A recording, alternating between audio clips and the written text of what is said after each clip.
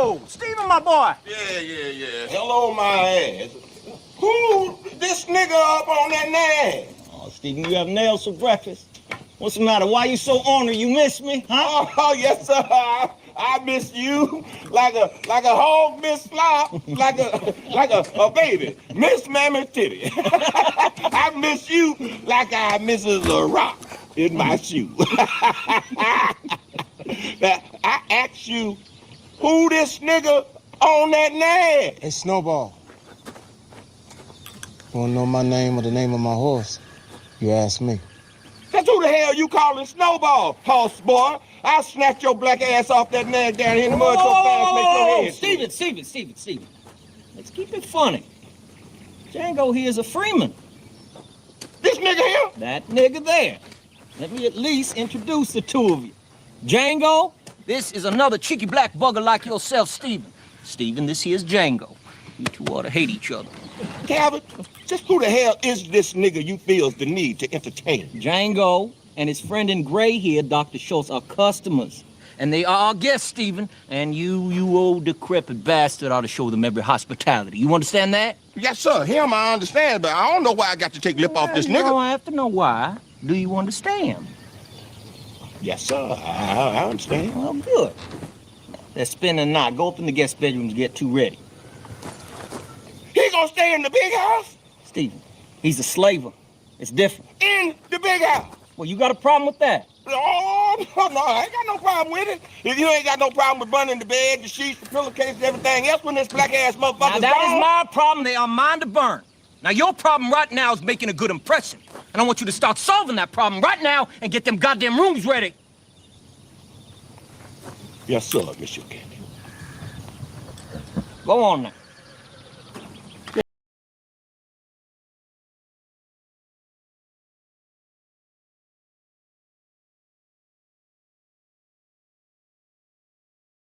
Man, how's it going, bro? Yo, can you hear? Do we hear you? Yeah, we on stage. Oh, How's we on it going, stage. Man? Oh, we all on right. stage. Yeah.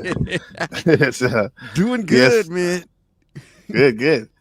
So everybody in the chat, everybody on the replay or Ninja watching, what's up, man? And welcome back. We're about to take a deep dive into Tarantino. Pause.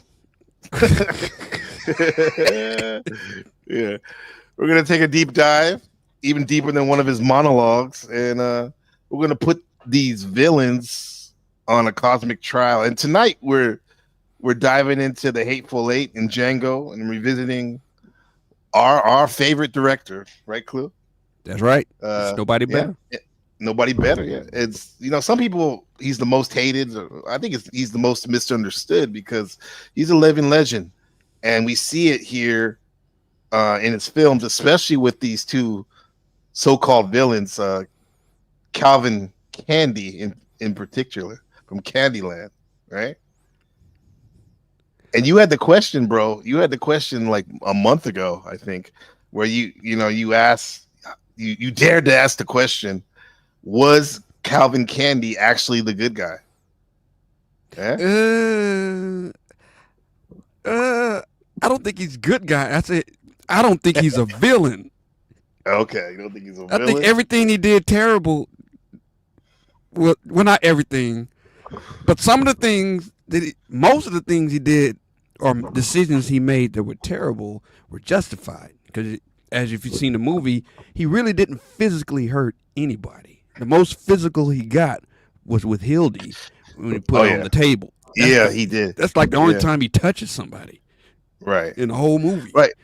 But he didn't have to. He every aspect of that Candyland was him. Like it was his dogs that tore apart D'Artagnan, even though Mr. Stone Cipher, but Mr. Stone Cipher, Mr. Stone, he controlled them. He could exactly, and he controlled all the people that all the slave masters and overseers on that plantation, even Steven, man.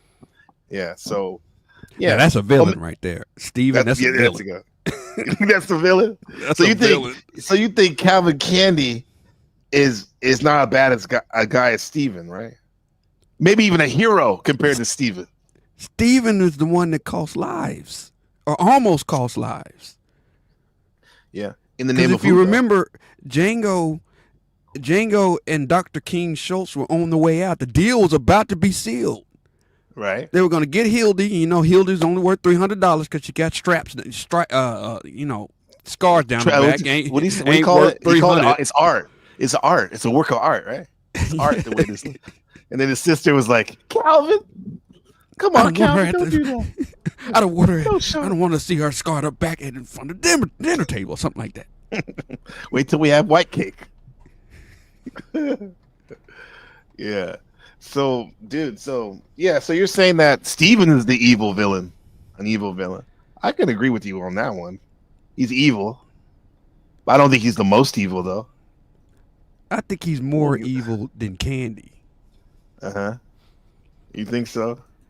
Because he had the ear of the slaves and Candie. Mm-hmm. He influenced Candie. Because he said, meet me in the library. What slave can tell Candie, meet me in the library? You got to stop your $12,000 deal to talk to this dude. Only Steven can do that. Right. So he had he had hands on both sides. And what would he lose? What would Steven lose by watching Django and Dr. King walk out with Hildy? $12,000. I mean, that 40 times overpaid. That's a win for everybody. But he had to stop. He had to step in and stop that. Yeah. All he had to But do he was ended up say, getting okay, even we're more, getting though, right? $12,000 for a slave that ain't worth $300. That's a win. That's what you call a win. Yeah. Let it happen. It was the principle. What do we say? The GP, the general principle. Yep. Steven couldn't have it, man. It's about principalities. Yeah. Hey, what's going on, chat? What's up, Markella? Good to see you. Shadow Buddha in the building. My brother, Phil. Pooping while standing. That's Carl. We go right back. Yeah. The name throws people off. Yeah. He said Django was a coon.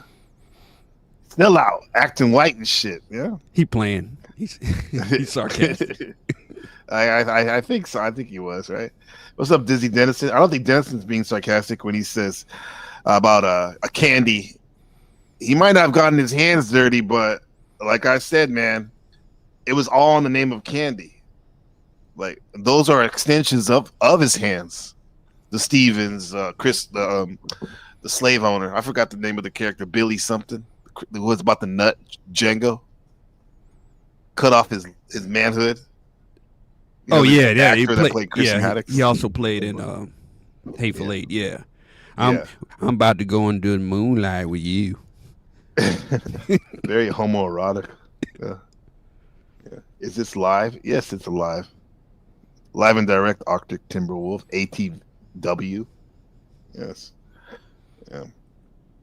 Yeah. So, I mean, first of all, Tarantino, would you say that these westerns aren't about cowboy? There's something else. Cowboys. There's something else going on here with his two westerns, right? Yeah. I think, and this is not coming from Tarantino. This is just my opinion. What's up? I think Tarantino wants to introduce something that's never been done in a slave movie before. Mm-hmm. He wants to introduce the idea that not all the slavers or the slave owners or the masters, whatever you want to call them, not all of them were a bunch of sadistic, crazy people. Maybe some of them were like Dr. King Schultz. Maybe they treated their slaves as pets. That's how you're saying. Because it makes sense, because a slave was not a cheap item. A slave was a high ticket item. Buying a slave was like today owning a Lexus or a Benz. You had to have some money to buy a slave. And if you wanted a good slave, it was like owning, a Ferrari. If you wanted, a big Mandingo type, young football star built type person. Like Knightish? Oh, not that big. No, he ain't worth 300. No, I mean, like a Tyson kind of guy. Okay. Somebody that can get the like work me, done. Huh? I I ain't mean, I'm seen not it. a slave or Yeah, I anything. ain't Yeah, seen yeah. it. So if the slave, a slave or a group of slaves, they were considered an investment to get production going. So Uh-huh. why would you? Why, as a slave owner, as a business owner, why would you just damage the tools or the tools that are going to make you money? hmm You want I to mean, keep these guys as healthy and as motivated as possible, so your numbers can go up. Because uh-huh. harvest is here, the market's going to want distribution. They're going to want to see some product. It's not going to be any product if everybody's whipped and beaten and eating unhealthy food. hmm So I think what Tarantino did was introduce the fair. I'm not gonna say good, but the fair slave master is a dude that's fair. Uh-huh. First, you're saying that in fair you mean like equal, somewhat equal to the is fair, right? Being equal to What himself. fair is? I'm only gonna discipline you if you do something that's worthy of being disciplined. Mm. I'm not gonna be like there was a scene in Django where Hildy, former owner, beat her because she broke eggs. I don't think that happened in real life back in the 19th century. Breaking eggs? You gonna beat this high dollar item for breaking eggs? Nah. Wait, first of all, though, let's back it up a bit, man. You're saying that Dr. King Schultz is a slave owner? He is. He owned Django. Ah, technically he did, right? Yeah, he He owned did, that. right? At the beginning, all these slaves Then he were gave him he going gave away him up, from the though. North Star, He freed and him then. he wanted to. He didn't want to own a slave. He wanted to free a slave.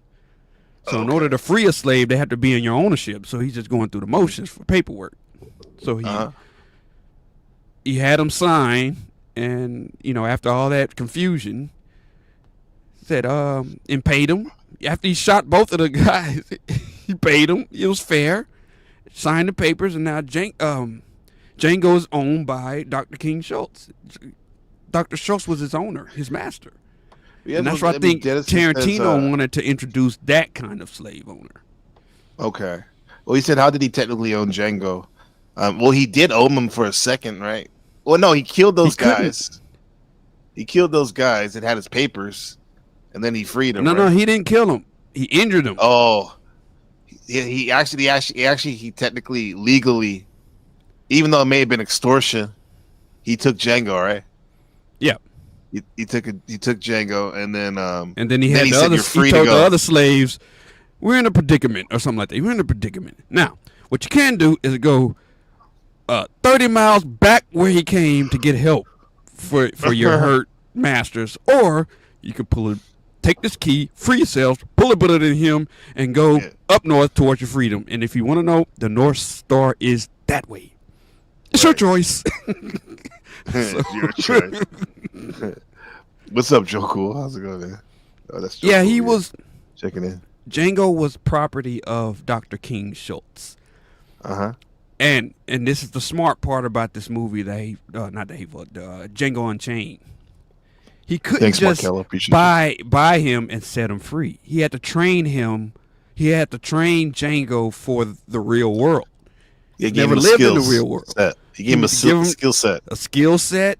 He need to be able to make money. He need to be able to talk to people. So anybody in the chat saying, is ready to say, "Oh, why didn't he just set him free after he signed his papers?" To what? To be captured by another owner? Yeah. Well, Dennis is saying that he's saying this guy's clue is making shit up now, right? I mean, that's what we do when we share ideas. We're creating ideas. Wait, hold on. Respectfully, my bad. We create ideas, right? And then we share them, which is technically making things up, right? I guess so. I agree with them. I guess. Right? Yeah. It's your opinion. It's our opinions of what we're doing right here. Yeah. So I think Mr. Denizen would rather have him, just free him the day that he bought him. The day that he signed the papers. out, unexperienced, no way to trade, no way to make a living, and could be captured by another slave owner. Yeah, I like the fact that that he did train him on a skill set, right? And it's kind of like a win-win for Django, because on one end he learns how to make money, and then on another end he's learning the skills to avenge his to go save his wife. I mean, who wouldn't want to do that, right? Save his wife. And then, if you're a bounty hunter, you are an employee of the state, so he's protected. He's protected by state police. Yep. So that helps if you going about a land where everybody that sees you at the first time assumes you're a slave and assumes that you escaped. You got papers to say, I work for the state. Mm-hmm.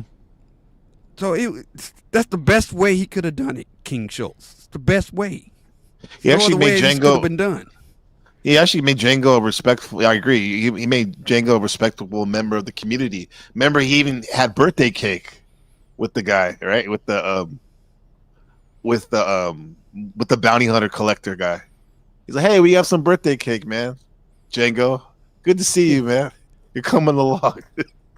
You're coming along. Oh, we got Hormaxer in the building."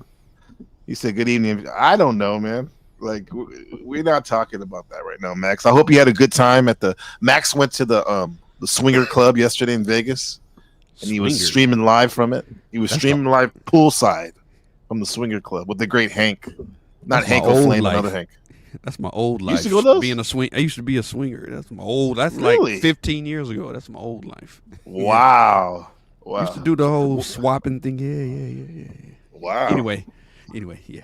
It has to be another stream. Speaking of, it's like a peace stream. Don't cross streams. Yeah. If the bounty hunters are private employees, marshals work for the state. Okay, yeah. Thanks for that. Keeping it right and exact. But yeah, but they have a license. Mm-hmm. They have a license. They're licensed by the state. They are. What did King Schultz call it? Worker for the court. Mm-hmm. So, okay, they're not employed. They're independent contractors, but they have a license by the state. They can do. Oh, is that what he's making the regular beer? People can't do. When he's pouring beers for Django? Yeah. Is that when he tells that speech? Yeah. Okay, let me listen to that. I won't play the visuals, but I think I'm gonna play the audio. This is kind of interesting right here. Let me put my my swinger shield up for a second, so it doesn't look too ghetto. Face off right there. Face off. You call me a liar, my Negro friend?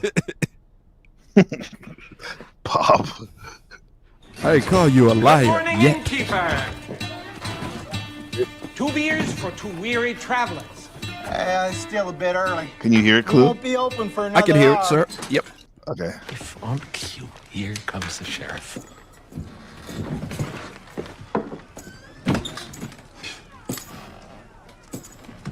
Jeff Bridges. Okay, boys. Fun's over. Come on out. But this isn't Jeff Bridges. This is the first sheriff who ended up being a remember, he ended up being a criminal too. I think they should. His name's not Jeff. The actor's not Jeff No. Bridges. I got him mixed up with somebody else. No, He's the second name. guy, that came with the black hat after they killed the sheriff. I forgot what his name was, but he's from the Dukes of Hazzard. That's Bo from the Dukes of Hazzard. he was the marshal in this movie. Yeah. The marshal. Yeah, it's not Jeff Bridges though. All right, folks. Calm down.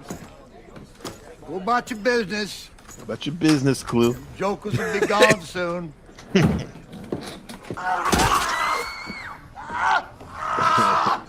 What'd you just do to our sheriff? He's gonna execute him to the head. Ooh, I like those sound effects. yeah. I just tell one woman just fainted. There's a whore with a crutch stumbling away. It's here. Now get the marshal. Can we just leave? Off to you. Move that buckboard long ways across the street from the saloon. There he is. 6 men, 6 rifles behind him. Want 2 men, 2 rifles up on this roof, 2 men, 2 rifles on that roof. All the barrels aimed at that front door. Somebody get poor Bill out of the goddamn street. You in the saloon. You got 100 rifles aimed at every way out of that building. You got 1 chance. Get out of this alive. You and your nigger come out right now with your hands over your head, and I like mean that right hard now. I like it. Is this the marshal I have the pleasure of addressing? Yes, it is. It's This is U.S. Marshal Gil I Tatum. believe his name is Larry Open the Hagman, bomb, Marshal. or no, I have talking about relieved JR? myself of all no, Tom weapons, Woopont, this and actor. just as you have instructed, I am ready to step marshal. outside with my hands raised above my head. I trust, as a representative of the criminal justice guitar system teacher. of the United States of America, I shan't be shot down in the street by Wait. either you or You said it That's right Marshal now. Gil Tatum. Not wunderbar, Marshal. I have relieved myself of all weapons, and just as you have instructed, I am ready to step outside with my hands raised above my head. I trust, as a representative of the criminal justice system of the United A representative. Representative. That's the word I was using. Yeah, he's not an employee. States He's of a America, representative. I shan't be shot down in the street Like a dog. by either you or your deputies before I've had my day in court. You mean like you did our sheriff? Shot him down like a dog in the street. Yes, that's exactly what I mean. Do I have your word as a law? Very confident, because he knows the laws behind him, huh? Man, not It doesn't mean he's still not a little nervous when he goes out there, though, right? Yeah, but he's- you have to understand, Django is looking at this. He's looking at all this happening. He's saying, he's thinking to himself, "Oh, I'll have this kind of power to do the same thing." Right. Because when he gets free, everybody's going to assume he's a slave. Right. He just kills everybody. At that point, it doesn't matter, I guess, right? I'm talking about after that. After he For sure. rides with his wife, from that day on, people are going to still think he's just a slave. So he, he can talk like this is how you need to talk to people. Put your hands up, be submissive, explain that you are a representative of the court. Well, he's saying he's also a representative. He literally said he's a representative of the United States justice system. Yeah. Right. Yeah. Shoot me down like a dog in the street? Well, much as we'd all enjoy seeing something like that, ain't nobody gonna cheat the hangman in my town. Fair Oswald, enough, Marshal. Mulberry, Yeah. Hangman. From Great Britain. Tense out there. Yeah. So don't make any quick movements and let me do the talking. Come ahead. Look at even the women have guns on them. You see that? Everybody in town has a gun on them. Look at that. Well, I can't see it. I just remember the movie I've I'm sorry. been I'm sorry. You watching. can't see. My bad. Yes, indeed, we are. I just remember it. Marshal Tatum, may I address you and your deputies and apparently the entire town of Daughtry as to the incident that just occurred? Go on. My name is Dr. King Schultz. Like yourself, Marshal, I'm a servant of the court. servant. He's a servant of the court. Man lying dead in the dirt, who the good people of Daughtry saw fit to elect as their sheriff, who went by the name of Bill Sharp, is actually a wanted outlaw by the name of Willard Peck. Really? A price on his head of $200. Now, that's $200 dead or alive. The hell you say? I'm aware this is probably disconcerting. This is a mic drop, right? But I'm willing to wager this man was elected sheriff sometime in the past 2 years. Yeah. I know think he's this right. because 3 years ago, he was rustling cattle from the BC Corrigan Cattle Company of Lubbock, Texas. Lubbock. This is a Shout out to the warrant Texas made out Red by Raiders, Circuit Texas Court Tech. Judge Henry Allen That's it. Laudermilk of Austin, Texas. You're encouraged to wire him. He'll back up who I am and who your dear departed sheriff was.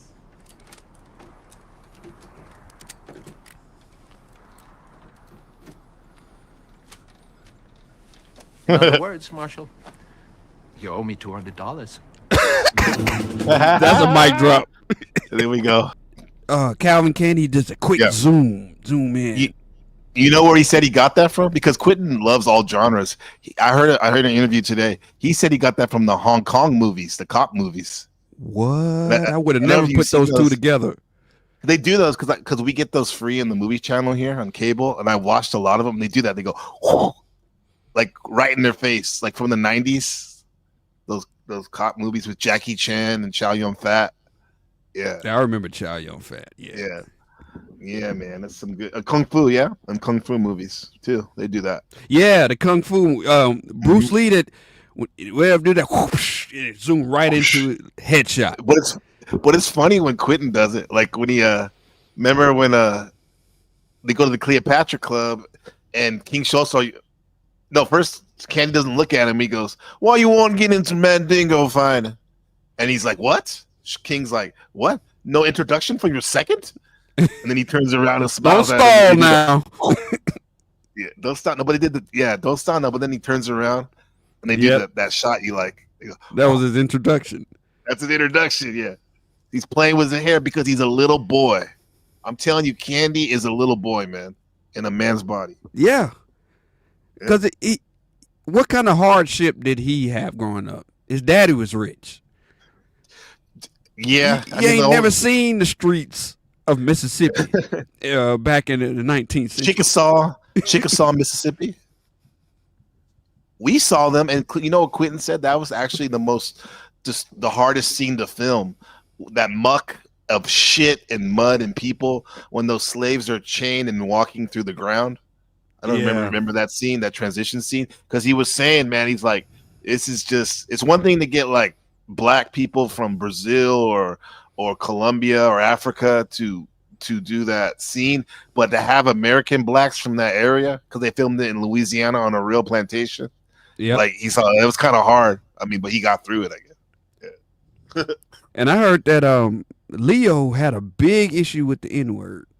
Oh, he did. Yeah, he had to go in his mind. He had to go into a place in order just to get the lines out. He ain't like that at all. No, you know who had to talk to him? The bros. Samuel and Jamie had to talk to him. Jamie Foxx. Yeah. Yeah. Here they go talk to him about it.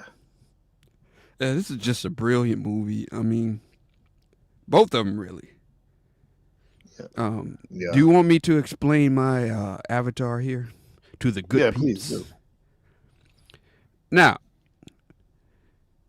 I think my name is covering it up, but there. Okay, you can see it. Django was a bounty hunter pre-Civil War, and Major Marcus West was a bounty hunter post-Civil War. Now the question is, were they the same guy? Was the Major just simply Django grown up after the war? Well, the original script, the original Hateful Eight script, yes, that was supposed to be a sequel to Django Unchained. But something happened, and I'm hearing that it has something to do with the police versus Quentin Tarantino. Something happened in 2011 or 2010. I think it was 2011. And he had a little issue with the Fraternal Order of Police or something, and that made him kind of edit the script to make the Hateful Eight a standalone movie. I could be wrong. I think I am kind of wrong, but there's some truth in that. Okay, I never heard that check one. that. Do some further research, but some of that's true. Yeah, I didn't hear that one. That sounds interesting. Like they were kind of pressuring him, pressuring him not to do it. Yeah. Somebody protested somebody about the Hateful Eight coming out in the theaters. I don't know if it was the police. They didn't want it to come out, or something Tarantino said that pissed off the police. Something happened, and the movie, The Hateful Eight, didn't come out at the time it was supposed to come out, because it was supposed to come out right after Django.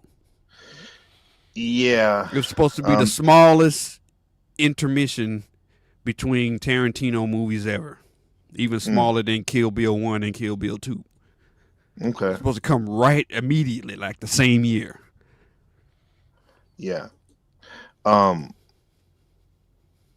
Yeah, because I remember him hearing that he wanted to after he started writing about he wanted to expand the character for Django, and he had some thoughts, but then he said that the more he was writing out the character and putting him in this new situation, he was like, doesn't feel right. I don't feel it doesn't feel right. And Denison has a good take on it too. I think I heard something similar where he says the second thing he said is also true. Yeah, he said Tarantino eventually removed Django from the script because he felt the movie should have a moral center and wanted a story where no characters would be trusted. And that's the thing. And Quentin told Howard Stern that his motivation behind Hateful Eight was at the time he watched a lot of episodes of old westerns on TV shows like Bonanza and not Bonanza, but also like the Rifleman and stuff like that. And he was saying that his favorite episodes were the ones where they had like a guest star, like they had like Robert Mitchum or something like that as the stranger that comes into town. And he said what he liked about those episodes was they didn't focus on the normal stars of the show on that episode. The star of the show would be that mysterious figure, guest star, right, that came in.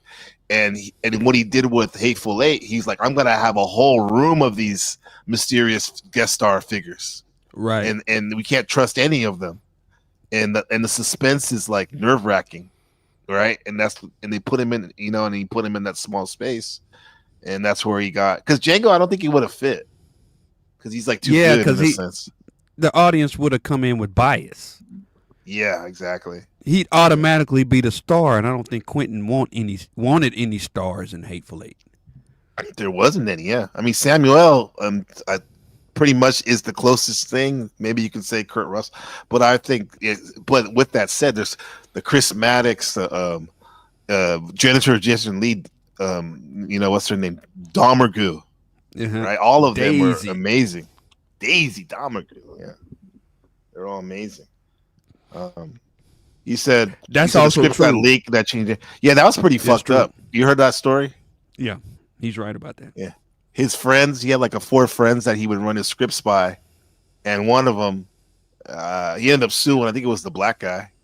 He ended up suing him for it, and he couldn't prove it, but the script got leaked, and then later on, right before it came out at the movie theater, the movie got leaked online again. I mean, I got leaked the movie, bro, and it was like some crazy shit because the beauty of this movie, The Hateful Eight, is it was filmed on 70 millimeter. Was it super panorama, right? 70 millimeter. That's a 35 double. Yeah, and you have to scale it down in order to project it. You have to scale it down. You have to scale it down, and I think hearing that at that time there was only like 11 or 12 movies made with that, and you have to have a special projector and everything. So Phantom Menace was one of them. Phantom Menace. Okay. Star Wars Phantom Menace. It was 70 millimeter. Which is funny because I think that movie came out the same time as Django. I mean, as Hateful Eight. And what happened was Quentin wanted to do the premiere at this theater in LA that he grew up going to, and it had that special camera. And he had set it up a contract that on Christmas, because we all know that Quentin loves to drop movies on Christmas. Right, premiere on Jackie Brown. I remember. I watched Jackie Brown during Christmas Eve. Yeah, I watched Django Christmas Day with my wife after our Bikram yoga. I was excited, and but so he had this. He was going to show the film at this theater that Quentin loves, but Phantom Menace was showing their movie in the beginning of December, and the day before Quentin was supposed to show the movie premiere, Disney was like, He's like, we want to show Phantom Menace all month. You ain't gonna, to the theater change. Wait a minute, you can't. You're not talking about Phantom Menace. You're talking about one of the newer. One of the newer ones. Sorry, one of the newer. Lucas owned. He owned with an ED. He owned Phantom Menace. Okay, then at this time it was Disney had taken over, right? And it was probably like Force Awakens or something. Wait a minute. Okay. So anyway, thanks for the correction. Right and exact. But Disney said I don't care about the contract you have with Hateful Eight. You're going to show our movies, or you're not going to show any of our movies in 100 of your theaters. And the company was like, what can we do? You know, even though they wanted to honor the contract, and the Disney basically fucked Quentin in his premiere and shit. Yeah. But the movie was still a success.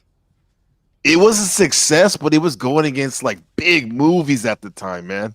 And some people thought it was a failure in a sense in Quentin standards, because I think, what other movie came out that same year? I forgot what it was. It was a huge movie. What year did Hateful Eight? Let me look this up. Let's do some 2015. Let's find some receipts. 2017. 2015. Yeah, 2015. Let me see. What was I doing in 15? Hey, what did come out? That was Obama's almost last year. What came out then? 2015. It was Marvel. It's some Marvel joints that came out then. Yeah. Who won Maybe Academy? Winter Soldier. Best maybe? Picture 2018.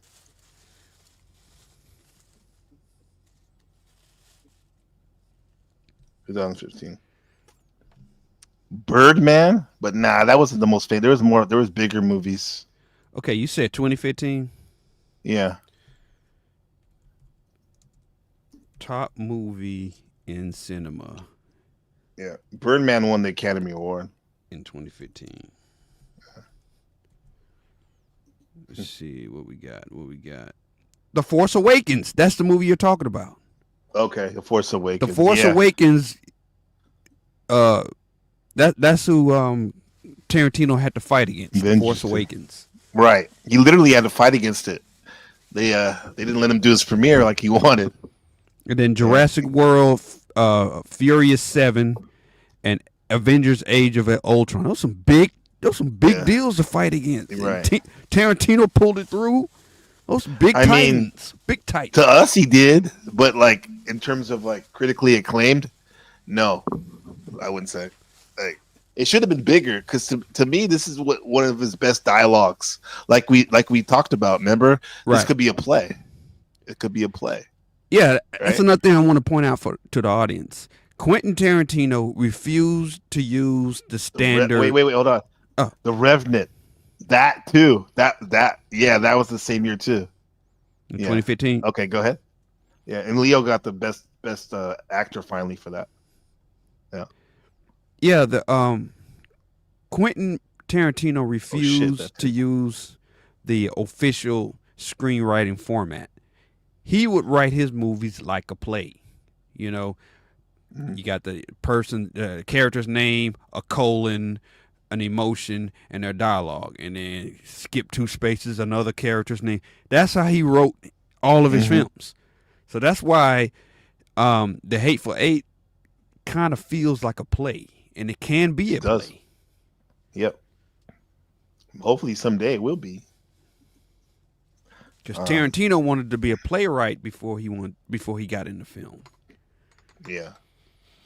He did? I didn't know that. Yeah. He's a great writer. Yeah, I heard a great story about him, about when he was working, because everyone knows he worked. Well, most people know that he worked at that video store for many years. Yeah, before he started did. making movie. Yeah, he was one of those video store nerds. Yep. Yeah, and he had this great story where let me let him say, because it was very inspirational. You got the receipts for that? Yeah, I got it right now. Yeah, let's watch that. Gotta find it over here. I was listening to it.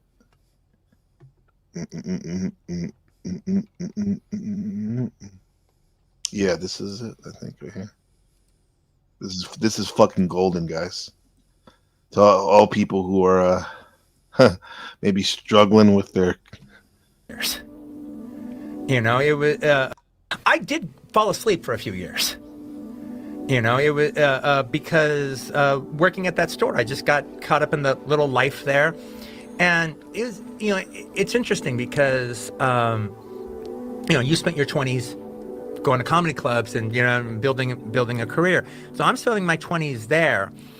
And, well, it's one of those things where it's like, well, this isn't my dream.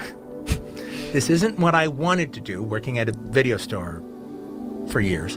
I wanted to actually make movies. It's not my dream, what I'm doing. But it's dream adjacent. It's close to my feel dream. him on that. It's close to my dream. I get to watch movies all fucking day. I get to talk about movies all fucking day. I don't have to work at a pizza parlor. I don't have to. I'm not delivering pizzas. I'm not busting ass as a bartender. I'm not busting ass doing menial jobs. I mean, this is the kind of job that you know I'd do if I'd go to the store if I wasn't paid to go to the store. You know, so it's like, you know, but for a couple of years it did put me to sleep. It did kind of put me to sleep. It put my ambitions to sleep for a little bit because I was happy enough. Yeah, I heard that. I was happy enough, and just like one of these days I'll. Right, but you didn't have the fire. I didn't have the fire, and when I got the fire, when I eventually got the fire back again, and it was a life-changing thing. It was a life-changing day. It was. We had a buddy of ours named Steve-O. Yeah. And he was one. We had different living arrangements, and at one point in time, me and Steve-O were living in the same house together, renting in the back towards the back of the store. The dude house. Yeah, it was where everyone would hang out. And but now Steve-O was older than the rest of us, so if like he was about like almost 5 years older than us, but he didn't seem like it. He was a young guy. Yeah, like 5 years younger mentally. Yeah. Or emotionally. Yeah. And but. So he hits 30, and he starts changing. He starts changing like drastically. He was like one of the funniest guys I ever knew, and he was this really, really funny stoner dude, and really cool. And all of a sudden, he's like angry about things, and now he's not quite as funny, and now he's got this issue. And so we're roommates, and there's this one night that he's kind of he's kind of disgusted with his life, and he starts ranting, and he's describing a situation that was very common if you were a kid growing up without a degree or anything in the 80s, especially in California, where it's like you can't get any really good jobs, but like you could work at Licorice Pizza. And if you're an okay employee, you could like work at Licorice Pizza for a couple of years, and maybe you could even become assistant manager or a manager, and maybe they send you to another store, and maybe you work there for 3 years, and that's really great. But then, you know, all of a sudden, the district manager doesn't like you. You run afoul of somebody higher up in corporate, and all of a sudden, next thing you know, you're fired and you're out in the street. Again, it's management. Yeah. Okay. And so now you've just spent 3 years at Licorice Pizza. Now you could get a job at TRW or some place that's like a real job, or well, those are kind of hard to get. But you can work at Warehouse Records and Tapes tomorrow because you just had 3 years at Licorice Pizza. Same thing with Wild West Clothier, same thing with Miller's Outpost, same thing with any of these kind of stores. Next thing you know, you're 28, and the only jobs you've ever had are minimum wage jobs behind a counter that were designed for kids to pay for their gas. Right. That's deep. And you've like spent your entire 20s doing that. And then you start getting bitter. And but he Very was not deep. I just found this about yesterday. I bitter love about it. the job I've never aspect of seen it. it. Shout out to Joe Oh Rogan. my God, he's telling me the truth. I'm sure. learning something here. Because he goes, Quentin, you think that we're this really great team, we're this really great crew. Well, we are. I mean, this is that time of your 20s where like your group of friends or your family, And I'm like, well, we are. Quentin, at 20, I worked at South Bay Cinemas, and I hung out with a bunch of guys just like you. And some girls there too. But it was a bunch of guys just like you. And then I stopped working at South Bay Cinema. Then I worked at Miller's Outpost and hung out with a bunch of guys just like you, and we did everything just like we do. We went to movies together, we went out and we dated amongst the girls there, everything. Yeah, then I worked at Licorice Pizza for 4 years with a bunch of guys just like you. I've wasted my life hanging out with a bunch of guys just like you. Panelverse. And they all go away at a certain point. Let me shut up. And I realized this guy's kind of telling the truth. He's showing me a truth about himself. This is coming from somewhere.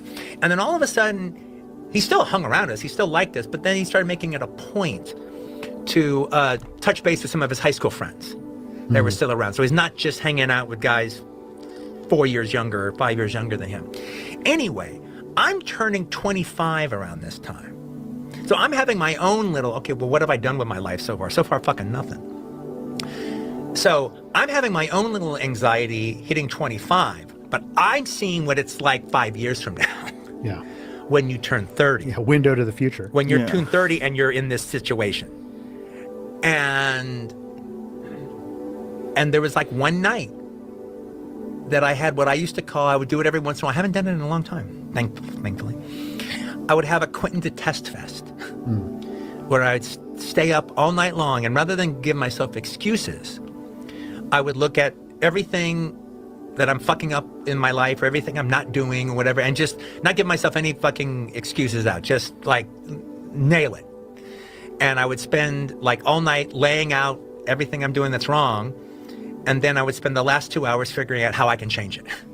And as opposed to just doing it and then going to get some sleep and then you forget about it and fall back into your routine, I decided to change my life. And I was like, look, the problem is that I'm living in the South Bay, and even though I drive to Los Angeles, I got to not worry about this job anymore. I got to just move to Hollywood. I got to get involved there. I got to meet other people that are in the business.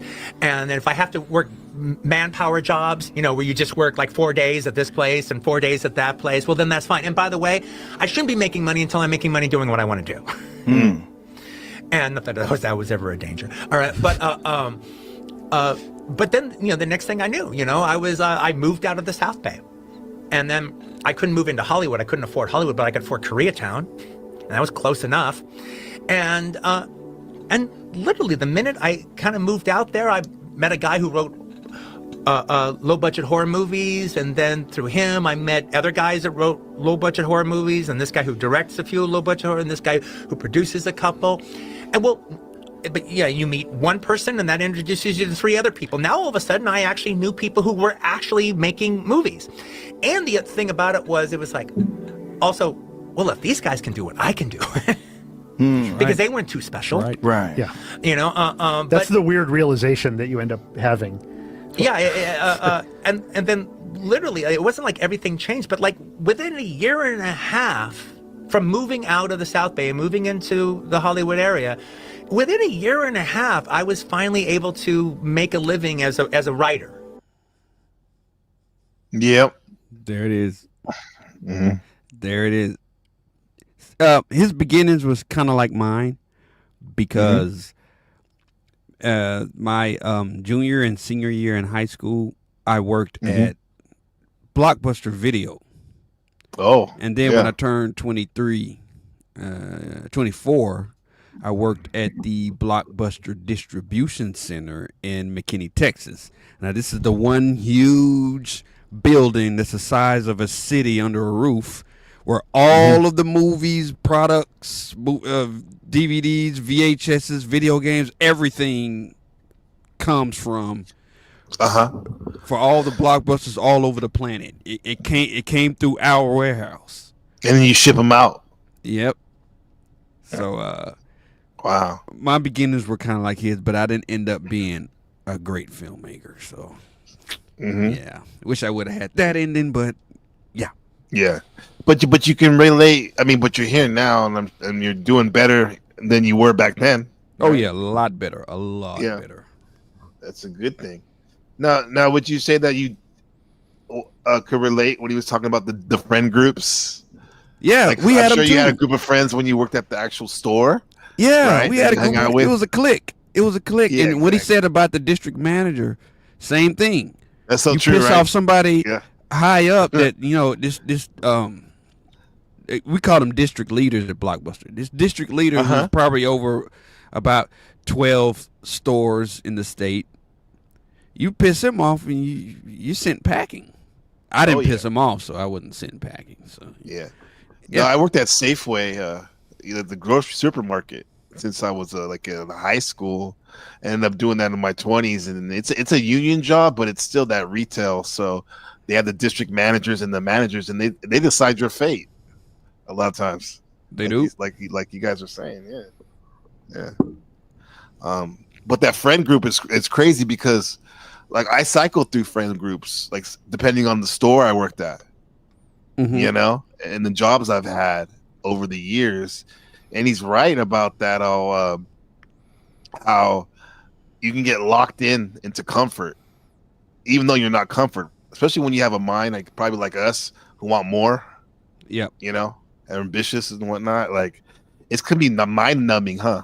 Even if you are making like decent money, okay money, but you want more, bro. I always wanted more, you know.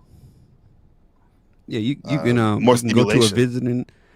I would go to a visiting store, like maybe a store was understaffed, maybe too many people called off. They needed somebody from another store. I would be that person to go to that store, but I couldn't quite. They were kind of, standoffish to me because they were their own group. They were their family, and I was just an outsider. I knew the job. I knew where everything was. I knew how to do the job. I had to carry all the, the DVDs and all that stuff. I had product knowledge, but I wasn't a part of their group. They've been together for years. Yeah. It's like the panelverse. You hear people saying, which I think is cringe, especially when you're a newer person. They go like, I've known this person. We've been having this conversation for 3 years. It's like, well, good for you. You want a cookie? You know what I mean? Like, it's like, dude, the way to welcome the new guy. It's like, well, we didn't treat outsiders like that in our store. I just want to put that out there. Probably because you were probably one of the leaders in the sense they were like, you wouldn't put up for that, right? We embrace everybody new because we like to see new people. Yeah, it makes it more exciting. Hey, right? where are you from? Oh, you from the store in Pleasant Grove? Okay, well, welcome to South Oak Cliff. Okay, this is how we do things. We do this and we do that. Yeah, this is this person's name and that's that person's name. Welcome to the team. Yeah, other stores weren't like that. But the way they were bringing back to our segments, like the way the other stores did it, a clue remind me of the Hateful Eight, how everyone's got secrets. Like at this new place you're going to, everyone's wearing a mask, right? Yep, wearing a mask. He is not who he says he is. They're lying, they're manipulating, they're hiding something.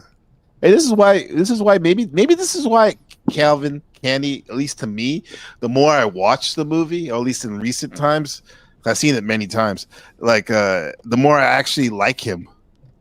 I know that sounds weird, but I actually like him because he owns this shit. Him. You like him too? Okay, yeah. He wasn't. He owns his shit. He wasn't man. your stereotypical slave movie slave master. There was a reason why he did everything in his film, even the Mandingo fighting. There's a reason for that. Number one, it's legal. It's a sport. Now, it's going to offend a lot of people, but that Mandingo fighting, according to the story here, was football. Gladiators. Now, there are some people that think football is equally violent as Mandingo fighting. There are some people that think that. Mm-hmm. That's what this sport was. The sport was the football of that time. Yeah. A blood sport, contact sport. But it's not. It's an elitist sport because when Dr. Schultz and Django they go meet Monsieur Candie, it's only two people watching, right? Yeah, but that's the thing. Scarcity. The sport was so big. You needed money just to watch it. See, you can watch a football game. You can sit in the nosebleed seats for what? At $70 a seat, something like that. Yeah. You had to be a millionaire just to be in the same room as a Mandingo fight. And being in that room, think about that scene. It's so intimate. It's probably smelled. You can smell the blood and the sweat. That's what they liked. They like the realness of it. This is why we like football and we ain't that cool with soccer. Because football is like you hear the hits.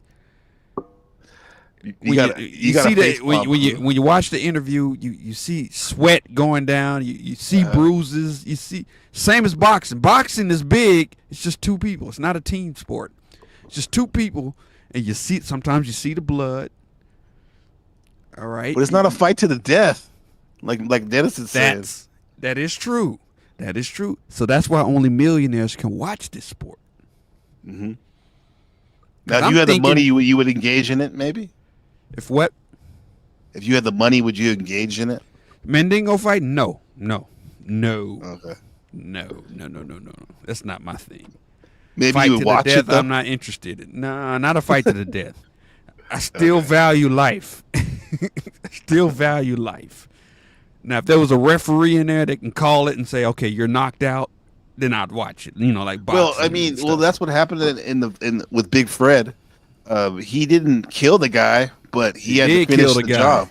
No, listen. No, remember in the actual Mandingo fight, he didn't kill him. However, they wanted them to finish it. Didn't he give him a hammer? Yeah, and he finished him. Damn, brutal. I don't want to watch that. Come on, I still, I ain't that cold, but I do want to see some pain. But that's why I think that Calvin Candie did it is to show how brutal he was. He wanted to up his rep, and by having King Schultz come to see him during the Mandingo fight at the Cleopatra Club, he likes the reaction of people who are disgusted by it. He did it because you remember that I think it's this scene right here in the background. He wants the nigga you don't want to sell. He did it so he can up the prices of the the N-word that he does want to sell. Look at the N-word that I do want to sell. Took a hammer to the face of this dude. See. Okay. He did. It's perception with Candie. It's because he'll never do violence himself. But he wants the perception of violence. To it. Yeah. Right. I could do this if I wanted to. Mm-hmm. No, nobody wants to be the rich, nice guy. No. You want people to think, you can do the same thing that all them violent people over there can do. You just choose not to because you don't have to. You're the rich guy. Well, he never lies about who he is. He's upfront about it. He's upfront about it. Unlike the nice white folks in Django, like King Schultz, huh?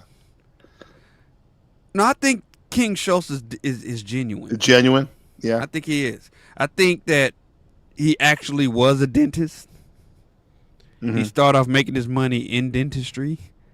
And then when he flipped over to bounty hunting, he just used that as his cover. He's going around in this buggy with the big tooth on the top and the spring and everything. I think that's his cover. So everybody let their guard down. It's just a dentist. He probably ain't even got a gun. Yeah, and that's how you end up dead. He's the direct opposite of Candie, who wants to everyone think he's the most brutal killer, But in fact, he's just a racist who owns a brutal plantation, and he pits black men against each other. That's what he does. That's what he does, man. But that sounds like a villain to me, man. But what Schultz did, he never wanted it. I think this was the line in the movie. He never wanted to own a slave, but he wanted to free a slave. Right. In order to free a slave, you have to own him first. You got to own one. You got to play the game, huh? Yeah. You got to get your hands dirty. You can't just free him after you own him because he's not prepared for life. So you have to train him. Buy him, train him, set him free. Give him his papers. That was like the King Schultz business model right here in this movie. The business model. Go ahead. It's kind of like how when the wildlife reserve people agents they rescue a grizzly bear in the wild, a cub, and they can't just leave him there, right? They have to take him in, train him, get him healthy again, and kind of in their own way, I guess. Don't fuck them up too bad so they can re-release them into the wild, right? Right. Yeah. This is Dennis has a comment. He says Candie is fake French, That's fake true. businessman, fake farmer. He doesn't even know how to be a slave owner. Steven runs his ass. No, Mr. Dennison. Now you're right about the fake French. He couldn't speak French. But he loves languages. He was insecure about that. He was very insecure about not knowing French. But what he did know was the slave trade. He was a one-trick pony. He did know the slave trade, but not how to run it though. I think I guess he knew how to run it enough to give it to Steven. Steven didn't run anything. Steven had the power that Candie allowed him to have. Because remember, Steven didn't want Django in the big house. Like this scene right here. You gonna let this nigga in the big house? He said, yeah, I got guests here. You gonna go up there and you get them goddamn rooms ready. And then Steven said, yes, sir, monsieur. Well, yeah, he had the ultimate power, but yes, sir. But Steven, I think he knew how to. We can agree that Steven knows how to run day-to-day operations. When Candie is better gone. than, which is probably most of the time. Yeah. Well, the same thing can be said about a husband and wife. A husband that is, big time CEO, always out the house. She knows the house better than he does. Yeah. Oh, of course. But she doesn't run the house when he's there. Well, here's the thing. My big brother would talk to us about this stuff, like how for your wife, in his opinion, what you want is like your wife to have your mind. So when you're away doing business, she's running the house as you would, right? I agree as you with would that. run the house. I agree with that. Yes. And then when you come back, after you're conquering your kingdom, getting doing more, you come back and then you sit on the throne again. But while you're gone, the queen runs the house. That's true. Kingdom. Yeah. That's true. And that's kind of like Steven. Like, but Dennison said that Steven ran Candie, and I don't think that ever happened. I think he made strong suggestions. Well, there's an interesting clip if I can find it where Samuel during the interview he's saying he's like, I ran Candie's ass. He literally says that. He says that, and that's his opinion though. That's Samuel's opinion. Let me change my opinion. Dennison, you got a point. I just thought of something. Let me tell you why. He knows how to run Candie. Like I said earlier, everybody would have survived if Candie would have just let these two outsiders buy Hildy a $300 woman for $12,000. Yeah, everybody would have lived. That damn. It was Steven that fucked everything up and made everybody. It killed a whole lot of people. So Dennison, I apologize. I think you got a point. I think you got a point on that. Well, yeah, that's true, but I think Candie's the one. Well, Schultz and Candie fucked this shit up because if Candie wasn't a sore loser as Schultz, if Candie wouldn't try to rub it into Schultz at the end, he wouldn't have killed him, and they would have been about their business and left, right? I think Candie would have let him go, right? But NPC, what would have happened if Steven didn't call Candie into the library and just let the deal go? Everybody would have lived. Right. Everybody would have lived. Right. But it was Steven that stepped in because Steven wanted to be the all-knowing. I saw something that you didn't. If it was a snake, it would have bit you kind of guy. Right. And Steven got everybody killed. He did not. Well, no. He could have, but he did. But think about it. There was a second chance when Candie did his crazy shit where he broke the glass and all that with the skull, then the skull thing. But then after he switched back to normal, he's like, okay, let's have white cake in the parlor. And they did that shit. Everything was copacetic. King Schultz was pissed, right? And Candie was trying to gloat, and he just couldn't. Candie couldn't let it go. He couldn't let it go, and he instigated. Schultz couldn't let it go. They both couldn't. Definitely Schultz because he killed him. But I'm saying Candie couldn't let it go either. He couldn't just bite his tongue, let the guy sulk, and then let him go. But no, he had to say, like, you have to shake my hand, right? And that was the last straw. So in a sense, both those motherfuckers, Schultz and Candie, exacerbated the situation. Yeah, I agree with that. And Schultz, and I hate to say this because I love that character. Schultz had a little bit of white guilt. He did a lot of white guilt. Thinking about what happened with D'Artagnan and Stone Cipher's dog. Oh, we saw the flashbacks, right? Clue. Yeah. In his mind, yeah. And that's when Dr. King Schultz explained to Candie that D'Artagnan was favorite actually black story. that wrote the Three Musketeers. And he loved that story. Candie loved that. And the fact that he wanted to tell Candie that story, contributed to a lot of death. Yes. Yeah. But even still, all he had to do was shake the damn hand, and that would have been it. It would have been gone. Shake the hand. I was surprised actually at that moment. I'm like, Candie's gonna let him go. I think Tarantino was revealing to us Schultz's only flaw, because we haven't seen a flaw from this man up until this point. He was perfect. He's perfect. Maybe a little squeamish, a little too. Well, I guess that shows he's human. When when he was trying to play the role of a slave master, he was like, a couple times, but pride was his weakness. Was Schultz's weakness? Pride. You want me to shake your hand? Yeah. Pride. That's pride. Fucking with you. Yeah. What was his last line? He said, "Well," he put his hands out before he shot him. Like he said something. Let me see. I don't think he said anything. He did. Want me to shake your hand? He said something. That's the only part of the movie I forgot.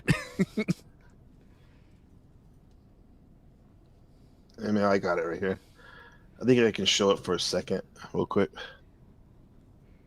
Let's see.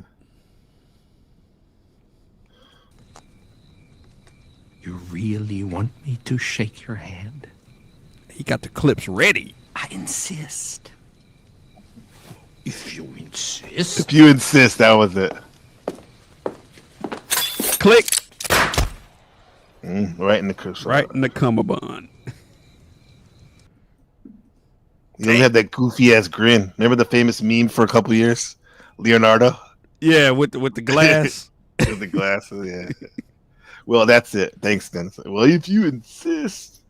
We got Yeah, Dennison, you correct. You're correct. Yeah. That's the Obi-Wan, he said, never told you the truth about your father moment. When he told him about the French writer was black, huh? Or mixed or whatever, yeah. Yeah, he was black, D'Artagnan. Yeah. Because Calvin liked to name his slaves after French people, even though he didn't speak the language. Well, at that time, the French were considered the highest, they were trendy. That was considered very avant-garde and cool. Of Europe. Yeah. Yes. So a lot of people pretended like they were French, but he was a fool with it. Candie was he went overboard, bro. He knew a lot of he was like very visceral. I mean, he had a lot of surface level knowledge about things, but he didn't know much. But you're right, Clue. He did know the slave trade. He did know the slave trade. Yeah. In Chickasaw, Mississippi. Yep. Yeah, Chickasaw, Mississippi. And actually, Quentin Tarantino said this was it's the only character he ever made that he actually hated. He hated Which Candie. one? Candie. Oh yeah. And then even Leo said he hated that character. However, he had to play tell Quentin Tarantino to hit the link so I can tell him I love that character. I know you watch. I know you're watching, Mr. Tarantino. I love that character. I love Leo because we have the same birthday. For many, I like him a lot. But I the more I watch that performance, it's really excellent. One of his best performances. The Reverend, he was good. He took a good beating, but come on, bro. Candyland, man, that was top notch. But I for the longest my number one movie has been Catch Me If You Can. Okay. Him as Frank Abagnale Jr. Yeah, the scammer. Yeah, True story. That was my Christmas movie, and that is a Christmas movie. Do not fight me on this, chat. Catch Me If You Can is officially a Christmas movie. Go ahead. In the Clue family. The Clue family. I was gonna say like Die Hard, Christmas Die Story. Hard, yes. The Long Christmas Kiss Story. Goodnight. That's a Christmas movie. Sam Jackson's in that one. Sam Jackson, Gina Davis, yeah. What else? Whenever here's the formula. I'm gonna release the formula. Okay. I'm gonna release the formula for whether something is a Christmas movie or not.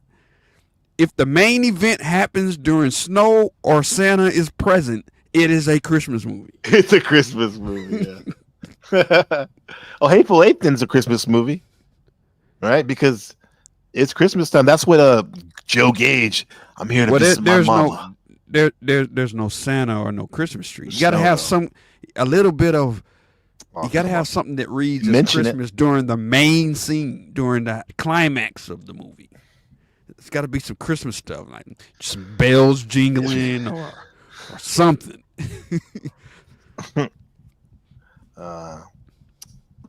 Man, but let's this Candie man he's the devil. He's the devil, man, in a lot of sense. Or is he just mirroring his time, the time period? That's why I say he's not a villain. Mm-hmm. A lot of this stuff, like Mandingo fighting, that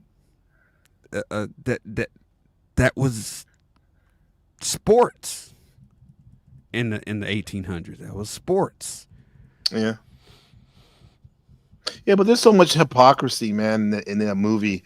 You got a bounty hunter pretending to be justice. You got a slave pretending to be property. You got a rich white man pretending to be civilized.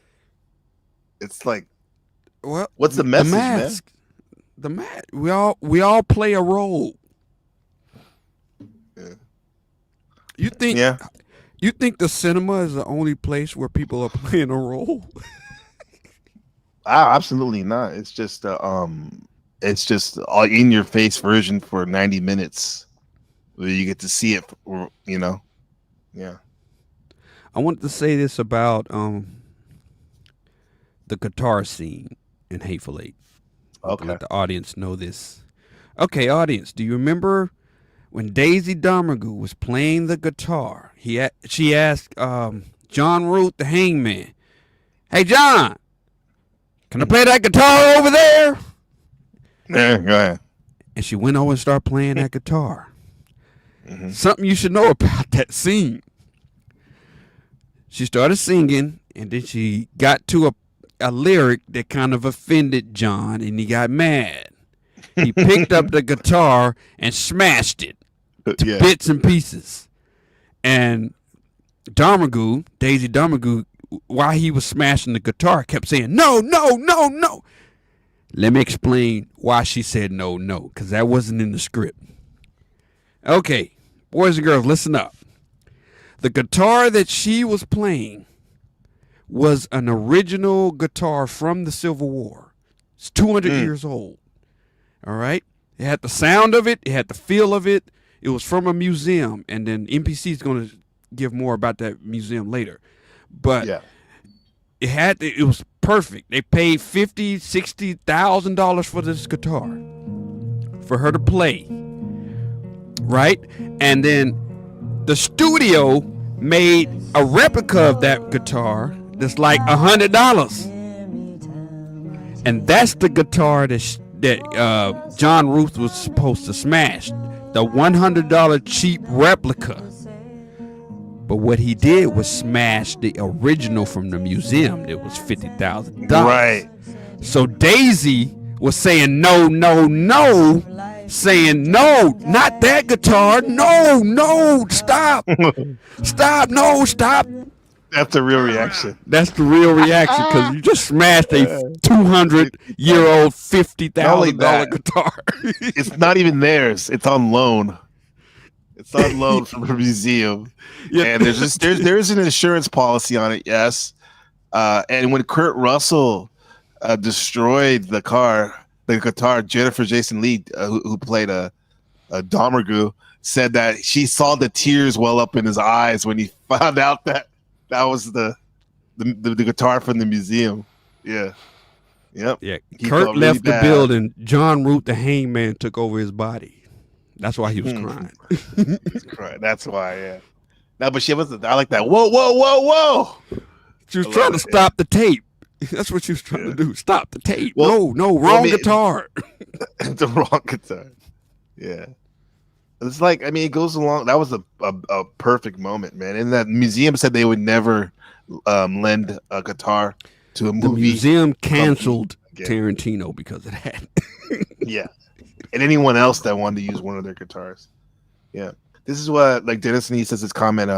Tarantino, it's just fuck. Oh no, here we go. This one I saw it in the theaters. I'll never forget when he slammed his hand down. Talking about Candie, when he slammed his hand down on the glass. He said, "Sold to the man with the gray beard and his whatever nigga." I thought unexceptional nigga. Yeah, that's right. Unexceptional. Yeah, that was his theory, right? There's in 1 in 1,000, 1 in 10,000 slaves. There's an exceptional one and that was Django. That could He rise was trying up to figure out if Django was the one. That's Yeah. why he was so fascinated with Django. Yeah.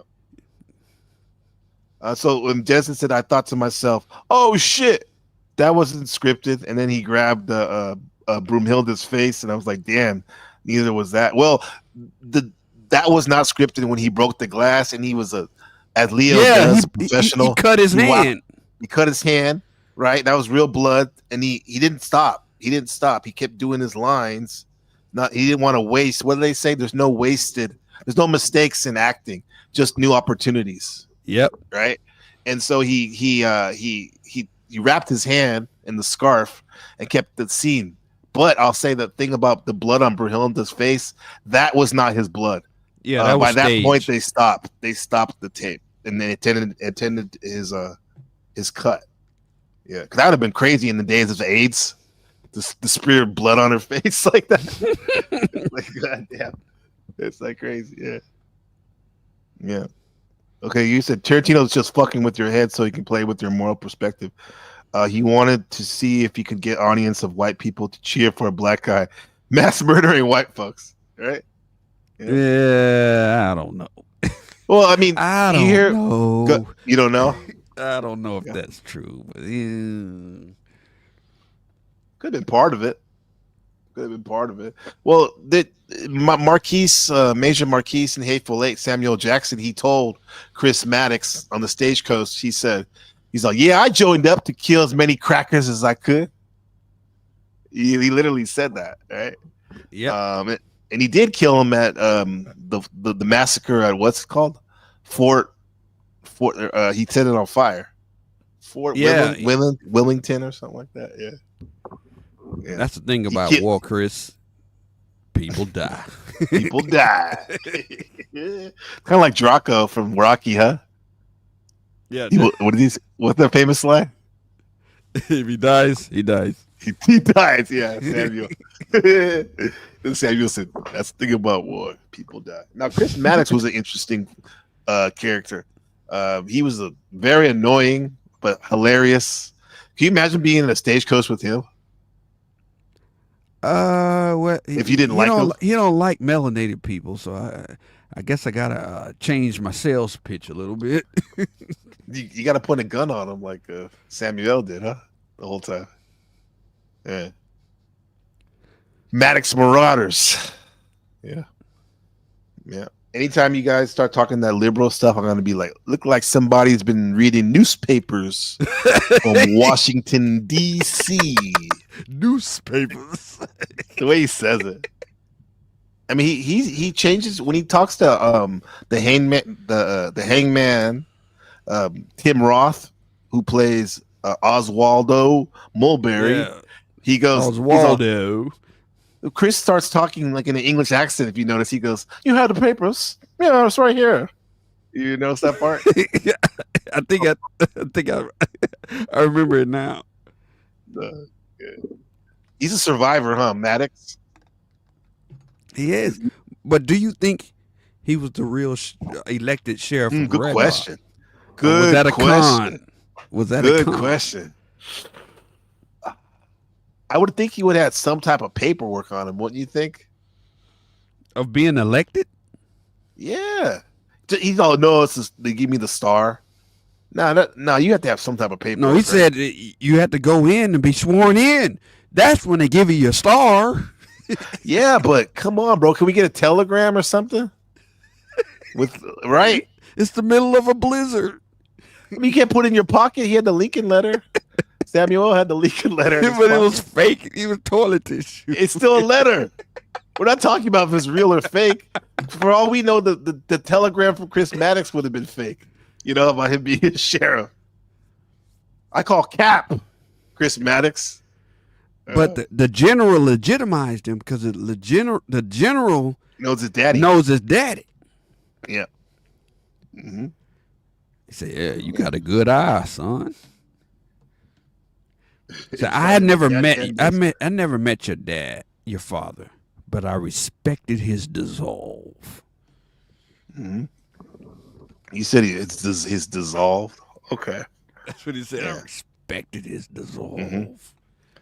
That's pretty awesome, Confederate or not, to have a general. How often do you meet a general, huh? Yep. Yeah. Now, back to Chris Maddox. What the hell? So what else would he be doing there? You think he worked with the Mingres? But that doesn't make any sense because he ended up killing her. Okay.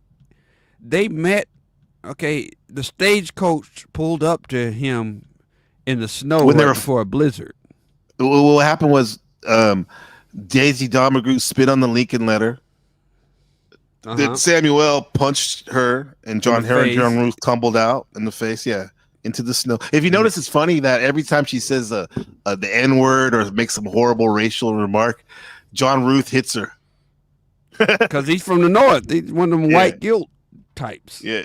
I mean, people don't even do that in the Panelverse. Emancipated. What do you say? Emancipated blacks. Yeah. He'll call them darkies and stuff darkies like that. Darkies don't like being called niggers no more. They find it offensive. Yeah. John Ruth is a lovable teddy bear. Right? He's a horse laugh. Chris Maddox telling me about moral ethics.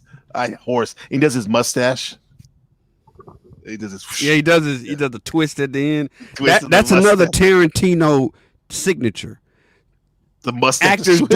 Actors doing things with their faces repeatedly throughout the film. That's another one of his signatures. Dr. King Schultz. He would stroke his beard while he talks.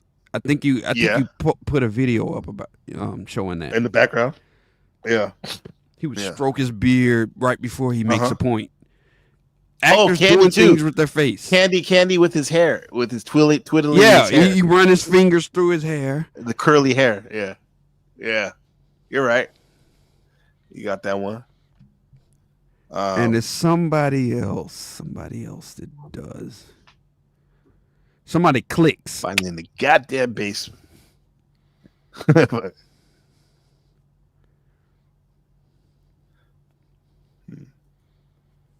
I just remember Marcellus Wallace had that big band-aid on his head. What was that about? I don't know. It's a shaving accident? He's the boss. That band-aid was huge, bro. Maybe Uma nicked him because she probably shaved him. She probably yeah. I would not trust her whatsoever. So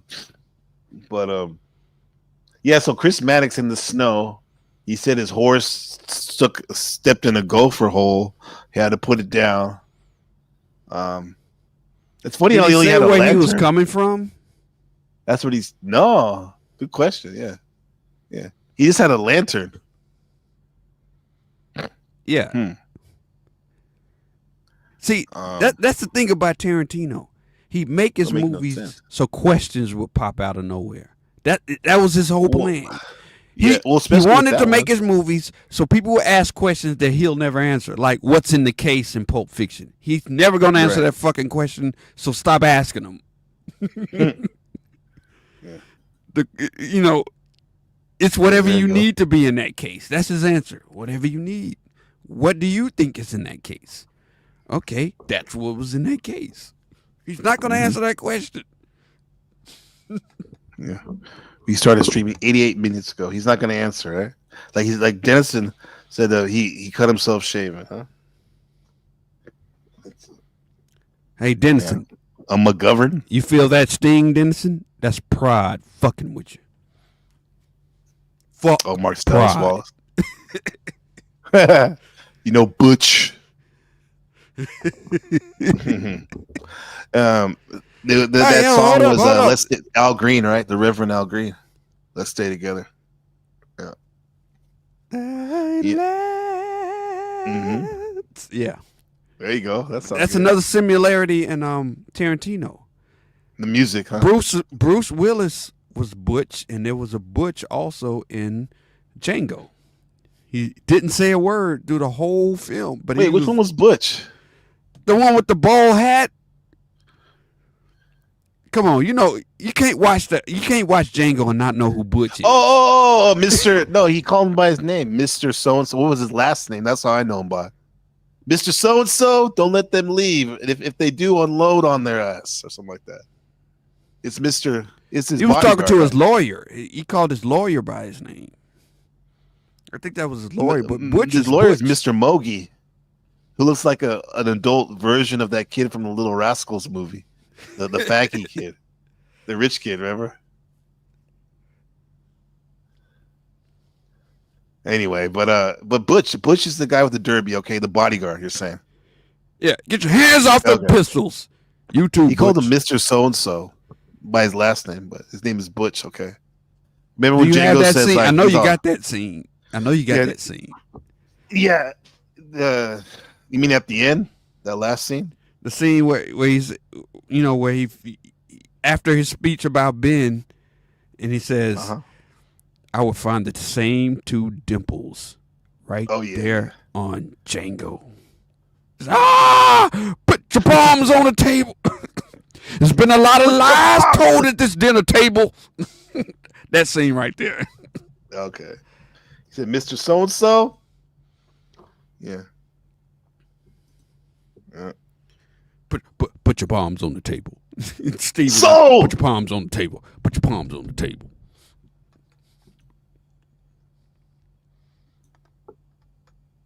No. Steven screwed this whole thing up. Steven did? Yeah, I'm team Denizen right now. Steven screwed this whole thing up. All he had to do was let the sale happen. Everybody would have lived. That's all you got to do. But he wanted to be Calvin Candie's favorite. Hey! Lay your palms flat on that tabletop. If you lift those palms off that turtle shell tabletop, Mr. Pooch is gonna let loose with both barrels then start off. That turtle shell tabletop. Was he like Patrick Bateman? He had to like name drop like the quality of the. Yeah. And what's his name? Ben Affleck did that in Boiler Room. Don't speak to me. Don't say nothing now. Just take your ass out of that Italian leather chair and get the fuck out of this. No beer. I love that movie. You like that one too? Boiler Room? Boiler Room, yeah. I like that one a lot. Seth. Boiler Room That's his was name, right? Boiler Room was like the like a tribute to Glenn Ross. I know you watched that movie, right? No, I haven't. I've heard of it. I've definitely heard of it. We gotta get this Glenn Ross. Yeah. Boiler Room was a tribute to that. It's kind of based on that. Here we go. Sold.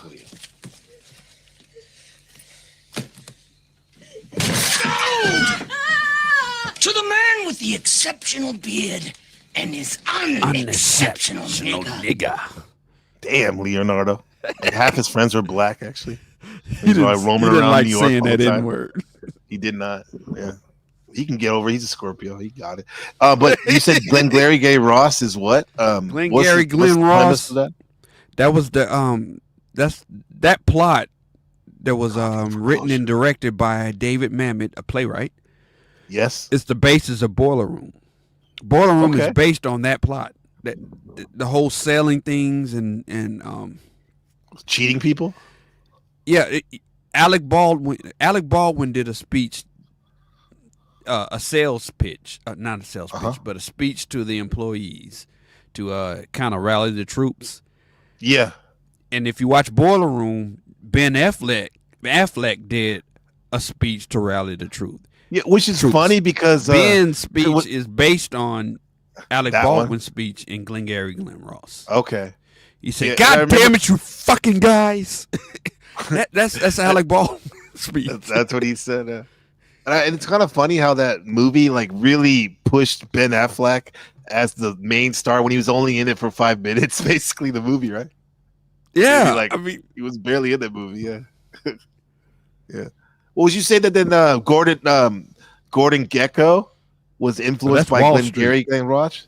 But no, but still, because he gave some. The Greed speech was good, and then what's his name? Leonardo in Wolf of Wall Street gave some good speeches as haven't Jordan seen it. Belfort. You never I seen haven't Wolf of seen Wall it. Street? Yeah, I haven't seen. I need to see that. I haven't seen It's it. really good. Yeah. See, that's what I mean. I love Quentin, but I also have a special place in my heart for Martin Scorsese. Scorsese's really good. Yeah. Scorsese is that detail. He's a details director. Little detail. You have to watch his movies a couple of times. It's good If you music, watch his too. movies 4 times, you're gonna watch 4 different movies. Yeah. That's the He's a kind of Scorpio. director he is. And him and Leo have some. They make a good team too. Yeah. Leonardo DiCaprio and him. Yeah. Tom Hanks and Spielberg made a good team. Very good team. The Terminal Very good team. and what was that? Terminal's other one great. Did he make They did Big? together. Forrest Gump. Two of them teamed Forrest up in Gump. Forrest Gump. What about Castaway? Did Steven Spielberg do that? Was that his movie? I don't know. Oh. That's not his style. Mm-hmm. That's not his. Let me look at it. Ooh, I'm learning something new if he did that. Probably Director not. of Castaway. Probably Who not. directed Castaway? That's Zemeckis. Robert Robert Zemeckis. Zemeckis, who probably did Big as well, right? He directed Who Framed Roger Rabbit. Okay, yeah. What about Big? I'm sure Zemeckis did that because that was the big Tom Hanks one. No That's pun, what set. pun That's intended. what set it. That's what set off his career. Big set off Tom Hanks' career. Like, yeah, even, damn, yeah. Even I though didn't he know was this in the dude was movie- a leading man, but we know now. Yeah, I mean, he Back to started the off. Future. Zemeckis. Okay, Zemeckis. Who directed Big? We gotta say who directed it. I bet it was Zemeckis. Oh, either Zemeckis or Spielberg. Mm-hmm. Penny Marshall. It's already yelled, but Penny Marshall. A lady directed that. Okay. Yeah, Penny Shout out Marshall's to the lady directors. No, she's very famous. That's Laverne from Laverne and Shirley. You know that? I didn't know that. Yeah, that's Penny Marshall. Her and her brother Gary Marshall are like they have a prolific catalog of films they directed. Yeah. Damn. Okay. Yeah. I remember as a kid. You go, girl. Steven Spielberg was the man, huh? For us, right? It's And 80s Spielberg, babies. SKG. I thought Yeah, the K DreamWorks. stands for Kubrick, but it doesn't. The K stands for something else. Oh, But no, Spielberg, no, that's on another K, level. and Kubrick. Giffen. Giffen? I don't know who the K is, but the Come on, S, Dennis. the S is Spielberg. The K, I don't know who he is, and the G is Giffen. That's the guy who did Beetlejuice. Weaving. Tim Burton. Tim Burton and Danny Elfman. Now that is a Tim team. Burton did Beetlejuice. Yeah. Yep. Batman this, Returns. The first Batman. Batman Returns. Also did Pee Wee's Big Adventure. Pee Wee Herman. The two of them. That's a great one. Yeah. First one is the best. The music and the animations and all that. The camera angles. Nightmare Before Christmas. All those stuff. Right. Jack Skellington. Here we go with Laverne and Shirley. The show.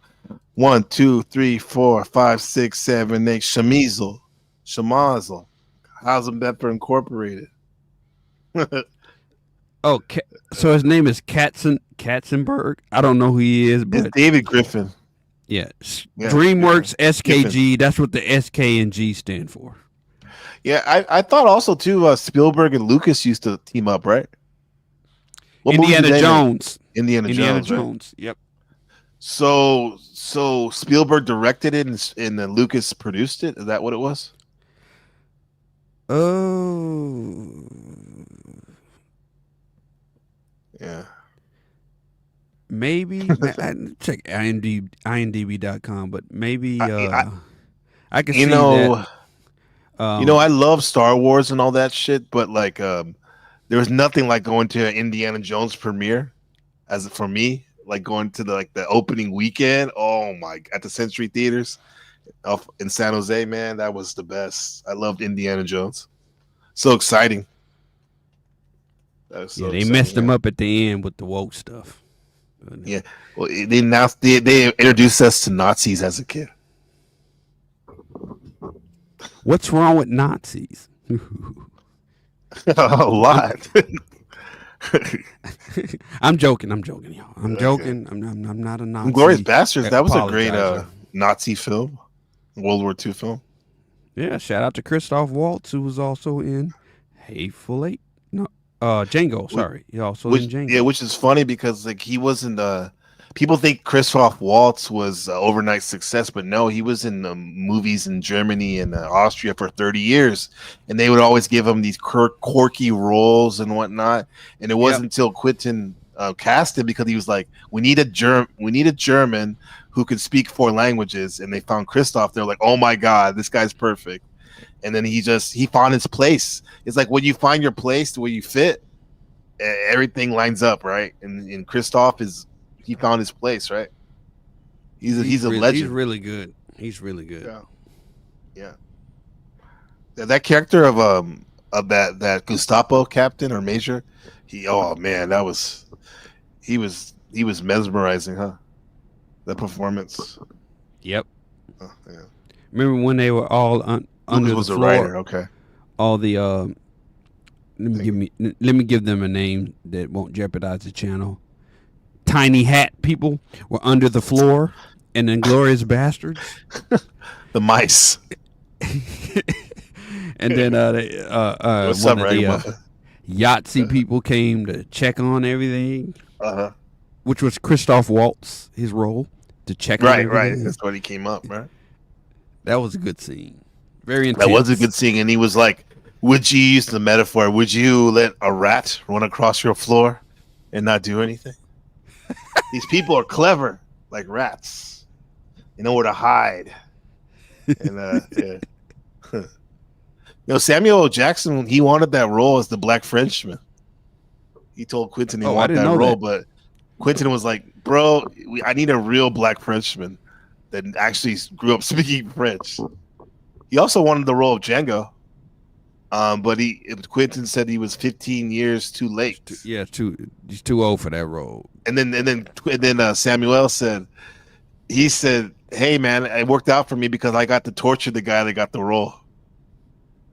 Yeah. They cut out scenes he of has that. a sense of humor. Burning his nipples off.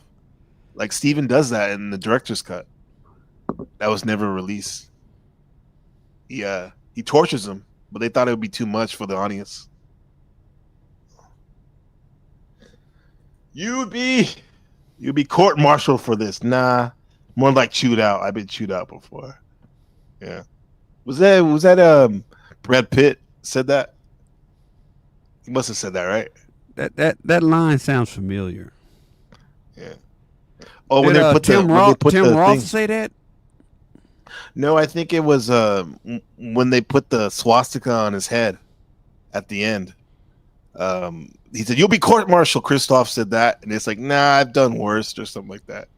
And you know what's funny? After that, when they put the swastika on the head, and the Jew Bear said, "Wow, it's your best work yet."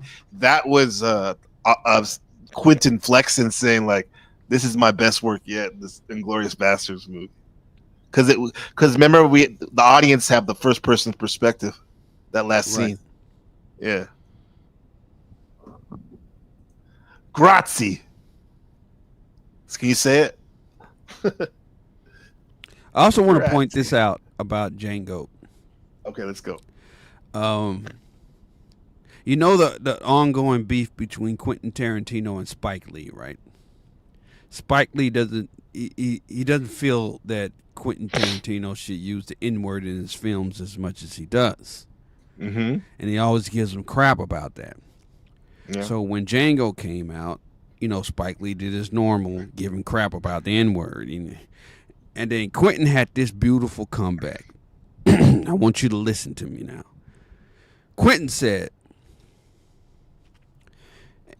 And what movie have you done, talking to Spike Lee, what movie have you done where the black woman is the damsel in distress that everybody in the film cares about? Spike Lee couldn't say a word because he doesn't have such a movie. Right. He said, in my movie, Broomhilda, everybody cares about her. She is That's the true. damsel in distress. She is the princess. Everybody either wants to rescue or stop from being rescued. Mm-hmm. Spike couldn't say anything like that. He doesn't have a movie like that. No. In other words, what Quentin is saying, because I made a movie like that, I can say the motherfucking N-word. Yeah, he gets the N-word pass for that. Yeah. Digital Dennison likes it. What's the point? He likes Broomhilda. He likes Broomhilda Kerry Washington. Yeah, she was kind of. She is pretty, very pretty. Well, I followed her ever she was since pretty. Save the Last Dance. Yeah. Save the Last Dance. Oh my god! No, I saw her in one of the interviews for Django when I was watching. She's pretty stunning. Yeah, I give it up to her. Is she married to some other actor? Well, let's find out here on the interwebs. Yeah, let's see. Let's type that in. What's the point of having a nigga that speaks German if you're not going to use her when a German comes to your house? Kind of right? Kind of true. Wait a minute. Her husband's name is Namdi Asamuga.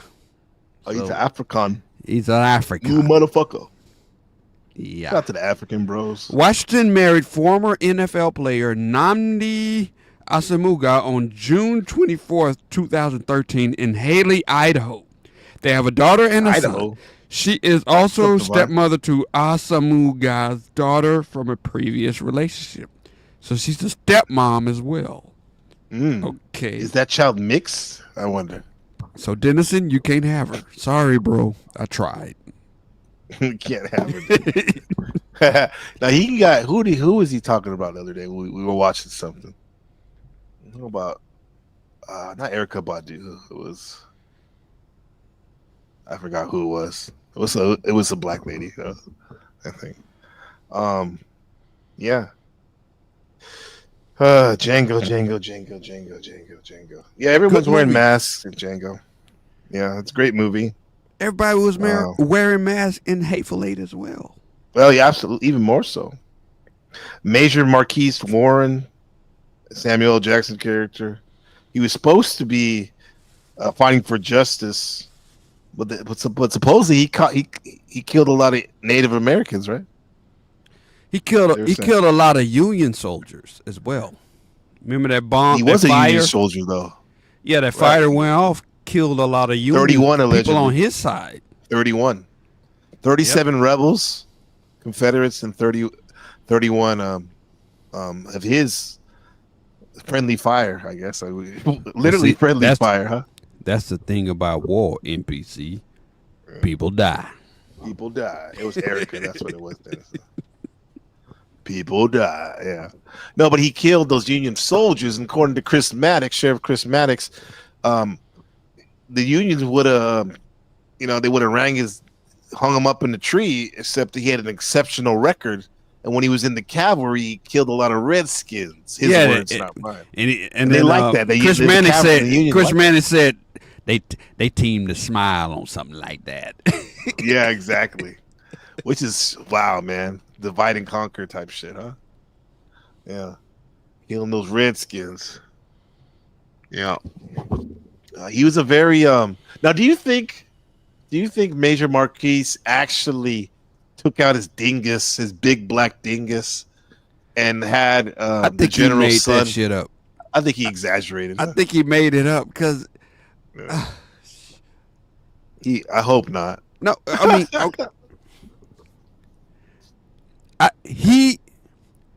okay. The major needed a legal reason to kill this man, kill the general. Right. So he need to come up with a story that's so far-fetched and so outlandish that the general is going to pick up that gun and try to shoot him. So Major could could cry self-defense. Right. He probably didn't know he had a son. Cause remember, when they first showed up to Minnie's haberdashery, yeah, and Chris Mannix was just like you saw freaking Michael Jackson. He was starstruck. Oh, General! Oh my God! I'm so and so's son, and you part of the Mannix Marauders. Yeah, the Major was listening to all this because remember he was at the bar. Yeah, he was. The bar was Philadelphia. It was very close. And the fireplace was what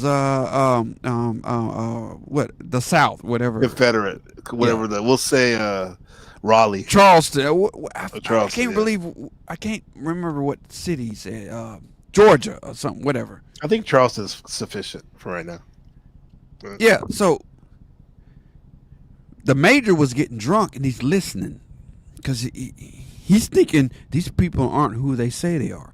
So he's listening to the conversation that's going on between the General and Chris Mannix. And Chris Mannix is like, oh, the Mannix Marauders, and my daddy would have loved to hear you say that about me and all that.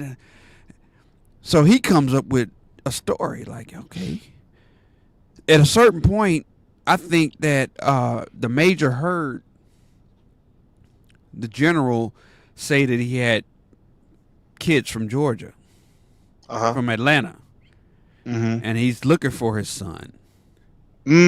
So he incorporated it into his narrative. Yeah, the Major idea was like, okay, he's a Confederate general. He's not a Confederate soldier, lieutenant, captain, major, colonel, nothing. He's a general. I would love to kill this motherfucker. So let me come up with a way to make this legal. Right. So he thought, I'm the one that killed your son. Yeah. I'm right here. And I'm a hand. Remember, he handed over his 6-shooter. If you want to shoot me, you can shoot me, but I'm gonna tell you what happened. Yeah. But could we say though that like the general's son could have very well be hunting for Samuel? Could have been going up there to hunt. Say that again. Couldn't we say though that the general's son could have very well have been going to go hunt, looking for Samuel Jackson so he can get the bounty on him? I don't know because if you remember, small world, huh? The general was kind of disappointed in his son. I don't know about that. I gotta watch it again. I gotta watch it a 9th time. Because the whole point he's there. He's looking for his son, right? Yeah. He's looking for it. It led him to that Minnie's haberdashery, right? Which is like a random place, and it makes kind of sense that Samuel Jackson lives in that community, and so it couldn't make sense that the general son was a fuck up, and anybody can be a bounty hunter. Now, if you're good or bad, that's up to you. So he could have very well trying to got that bounty on and maybe it would have made his father proud. Like, hey, I killed this guy, and either way, Samuel wanted to kill that guy. There was a bounty on the Major's back. They said it was 30,000 at first. Now it's down to 4,000 or 5,000. So the Major story could be true. Could be true. Because the whole movie is about coincidences. A lot of that's what the whole movie's about. Coincidence. You just you just happen to know this person. You just happen to be in the same room as this person. He has a question. I think your friend Free Zone Lou said, "Salute, Clue. This is a Hateful Eight versus Django as a movie." More so, we're trying to bridge them, right? Yeah. I don't think it's versus. It is basically the two movies and how they're related. We're nerding out, we're geeking out. Like, what's up, David? Good to see you from Kentucky, man. What about the whole Oswaldo Mulberry the alleged hangman. He must have killed the real hangman, right? He To did. get his cards. Yep. He had his cards, right? Yep. He had his credentials. Yeah. Bedtime story. Yes. See, Divine Smarts. remember the flashback scene Bedtime story. when everybody in Minnie's haberdashery was alive. Yeah, your girl. My the New girl, Zealand, Six Horse Judy. That's my girl. Y'all, that's she my was girl. frolicking she was around. She was innocent. She was the only unhateful person in the Hateful Eight. I don't know why she had to die. OB was cool. OB was cool too. He probably was a bastard though. But he did carry around a bunch of criminals. Yeah, that's true. That's true. Yeah. Six Horse Judy was completely innocent, just doing her Somebody job. should have wiped her up. She's a woman. She's a wipe her woman up. that could wrangle a 6-horse team, which was not very popular in those times. Yeah. It sounds like you're doing like quasi-sexual undertones. That was my girl, man. I don't know why she had. She could wrangle a 6-horse team of stallions. Remember, there was only one white horse, and all the rest of the horses were black. I didn't see that of part. the symbolism. That's Tarantino's fault. That ain't mine. Yeah, he did it on purpose.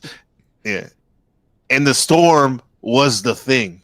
Like the Hateful Eight pays homage to the movie The Thing from the 80s, where there was an alien monster that attacked these shape-shifting monster that attacked like 5 men or 6 men that were stranded on an outpost in a cabin during a storm, right? And in this case, in the Hateful Eight, the Thing was the actual blizzard. You know, dispassionate I never blizzard. connected That was like, those two. I have never connected those two. Yeah. Oh, we got a raid. What's up, OTW? Thanks, man. Thank you. We got Austin Murphy in the house. Yeah.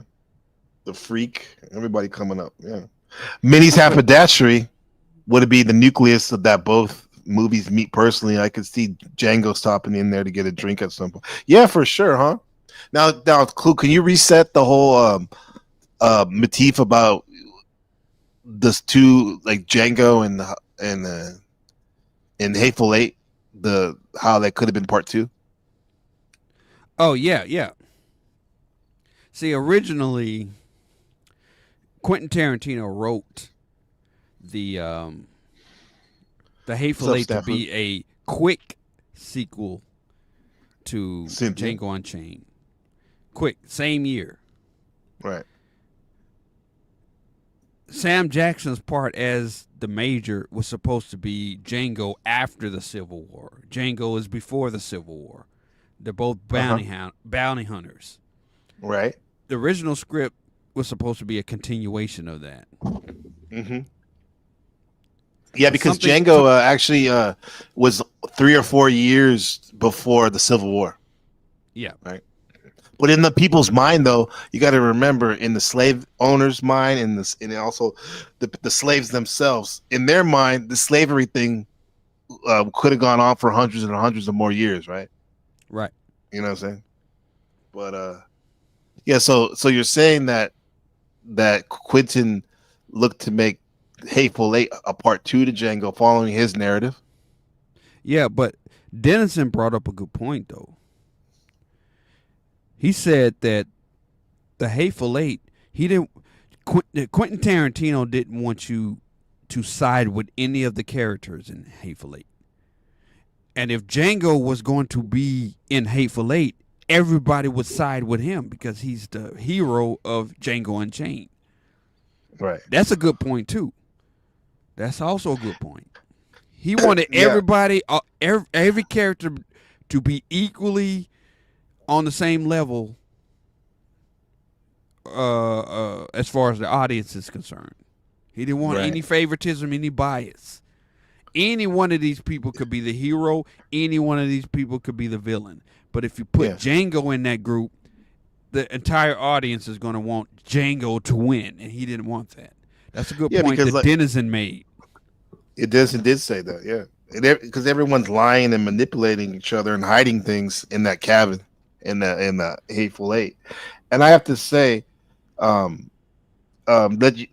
reset the topic in the sense that Quentin said at the time when he was writing Hateful Eight, the motivation was he was watching a lot of old westerns, and like on these old westerns like Bonanza and Rifleman, they would have a special guest show up, like a famous actor at the time, and the focus of that particular episode would be on that stranger, that mysterious stranger that showed up, and the focus wouldn't be on the normal actor star of the show, would be on that stranger.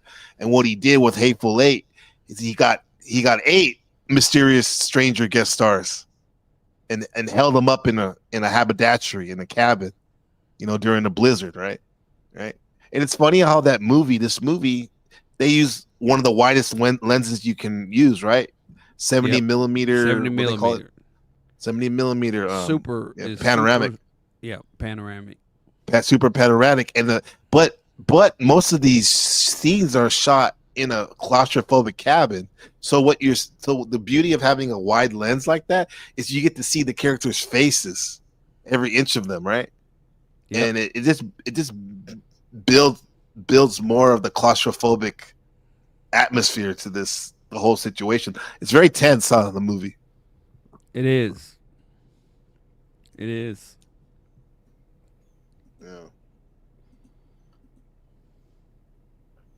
It was like a Western with 8 guest stars. Exactly, Dennison. Yeah. I think Tarantino wanted everybody in the cast to be on the same level, and having a continuation of Django that would place Django ahead of the other 7 actors, and that would kind of ruin the story. Yeah, what's up, Bex? You're right. So who's the real villain? If we mush together Django and Hateful, is it Marquise Warren, Major Marquis Samuel Jackson from Hateful Eight? Is it Django? Is it Dr. King Schultz? Is it Steven from Django, the house Negro? Steven is the villain of Django. Steven is the villain of Django. Yeah, he's a Django, but not the villain. Not Candie. Leonardo DiCaprio. Candie is not the villain, brother. I know you want him to be the villain, but he's not. It's not about wanting. It's he is. No. I like him. Like I told you, I like his character a lot. I find joy in watching him. He's a horrible person. Everybody would have survived if Steven hadn't called Candie to the library. Everybody would have lived. It was Steven that got everybody killed in that movie. Yes, but no. But then we got a stay of execution because after Candie did his spiel about phrenology and he sold Broomhilda, right? He went calm again, like Jekyll and Mr. Hyde. And he said, let's seal the deal with coffee and white cake in the parlor, right? And everything was cool until Dr. King Schultz, he was very prideful, right? Yeah. He was a sore loser, as Candie said, didn't want to shake his hand. And Candie was instigating, and that's what popped it off, right? Yeah, but none of that would have happened if Steven would have just let the transaction happen. All right? It's a win. Candie said that Broomhilda wasn't worth $300. You got 2 dudes in here willing to pay $12,000 for her. Just let it happen. It's a win. Let it happen. Okay. Dennison agrees with you. He says Steven is the villain of Django. He reveals it when he dropped his K. Now I'll give it to Steven. This nigga can walk. Yeah, but I mean that because he's smart, man. He can't be all viral and keeping up with Candie, act like that, because he'd be a threat. So he had to act weak. But even in his weakened state, he was feared. You know. I bet you he was even feared from the overseers. They feared Steven to a certain extent, huh? Yeah. I think they feared Steven because of Candie. They could lose their job. Because the power that Candie's Candie affection for him has put upon him. Yeah, I think that's. Well, they still fear him. Either way, they still fear him. because of that. That's a good point, Denizen. He dropped his cane to reveal that I've been playing you white and black motherfuckers all this time. Yeah. And I'm gonna open it up in a second. Let's take an intermission. This real quick. I gotta get something real quick. Yeah, we're gonna open it up here. I'll drop the link in 1 second. Clue, you don't mind? You down Oh for no, that? come on up, come on up. This is these are Okay. 2 great movies. This is a great director. Come on up. Okay. Let me get something ready real quick.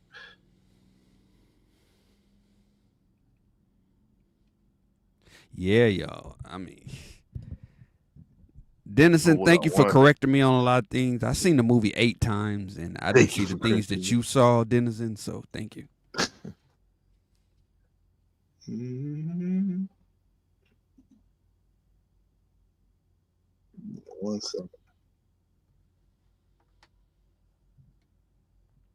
Shout out to my boy Free Zone Lou. Yeah, give a shout out to my chat while you're gone. Put this up real quick.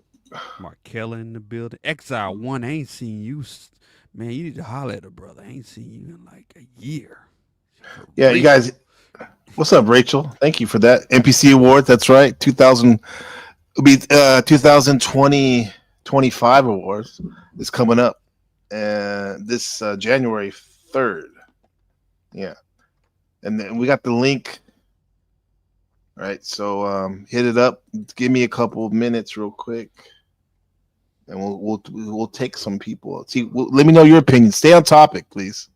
We don't want to know about your panel beefs and all that shit and all that, but we're happy to hear your takes on the movie and Quentin in general. Okay, the table is set. Abruptly. God, I love that song so much. You have Pretty, no huh? idea. You have no idea how much I love that song. I know you love it because it spurred this broadcast, right? When I was playing it. Yeah, I was like, we need to talk. Even a We need to Django talk about broadcast. Django and Hateful Eight. We need to make the connection. It I wasn't even a love Django that song broadcast, so much, Clue. man. You heard that? Like, damn, we got to do something. We got to create something. Yeah, and Quentin does have a knack for music, definitely. A dude working at a video store. He's seen Makes movies sense. come and go, and as I remember when I worked at Blockbuster, there's always a feed on all of the Holy shit, television. you have a sets. connection. Yeah, that makes sense. You guys have a uncommon commonality right there. Yeah, I worked at Blockbuster, and on the TV screens, you'd hear the same loop of the same trailers every day, and you memorize that, and that would be stuck in your head, and you learn something about it. Right. I remember it was first State and Maine, and then it was Kiss the Girls, and then it was I don't think it was Shrek until the next year, but it was State and Maine, Kiss the Girls, and something Denzel did that year. Man on Fire or something. And then Nurse Betty with Chris Rock and Morgan Freeman, that was on the rotation. You remember this stuff? Wait, and then Chris Rock? You mean Jim Carrey and Morgan? Was Chris Rock in it? Nurse Betty was Chris Rock. It was Rachel Jim Zellweger, Carrey. Renee. Jim Carrey. Nurse Betty, right? Yeah, Jim Carrey was in it. No, he wasn't. Not Yes, Nurse he was. Betty. Yes, he was. Nurse Betty was Renee Zellweger. Oh, wait. Morgan Freeman and Chris Rock. Let's see. Because I remember that was on the rotation. Oh, I'm sorry. You're right. Damn it. What are you thinking about? The one with Jim Carrey where he had the 3 black sons. That's Me, Myself, and Irene. Okay. She was in totally that, right? different movie. Wait, was she in that? Renee? I don't know. I didn't see it. She was the woman in it. Yeah, the star. Okay. But yeah, okay, Nurse Betty, I get it. Then you had Along Came a Spider. That was Morgan Freeman. That was on the rotation, that trailer. I think I mentioned the Bamboozle trailer also. You just can't gloss over that. That's a Spike Lee movie, and that was about the current day minstrel show. Mantam.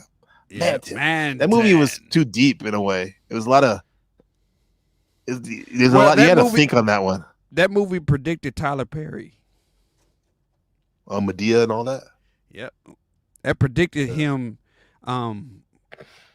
having his own studio.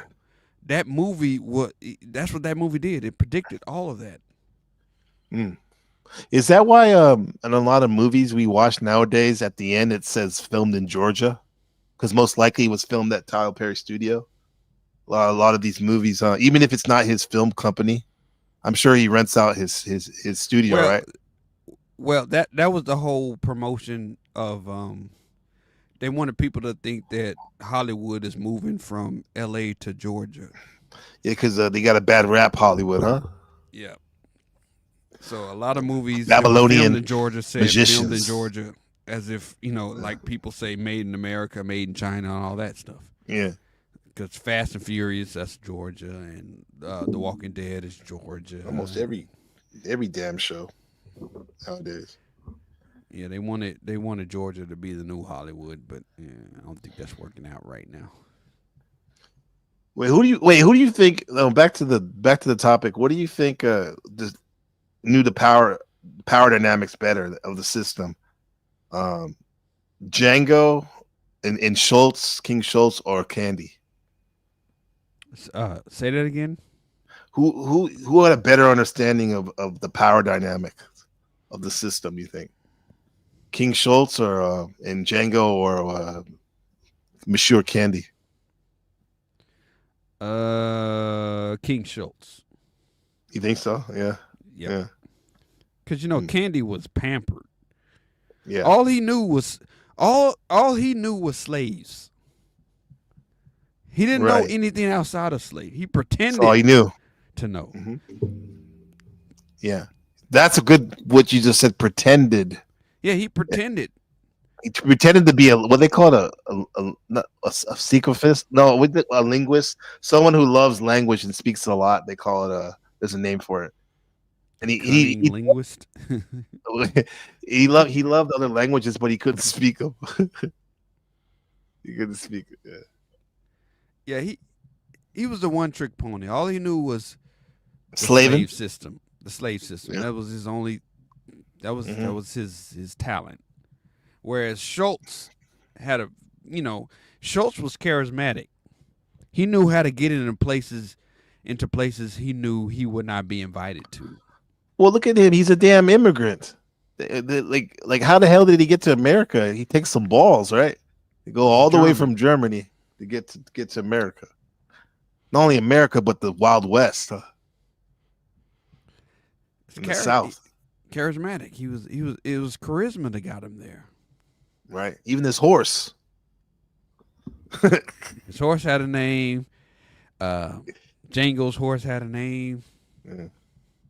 Remember it? Like he even like bowed like to the.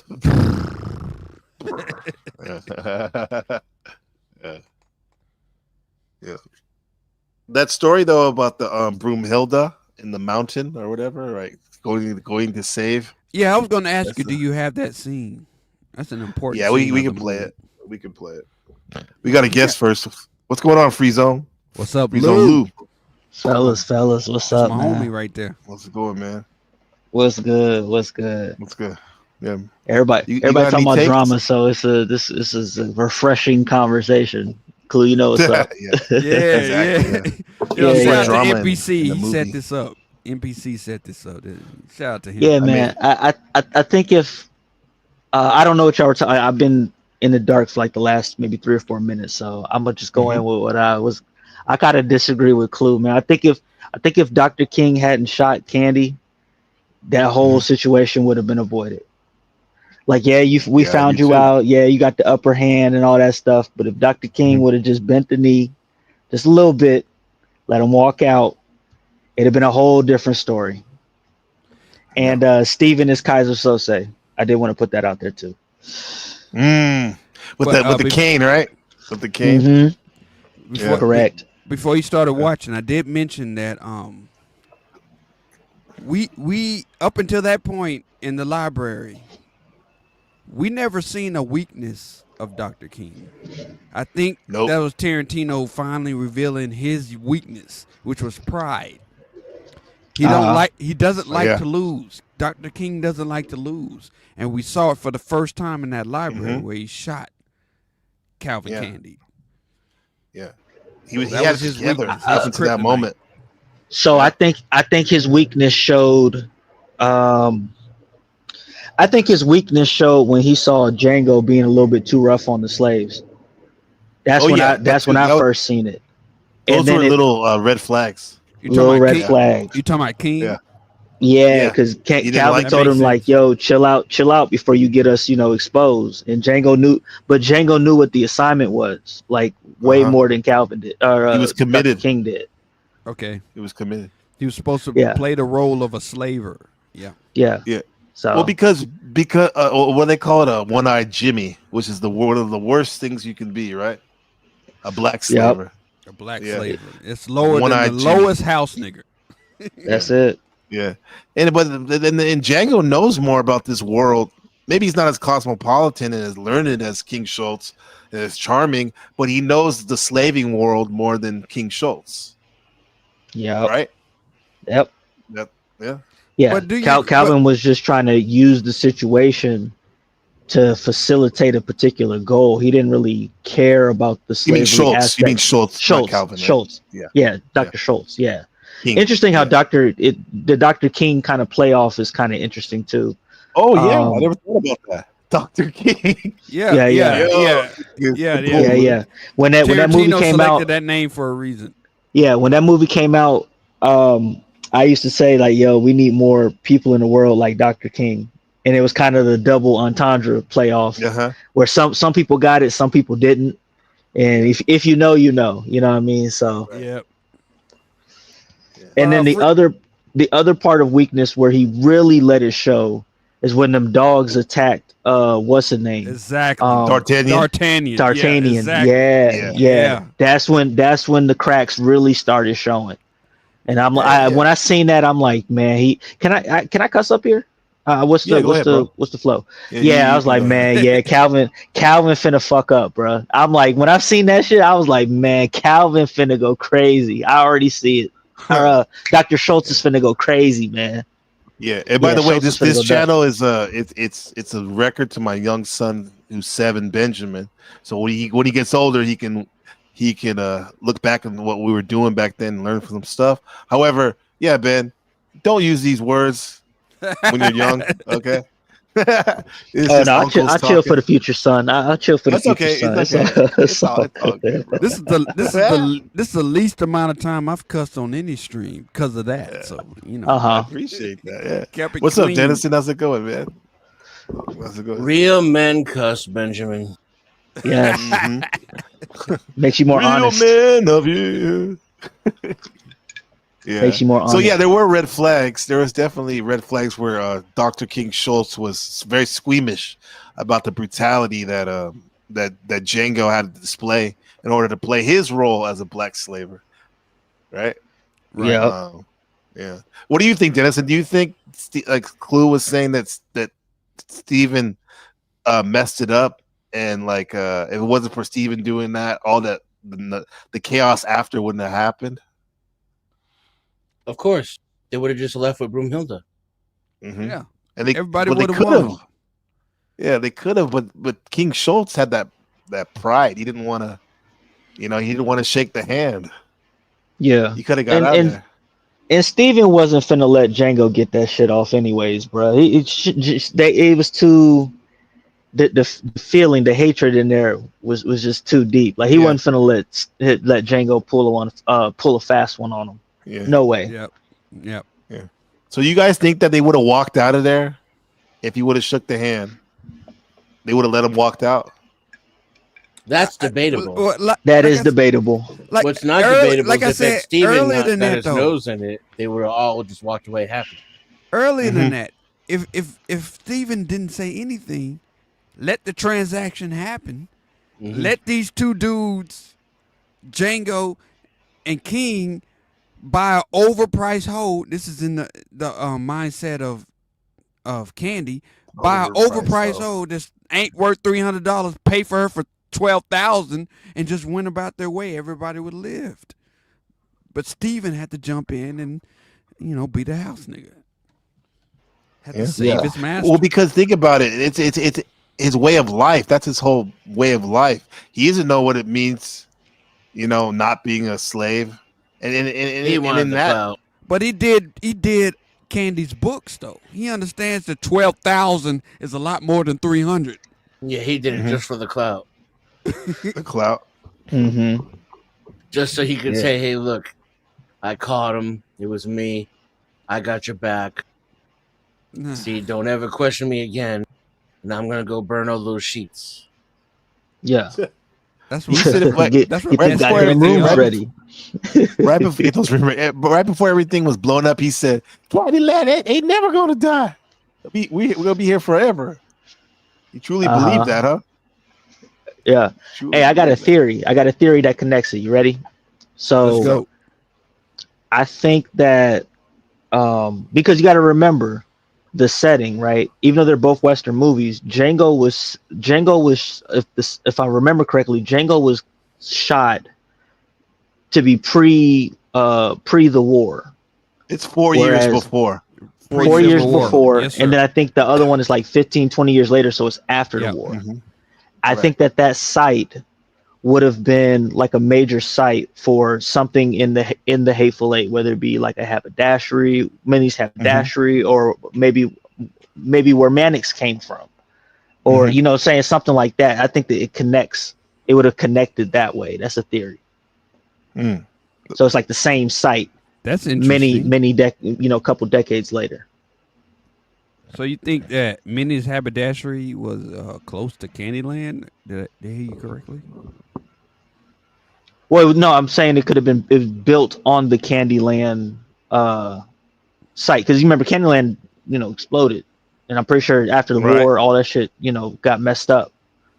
So it may have played an integral part that ties into the Hateful Eight somehow. It could have been Minnie's haberdashery. It could have been a homeland of one of the 8 characters. Any one of those. Because they're from there, but they that's another thing. Yeah, the same actress, who played Minnie was also one of the slaves that Django set free when he said, correct. Any of you black slaves want to leave right now, you can leave. One of those women, that's Minnie. In Minnie's habit. That could have been Minnie, the big chick that was flocking the dress. That's at Minnie. the end. Yeah. It could have been Minnie. Yeah, that makes more sense because it technically couldn't have been on. That makes more sense because it technically couldn't have been on the plantation of Candyland, because that's Chickasaw, Mississippi. They don't got snow like that. They don't got blizzards. Yeah, Minnie's haberdashery was in Wyoming. He married Fat, most likely. What's his name? Fat Dave. Mm-hmm. Sweet that Dave. was her husband. Sweet Dave. I'm pretty sure that's her husband. Sweet Dave Stew. Right. We could assume that's probably her man, right? Sweet Dave. Because they traveled. Because they say they traveled together. You know what I mean? And it would make sense that maybe he put up the bread or whatever for her to start, but she does all the work. It's literally her place, but he's the white face to it or whatever. So there you go. I always saw them as a couple. Sweet Dave and her. I thought they were married in the Hateful. Well, yeah, a couple. Yeah, there you go. Yeah, I thought they were married. But she ran the house. But I thought for sure she ran everything. She didn't like Mexicans though. Yeah, no, she didn't. Another theory that I have. Dogs are Mexicans allowed. You want that's to know a why Bruce Lee movie. Took that sign down? She started letting in dogs.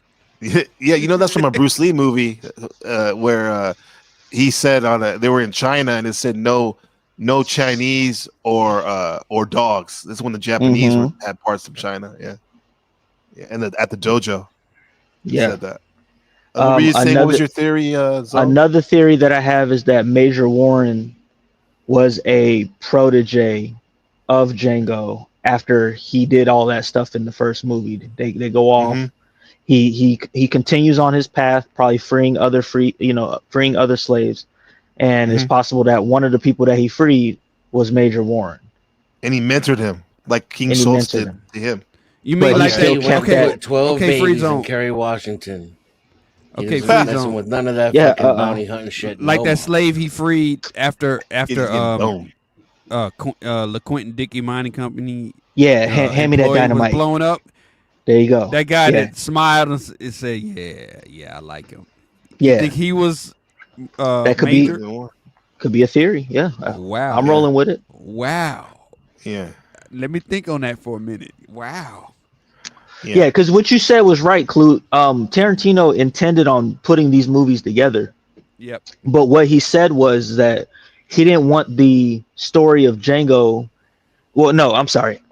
He didn't want the whodunit aspect of Hateful Eight to be undermined by the Django story. Right. So he made them two separate That's what I'm movies, saying. Right. which is a good move. Which was a very good move. Yeah. He wanted the audience to go in and treat all 8 of these characters equally. And if one of them is Django, everybody in the audience is going to favor him. So yeah. Most people, would have. I mean, I'm a Joe Gage guy because he loves his mama. Uh-oh. Let's get it. Joe Gage was emo. He was an emo cowboy. Yeah. Let's do that line we did in the backstage. Let's do it. before the stream started. Yeah. What you doing over there? So John Root came around to collect everybody's guns, right? In the Hateful Eight. And Joe Gage he said, "What's your name?" Joe Gage. Joe Gage, yeah. What are you doing? I'm here to I'm visiting my mama for Christmas. No, you forgot the part where he goes, "What are you writing?" Joe Gage goes, "Well, the only thing I'm qualified to write, my life story." Am I in it? And he goes, "Well, you just entered." No. He just entered. Yeah, you just entered. Woo, Michael Madsen, legend. Yeah. No, it's funny with him. It's like you can hear him, like, when they come in the door, when they first come in the door, and the blizzard's going, and everyone's yelling like, put a board on the door." You can hear Joe Gage's raspy voice like, "Put a fucking board on the door." Take two. You got to put 2 up. One's not enough. One's not enough. You got to put 2. I think I might have to play the sound right now. That shit was funny. Oh, it just hit me. You ready? What up? Here we go. I'm gonna redo the Candyland thing. Candyland was destroyed and rebuilt as Red Rock, from which Sheriff Mannix comes from. And I think that it could be that Mannix's father knew Calvin and Stephen. Y'all smoking some good weed. Dang. Oh no! Don't dismiss I'm drinking it, tequila. I haven't even got to the. I haven't even got there yet. This is a good point. Well, I mean, it is, but the geography, it sounds great, but the geography doesn't match up. You cannot have snow like that, I don't think, in Chickasaw, Mississippi. Yeah, one movie takes place in Wyoming and another one in Mississippi. In Mississippi, yeah. That's a different climate, right? Oh, does it snow in Mississippi? I'm not sure. I've never been once there. every 5 years, I guess. Yeah, I don't think so. But not like it did in the movie. Yeah, not a blizzard, huh? Right. I think what you said first worked better in the sense that, like, this runaway slave connection. Okay. Like that. Or, yeah. Well, our question is, that's a cool theory, but our question is, what the fuck was Chris Maddox? Do you think he was telling the truth? Do you think he really was the new sheriff of Red Rock? I kind of think he was. So. You think he was? Yeah. I question why do you how think they found him. why do you think he wasn't? Because he had nothing except the damn lantern. He didn't even have a telegram paper with saying, like, we were waiting for you to become the sheriff or nothing. I get it. He said that you don't get your paperwork till you get the star, but it seemed kind of weird that, like, let's say his horse did die, he had to put it down, and he doesn't have anything to show except a damn lantern. Yeah, but why was he walking around in a snow before a blizzard on foot? No, he had a kid. hoping His for a horse. stagecoach to show up. Well, his horse. He killed his horse. He had to put his horse down. He twisted his leg in a gopher hole. He said. Okay, so he was telling the truth. That's why he about was that. walking around. That's what he said. Yeah. So, do you think he just lied, came up with a story to get on the stagecoach? Well, it could have been a possibility. I actually think he was the sheriff. I think he was the sheriff. Yeah, but there's so much weird circumstance. It's such a random event, you know. There's so many random events, so that's why I question it. It doesn't seem random. You know, Tarantino makes his movies so people can ask questions. So here we are asking questions. Yeah, Dennison, what do you know about? Can you tell some stuff about Tarantino that maybe we haven't discussed, or something you wanna? What do you think of Tarantino? I like Tarantino. It's one of my favorites. Yeah. What do you think it makes him different than some of these other great directors we have? The dialogue. Yeah. Yeah, it's all about the dialogue. He writes all his own dialogue, and he's an exceptional writer. He writes from the truth is stranger than a fiction perspective, which can help you suspend your disbelief. Mm-hmm. Yeah. See, because fiction has to align with probabilities, but he doesn't do that. He deals in coincidences and exaggerations. Yeah. Yeah. That's why that's why it's so entertaining. I don't think there's really no dull moments in any of his movies that I remember. His style of filmmaking is that way too. Cut your hand, we'll keep it.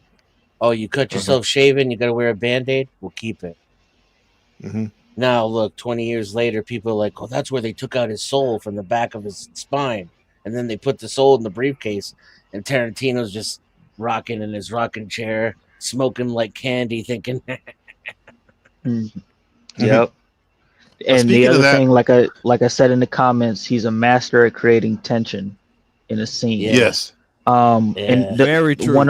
One other thing that he's really good at is that he's good at setting something up and then rewarding you for it later.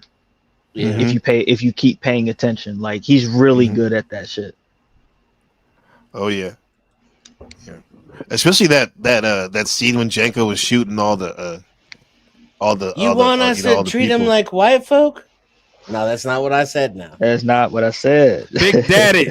I don't know what you want, Big Daddy. You don't even know what you want. I can see that. I can see that. I can see that. You know, it's not even that peckerwood over down there. What's the little peckerwood over there? Yeah, that. Treat him like you mean Jerry? Yeah. Treat him like you treat him like you treat Jimmy. Yeah. Another thing that's dope about Tarantino is that any violence that you see in the movie, he never does violent things in a movie for no reason.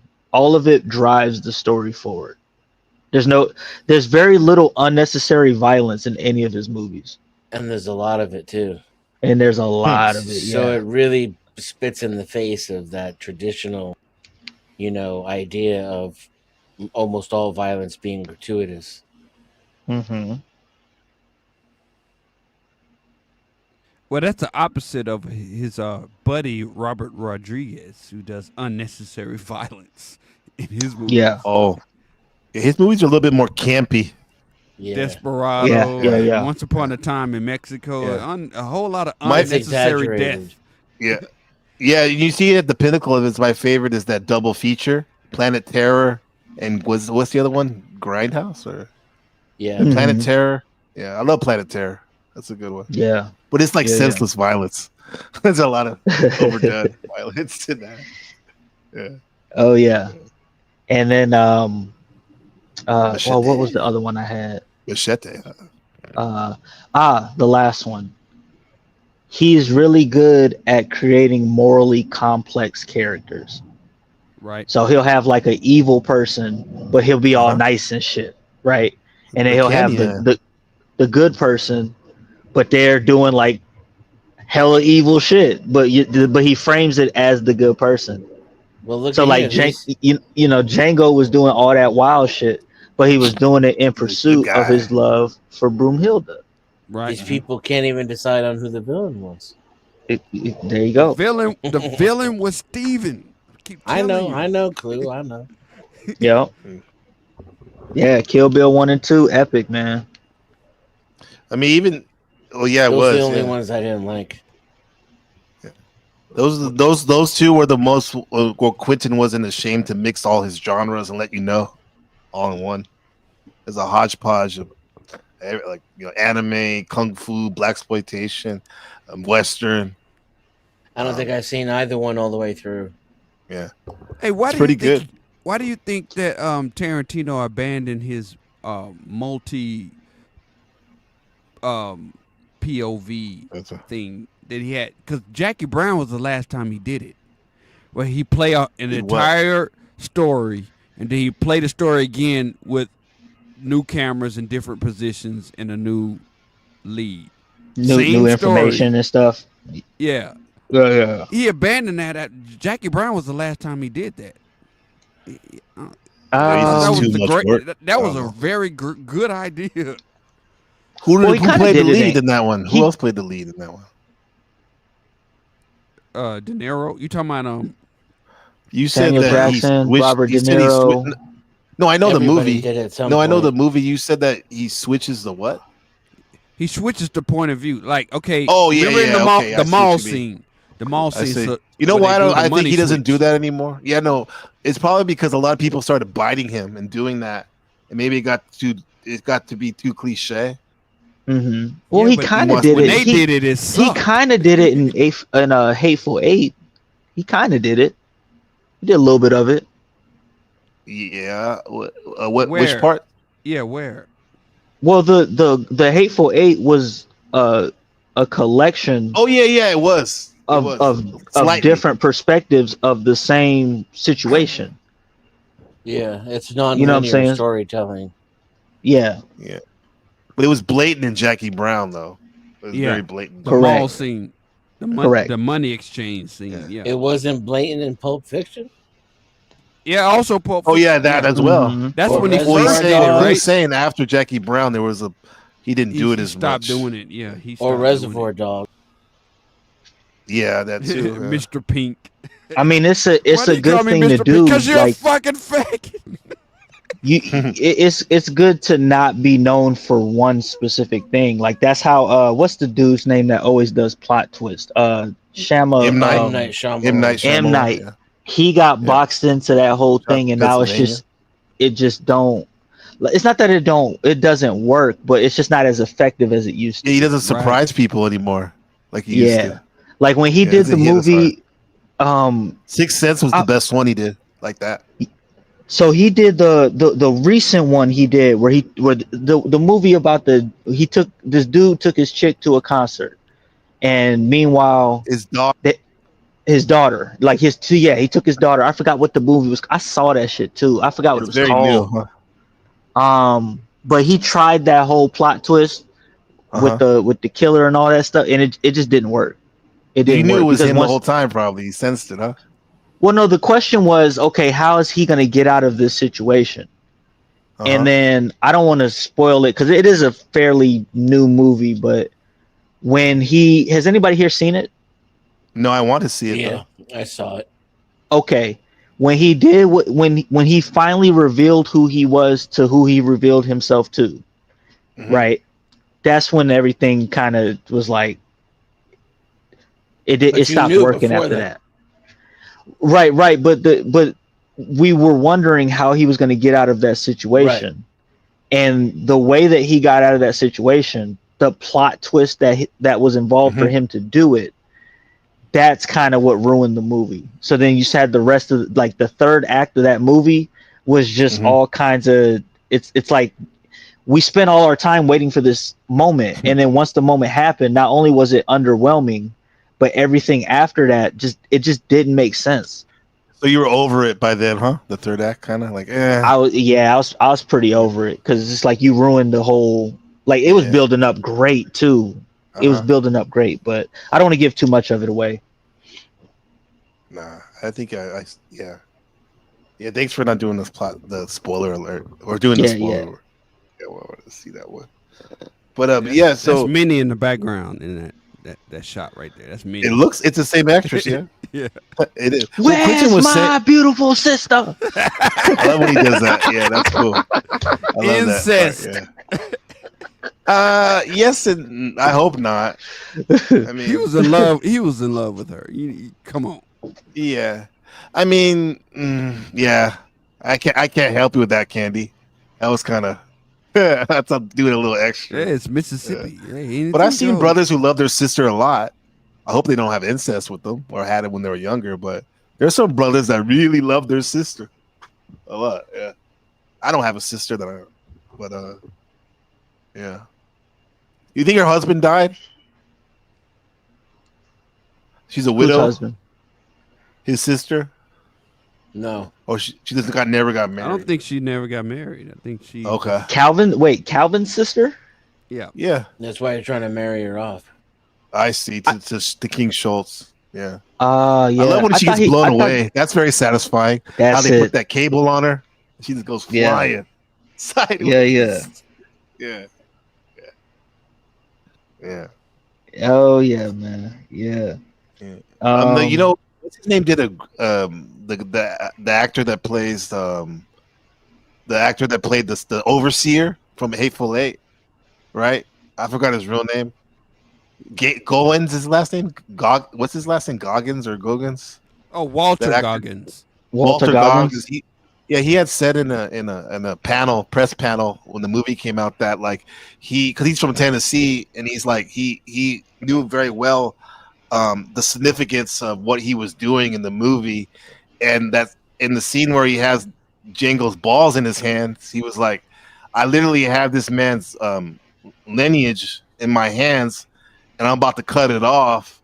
And he's all I had in my mind how symbolic it was, how slavery for 200 and whatever many years did that to so many people. So a lot of the actors were very aware of like the weight of the subject they were dealing with, and I thought it was interesting how Quentin was saying like a lot of those slaves that people were slaves, that they were talking about how they were slaves on other movies as well. Mm-hmm. And there was one lady one preacher that was one of the slaves, and he was like, let's stop for a moment and just think about like our ancestors and like, you know, what this means and all that. I thought that was cool because I remember when this came out, you just hear Spike Lee saying like, oh, fuck Quentin Tarantino type of shit. You know, he says the N-word and all that shit. Like, but here's the thing, like, and then Spike I'm Lee sure they said the N-word disappeared more in real life than they did in Django. That's what my dad said. Yeah. When he watched Django, I heard Spike that word more in one day than Pretty I much, heard in this movie. He's probably jealous. Not your dad, Clue. Spike Lee. Niggers don't walk, niggers run. That was the funniest part of the use of the N-word in that movie. That was probably my favorite one. Niggas don't walk, niggas run. You mean you want to dress like that? Oh, he's the blue boy. The blue boy. That was wild. Hey, the line that the line that we always laughed about is when the chick give him directions. She say, "You go to that tree and then you go that away." We always laughed about that shit for some reason, bro. That shit way because that shit's for real. That's why. That way. Oh my God! Isn't that what the Migos say? say? That way on the trap. That way. Bad and bougie. That way. Yeah. Yeah, man. Yeah, check this out real quick. Yeah, Let me play this. This scene. Don't play nothing. You guys remember this? Let me put the shield up real quick. No, we don't remember this. This isn't where he tells him about Broomhilda. Yeah, shut the hell up. While they're eating the chili. It's my favorite part. Almost. How you know Broomhilda's first masters was German? Only there's a German name. If they named her, it stands to reason that be German. That's a gal's where you from named Broomhilda? Brunhilde. is the name of a character in the most popular of all the German Oh, legends. sexy name. It's a story about Broomhilda? Oh, yes, there is.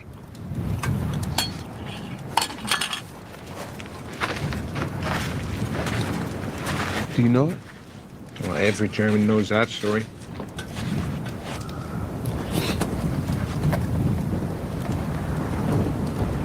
Would you like me to tell you? Well, Brunhilde was a princess. She was a daughter of Wotan, god of all gods. Anyway, her father is really mad at her. What'd she do? I can't exactly remember. She disobeys him in some way. So he puts her on top of the mountain. Broomhilda's on the mountain? It's a German legend. There's always going to be a mountain in there somewhere. And he puts a fire-breathing dragon there to guard the mountain. And he surrounds her in a circle of hellfire. And there, Brunhilde shall remain unless a hero arises brave enough to save her. Does the fella arise? Yes, Django. As a matter of fact, he does. A fella named Siegfried. The secret saver? Quite spectacularly so. He's sitting like a little kid listening to the story. Because he's not afraid of it. He slays a dragon because he's not afraid of him. And he walks through hellfire because Brunhilde's worth it. He's training him. He's just training. Yeah, I know how he feels. I know how you feel. I think I'm just starting to realize that. A mythical narrative played out in real time. That's what it's all about. That's cool. This was training. He was King Schultz was training Django to be in a certain mindset once he arrived to save his wife. It's a certain mindset you have to be in. And I think that's why King Schultz why he gave that story. He said he was not afraid. Yeah, and like what he said about the mountain, the symbolism. Every German story has a mountain. That is a theme in a lot of these myths. You know, traveling up the mountain, slaying the dragon. All those Hero's journey. Hero's journey, right? Yeah. So it's I mean, you could even is Candie you can the over dragon? Absolutely. Oh yeah. Everything. Not only Candie, but like because remember we said he never hits anybody or kills anybody, but his extremities are his men and his workers and stuff. So like his whole system of Candyland is like a dragon. You know, seems impossible to beat. It seems impossible to beat. And one thing I want to point out about Dr. King. Okay, the price was $12,000. He didn't engage with Candie until he already had the money in his bag, which is something I want to attribute to Dr. King there, because Dr. King was so sure of himself that he would be able to, get this woman, rescue her, and be able to haggle with Candie to bring the price down or whatever.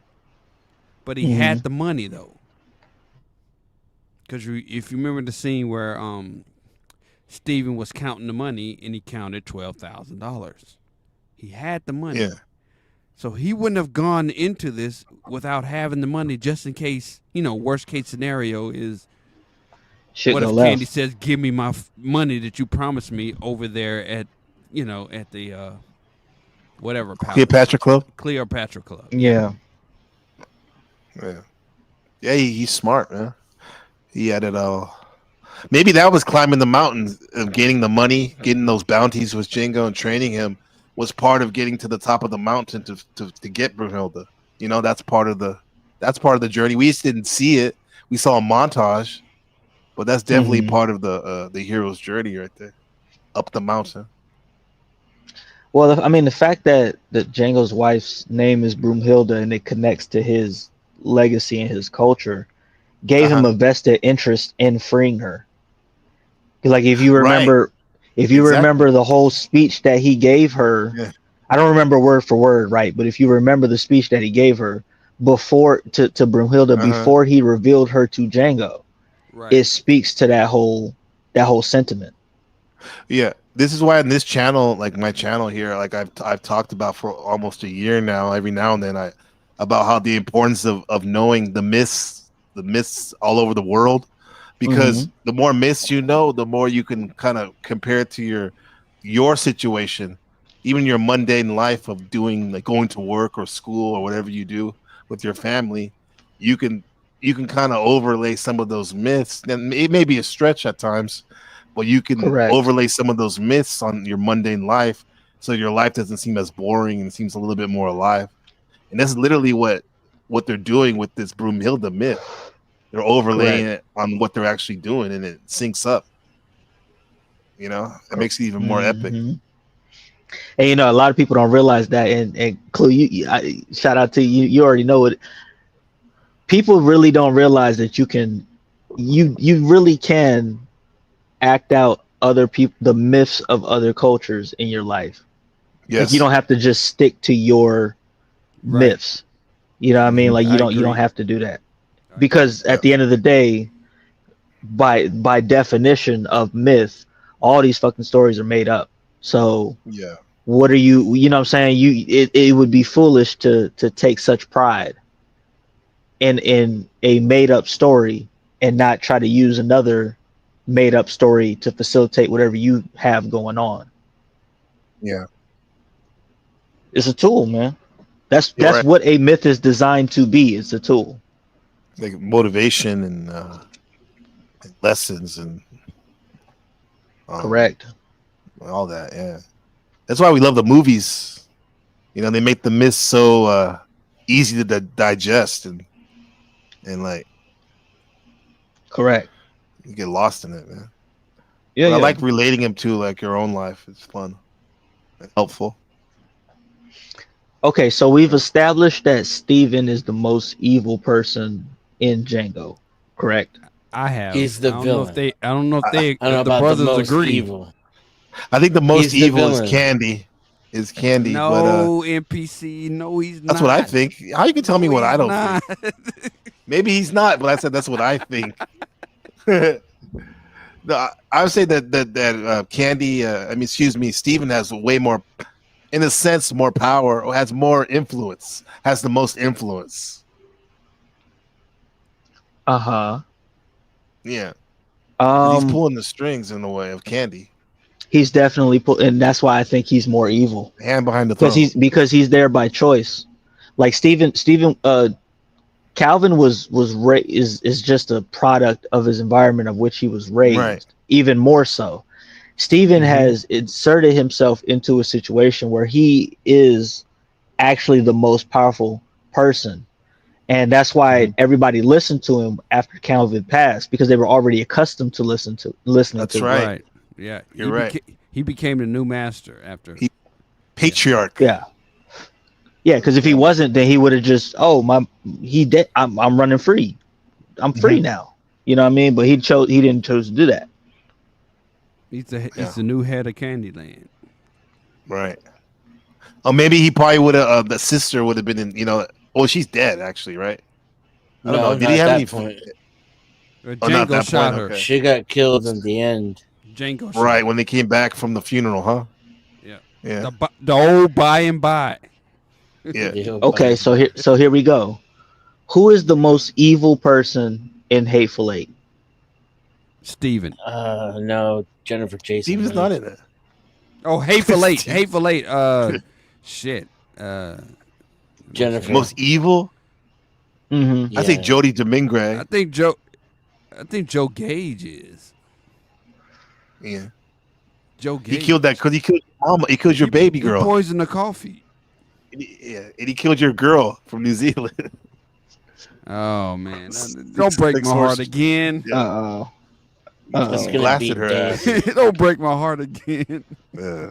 You think Daisy's the most evil? That's the question. Evil, Yeah. you say? I think it was Joe. Gage. Daisy's the villain. I That's think why it she was gets Joe Gage. tortured at the end and has the Joe worst Gage death. had a gun under that table the entire time. Joe Gage was she was just like Candie's men were instruments of him.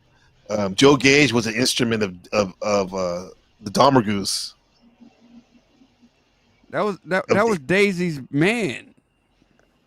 That's her brother. Yeah. Yeah, that was her brother. No. Wait a minute. No, the brother was the guy that came out of the Whatever Channing Tatum's basement. name was. Yeah, that's her brother. Oh, you're saying Joe Gage? Joe is Daisy's? Gage was her lover. Ah, wait. What made you oh, say he that? was? Because he How'd you said get sorry. that? He said sorry, baby. You remember that? Sorry, baby. After the brother got shot in the head. Joe Gage said sorry, baby. Okay. That was her man. Yeah. I love that part when he gets shot in the head. That sounds weird to me say that, but like, you think of Magic Mike and all that shit. His head blown up. Yeah. I think I have to go with Daisy, man. She was manipulative. She was remorseless, and she was just in all of the chaos. She was just full of you're right. glee. You know what I mean? She was just. I have to go with her, man. I think the scene that sums it up is like when she finds out that that the Lincoln letter is important to Samuel Jackson, and her look changes from trying to be all trickster and playful and sexy, and she gets serious and she just hawks a big loogie on that letter because she knows how much it means to him. Yeah. She was a vile character, but she did an amazing performance. Those are two great movies, man. Like, I know it's easy to say that Django is like it's easy to say that Django is the better movie, but depending upon the mood, I'll watch Hateful Eight before I watch Django. Like it just gives you a different. It's different, man. Amazing. It's different. Yeah. Hateful Eight is a play. Yeah, it's a theater. Correct. It's a theater production. It's like it's Broadway level. It could be on Broadway. Yeah.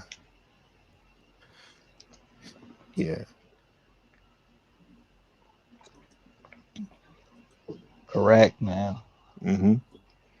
And shout out to Will Smith for turning down the role of Django. He wasn't fit for it ever. I don't know why they called him. Ain't no damn way that would have happened correctly. He already did Wild Wild West.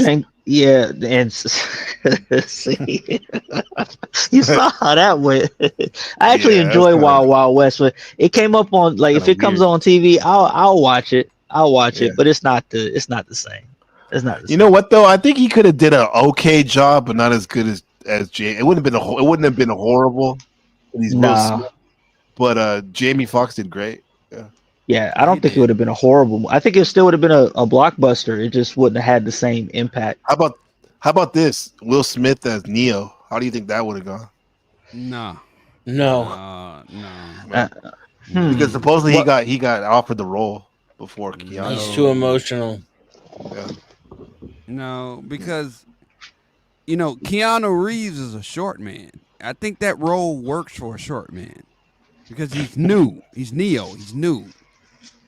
Neo has always had that surfer vibe to him. Will is tall. That doesn't work visually. Short.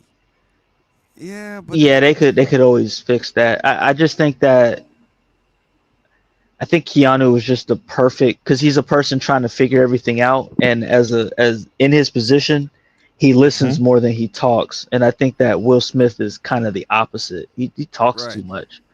It just wouldn't have worked.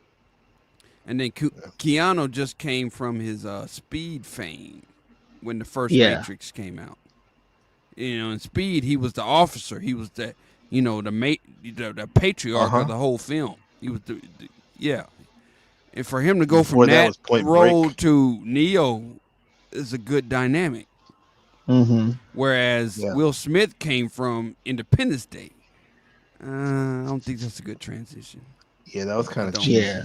Good movie, but Jerry Bruckheimer, right? Yes, Bruckheimer. Yeah. Yeah, very like Yeah. he's very like flashy. Now, what he I does will good. say to that point, I think that Will Smith would have brought a different dynamic of Neo that Mhm. it may have added a spark in certain areas Mhm. of the movie, right? But I think as the grand total, like as the big picture, having Will Smith in all three Matrixes, I don't think it would have worked long term. No. Yeah. Did you guys get anything out of the last Matrix? I mean, I didn't. Maybe I No. need a I second didn't watch, watch. but it didn't move me.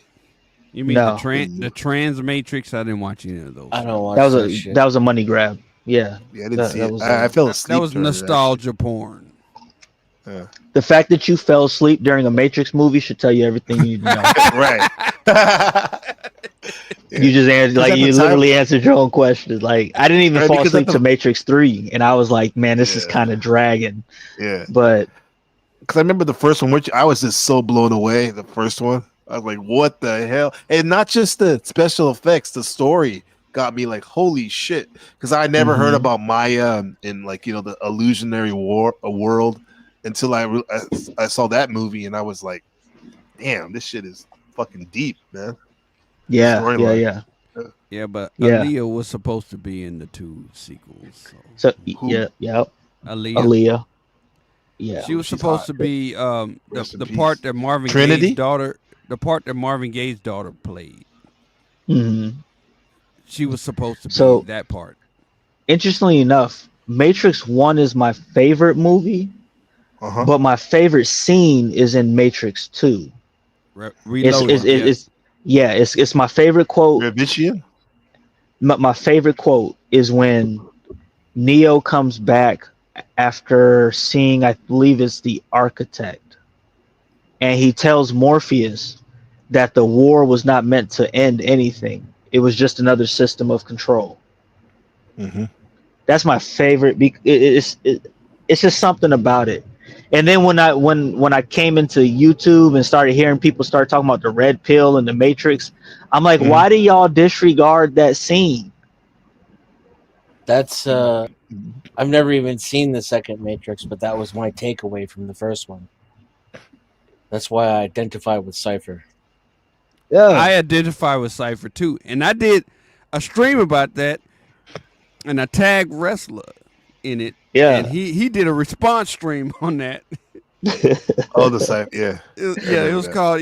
Maybe we should, after you take the red pill, you should take the blue pill so you can, Stop have fun. taking pills. Go back to reality and debrief shit. or something. Yeah. It's all just another system of control, and Morpheus lied.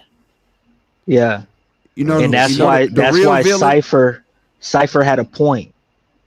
That people like to make it the whole blue pill and all that. Oh, he weak and all that stuff. No, Cypher had a point. especially if you know like the inner workings of that whole dynamic. Cypher was there when Morpheus seen various other Neos who could have been Neo, and he's seen how he's seen them fail, and he's seen Morpheus just kind of discard them like they were nothing.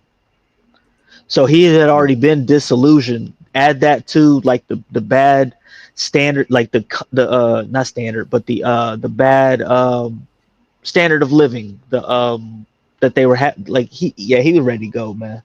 He just needed an opening. To him, the Matrix was more real. Yeah, Then add to that the fact that he thought Trinity was supposed to fall in love with him, and ended up not being. It's always over a bit. It's always over that, But I don't want to remember anything. You understand? Nothing. yeah, nothing.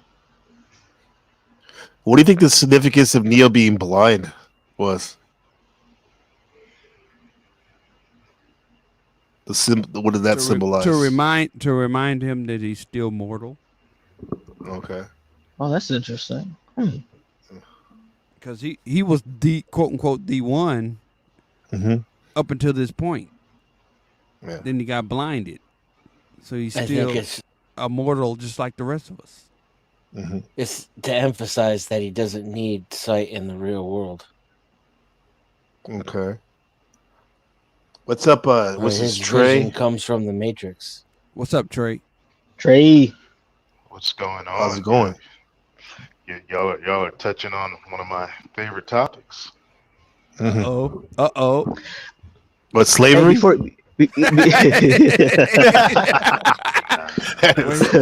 You were talking about Django earlier. That's why. Before we get to that, let me respond to you, Clue, and ask you that. But I'm gonna respond to your question with the question, right? Okay.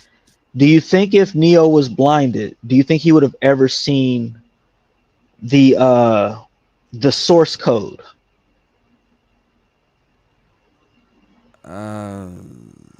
Do you think he would have ever been able to see what he saw if he was blind at that time? If he had sight, would he have seen that code?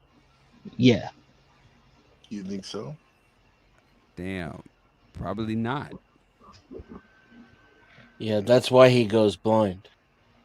So he can It's to see gain that extra sensory perception, and to prove that like what he's experiencing is not like the physical realm biased by his own like eyesight.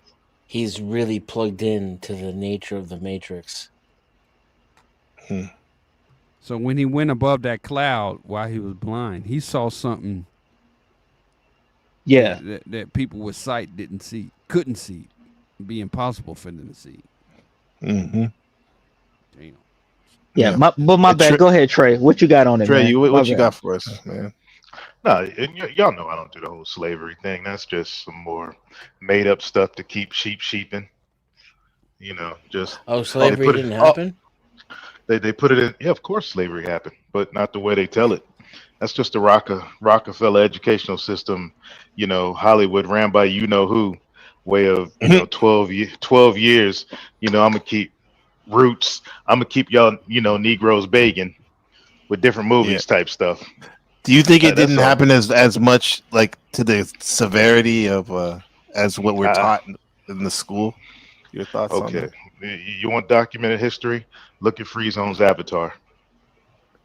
That's like one of the only documented histories of real American slavery. There isn't much out there, and I've covered most of it on my channel. I've actually been to actual slave monuments, dedicated to slave owners in the United States, and guess what? They were all melanated. I'll just leave it at that. Damn. Would you say most of the black Americans that were here were Native Americans? What's your thoughts on that? Yeah, they were black Europeans, Moors, and freaking native savages, Negroes in Negro land. Man, Negro land was here. Negro land wasn't Africa. Negro land was here. Well, parts of it. Joseph Conrad described, the African version of Negro land, while as you had cats like Ben Franklin describe the American version of Negro land. His own words, a whole bunch of Negroes that speak German that freaking don't want to assimilate in American values. And they founded this place called Germantown and, the city of brotherly love. But this is all documented like firsthand history, guys. But hey, what's your channel? You need to drop that. I need to sub to your channel. It's interesting. I've heard some of the stuff you're saying, but if you don't mind when you have a chance, put it in the back. Yes, as NPC. This is my channel. Okay, but onto the topic. That's why this is all entertainment to me. The whole Hateful Eight, Django, even The Thing. Great movie. Thing. Oh my God, definitely rabbit hole movie right there. I can't believe, Clue, you got that one up. There's too much stuff that'll make your head explode in that movie, Clue. Yeah, really. But on to like what you guys were talking about that made me come up here as far as the red pill, the blue pill. Like, okay, if we're talking 1950s, 60s, 1940s, 50s America, I'm down with Cypher, because then the red pill was all about, seeing communism and all this stuff.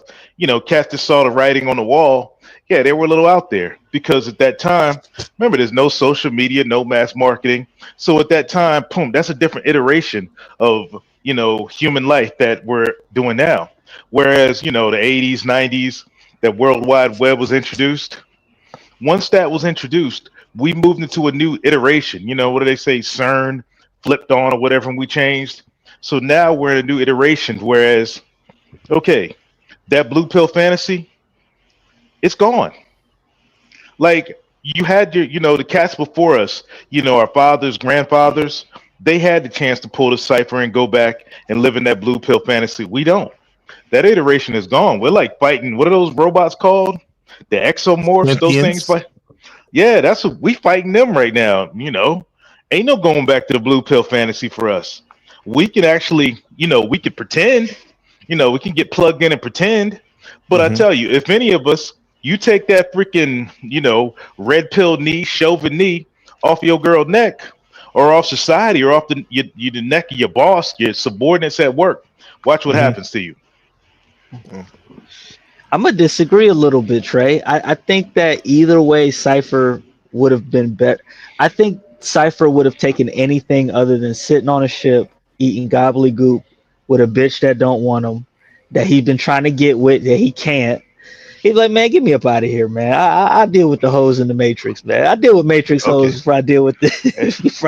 Chopper Jeff has a comment real quick. He says, the truth is that pills of all colors will help you believe whatever you want to believe.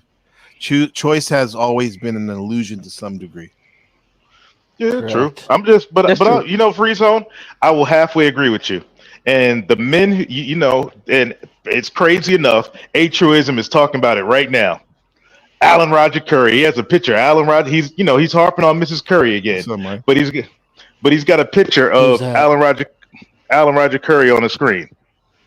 Who's that? When you're talking, he's an author that passed away. Red Pill Cat, kind of Red Pill PUA cat, kind of like my side of the manosphere. I came from like the PUA side. Coach.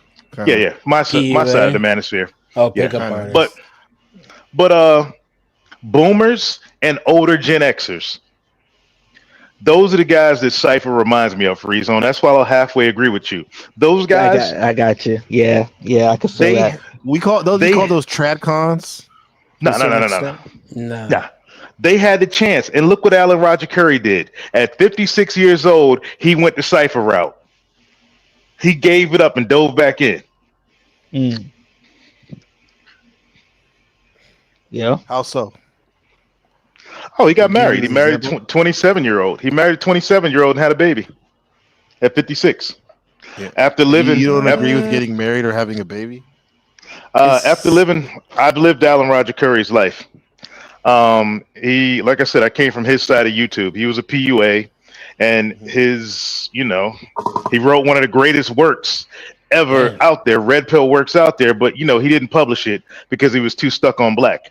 But I mean, he published it, but he didn't like mass market it as it should have been because he was stuck on black. But that mode one. Yeah. It makes sense to start a family after 55. Yeah. But he would say that's the same thing as doing it at 20 or 30 or 40. But that's why I say he reminds me of Cypher though, as you say, Free Zone. He chose to go back in. Yeah, that's a whole. That's a whole nother story. I think that he did what he did because he didn't anticipate.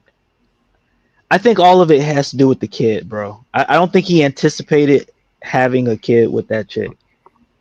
Yeah, that's where I'm at with it. But you know what I mean? So, and Cypher wants to go back because of unrequited love.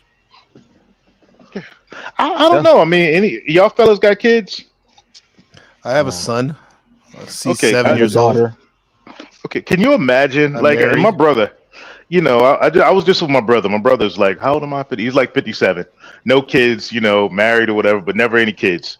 And I can just imagine. I can't even imagine what it's like as a man just not having any kids. I'm 50. I got 2 grandkids, 4 kids. I don't have any kids, Trey. Shit. Oh well, yeah. Well, hey, get awesome. started. Your time will come. Yeah. It's- Yeah, I'm 50. It's I'm amazing. 45 and I don't have kids.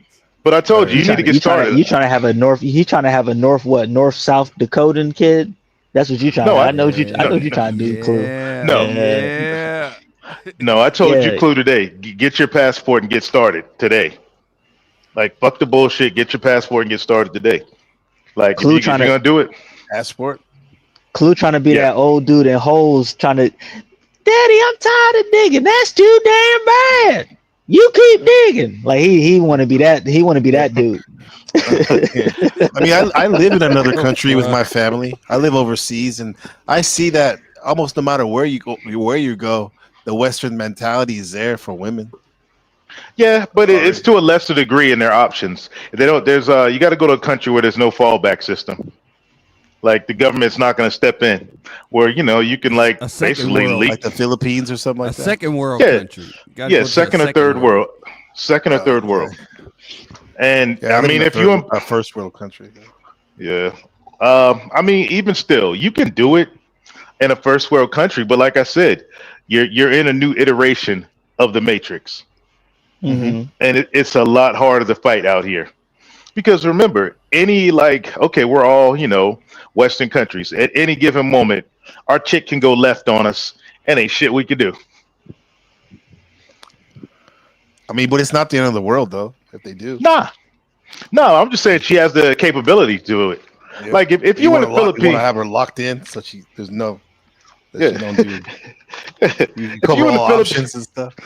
yeah, if you in the Philippines and your chick goes left, all right, bye, I'm out. I'm gonna go to Thailand next. Yeah. Yeah, and even then where I live in Taiwan, there even when you get divorced, a lot of men get their children here. At least they get their children. Which is a little different than the West. Man, Yeah. I was reading about that in Chinese type cultures or whatever, that default custody goes to the men. That's pretty So, cool. Yep, there you go. Yeah. Yeah. Yeah, man. Yeah. Hey, so Trey, like historical context aside, which movie do you like better between Django and Hateful Eight? Way to bring it back, man. Man, I never made it through Hateful Eight. I fell asleep on it because the beginning's so boring. Well, that tells you everything. Oh, come on, man. You fell asleep. Heavy dialogue, Oh, man. Yeah, Okay. I fell asleep. Every time I try to watch it, I fall asleep. So you're not a fan of like the slow paced dialogue that builds up, or you I just don't am, like the but- way that he did it in that movie? I am, bro, but I just, work wise, what I've been Gotcha. doing the last years. It's just slow pace puts me to sleep. I'm steady grinding. I love the And, slow pace. The slow pace is great. You know I what? tell you, When I I'm fall asleep almost everything I watch nowadays when I get home. Honduras. Next time I'm home in Honduras, I'll watch it. Yeah, give it a shot, man. It's a good one.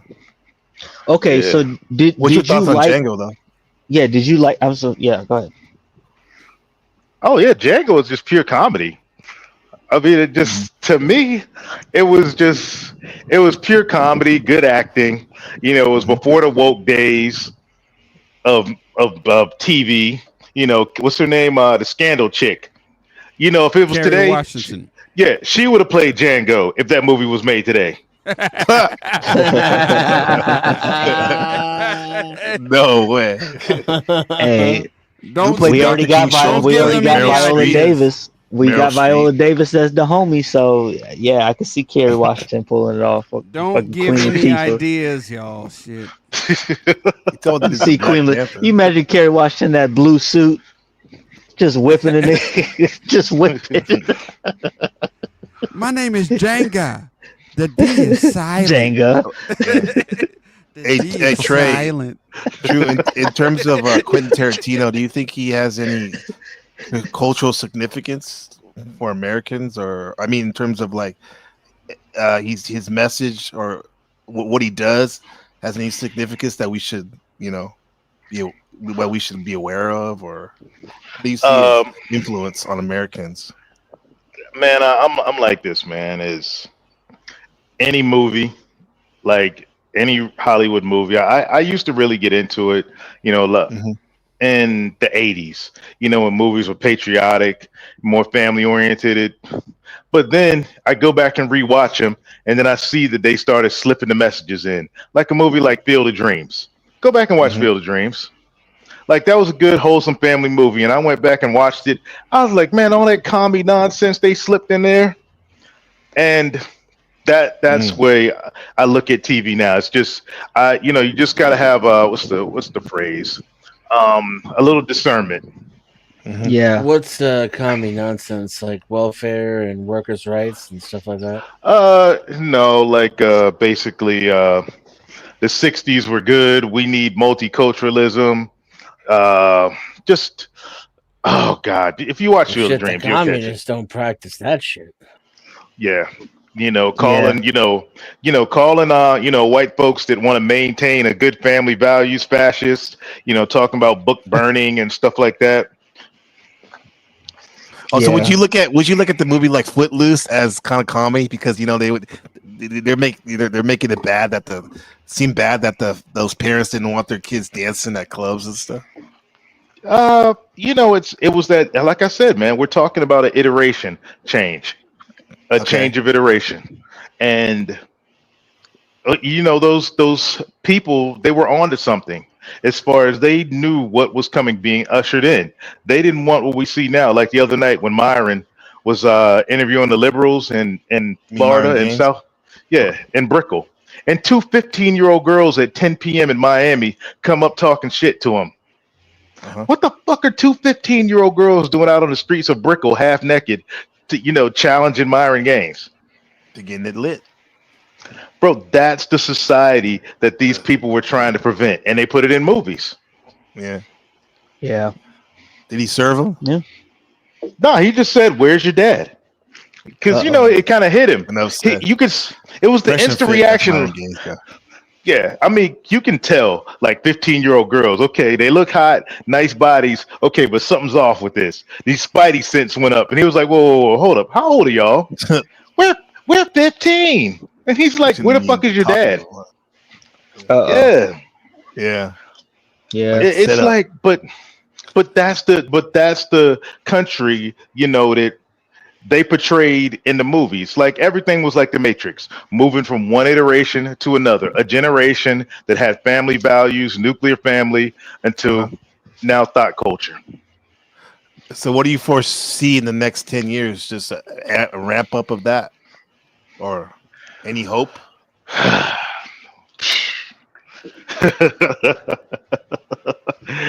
think we'll get a reset, man. I think we'll get that reset. I think that's like Klaus Schwab and the boys. I think the architect is gonna say, "Hey, this is enough of this Matrix. We need a new one." 2046, bro. 2046, fellas. May 2046. Just look up that date, May 2046. And throw in the Phoenix while you're at it in your Boolean search. I mean, if you're a Debbie Downer type, you might start drinking, you start reading that shit. But I just say this, man, keep your family tight, move away from lefty areas, buy a lot of guns, and just, teach your lineage, those strong values. We'll all be like grandfathers then, great grandfathers. So just gonna have to pass those values along. So when, upon the app, there's gonna be folks that of course survived a reset, like the little mini COVID vaccine reset. That was just a little mini reset they did. And there's of course gonna be people that survive it. And what depends on how your lineage survives it is what kind of knowledge you give to them. Are they gonna be sheep for the government? They're gonna be cannon fodder? I'm raising a John Connor. There you go, man. Yeah, I put May 2046 May Phoenix, and same thing was coming up. I don't see anything. Phoenix event. Phoenix event. Okay. Yeah. You look back at 1906, 1904, 1906 here, all those earthquakes and cows kicking over kerosene cans, burning down entire cities. Oh shit, this is not good. Yeah, like I said, man. Like I said, don't look too much into it, man. If it's gonna rack your brain. No, I'll be okay. I mean, I've seen stuff like this with Nibiru and all this stuff. Welcome to Costco. I love you. You think this is Idiocracy? You know what I'm saying? Me? No, Dennison. He says something about Idiocracy. I don't know. Is Oh, that the what you movie? mean, Dennison? What do you directly mean? Was that passive aggressive? Idiocracy is a documentary, not a comedy. Yeah. Hey, you know where it was filmed at? Where's that? Austin, Texas. Austin, Texas. Of all Infowars places. Studios. Yeah, I'm tired of your Idiocracy. bullshit, sir. Yeah. But I mean, I don't know, man. Free Zone, what do you think about the iteration shift, man, and what's going on right now? Zone Aside Lou? from us, aside from us getting another reset in a decade or so. No, I mean, like right now, as far as like, you know, as far as like, where do you see Neo at in Neo's journey? Like, you know, which of the Matrix movies are we at right now in We're Neo's past journey? all the movies. That's a good question. I think that we're in the newest one, and I think it's interesting that Neil Patrick Harris plays the character that he plays, especially if you know his actual life, like him being A gay man, yeah, Doogie Howser. and the directors. So it's all They're trans, applicable right? for the time. Yeah. And I just think that this iteration is like a deformed version of what was before, just like that Matrix was, where In everything a kind weird of way, looks like familiar. Everything looks familiar, but something seems off. Jean Baudrillard was correct. Uh-oh. What did he say? He hypothesized that human society would inevitably lead to a system in which symbols of meaning became more meaningful than actual reality I see. itself. Yeah. That's simulacra, or whatever. Yes, Kind of sir. like that. Yeah. That's right. Yeah. Yep. In the Symbols words are of more George, hold more weight than the actual what they're trying to Narratives represent. are more important than the truth, and now Yep. you put a flag in your bio and it tells your story. You don't even have the narrative anymore. And wait and then until AI tells you what your story is. yeah. Yeah. It's And in just the AIs world, talking in to the each other. words of George Carlin, I'll leave the symbols for the symbol-minded. The symbol minded. Yeah. Take it Most easy, definitely. All Clue. right, Clue. Take care, Peace, Clue. I think to your question about Great Tarantino though, I don't broadcast, Clue. It's I don't late I don't Quentin, by the way. late Quentin, yeah. I Late don't think that his Quentin, not La messages Quentin. I don't think that his messages are as impactful as just the way he made movies. I think that's where his impact is. You talking about Tarantino? You mean you said that his actual movies, the production of his movies, the way he made them, but His are style Yeah. more is his valuable message. than the Then message. whatever message whatever message he was just trying to make a good movie. Right. Trying Yeah, to because I can't think about Pulp Fiction, like, oh man, I learned this life lesson from it. No, it's like the beauty of the style of it. You're right. That's what's imprinted in me. You know, the way he told the story, not necessarily because so much goes on in his movies. Well, it's like what was the one he played in? The ultra realistic approach. Like he was in Desperado or Once Upon a Time in America. We're talking about the Robert Rodriguez one, the one where they're in Mexico with the vampires. Yeah. Right? No. When he played was that vampires or was it it was Desperado when he was in there with when Cheech from Cheech and Chong was working the bar and what's his name? The tall Antonio Banderas and Selma Hayek. Oh yeah, that's Desperado. Yeah. Okay, and like his role, like I guess the Rodriguez cat about the same. They told ultra realistic storytelling, kind of like really based, like reality driven, stories. No filter, none of this make you feel good stuff. Like that art is gone. Yeah. different iteration, like you said, like yesterday on this broadcast, we were talking about some of the great works in art, and we're talking about the surrealists and the impressionists, and like people like Michelangelo and Caravaggio, who actually their paintings look like real people. And then you get Damn, you're a Picasso. Caravaggio fan? Oh Holy yeah, he's shit. one of my favorite. Yeah. Are you a brother And then too? you get Hold on. You a brother? yeah, yes, yeah. God Black, damn, yeah. 50 fucking years. You're the first brother I ran into that knows Caravaggio. My favorite fucking painter. God Yeah, damn. it's only because I took an oil painting class in college by this master painter, and they Was that know to him get laid? Buchanan, and that was his. No, it's getting college credit, and it was for and he was a master painter, and he used to paint murals for churches and stuff. And I'm like, I asked him, who's your favorite? He's like, Caravaggio. And once he said that, I'm looked into all Caravaggio's works, and I was like, holy crap, man. Why didn't I know this before? Yeah. Man, his use of lighting and shadows was freaking insane, bro. A simple portrait of fruit. Like you could sit there and stare at it and like diagnose it for hours. Right. But look at that. Then I'll use the metaphor of using that realism of Caravaggio in them as like Quentin Tarantino and Robert Rodriguez hyper realism compared to like some of the other directors like Steven Spielberg and stuff who are maybe like more of like impressionists or We are something like that. going to die.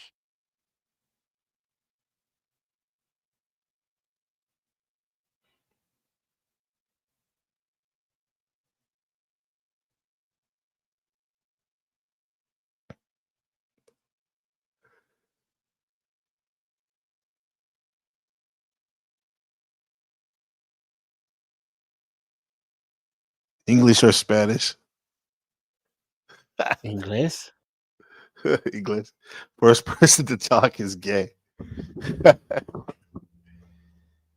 So you decided to be a bum.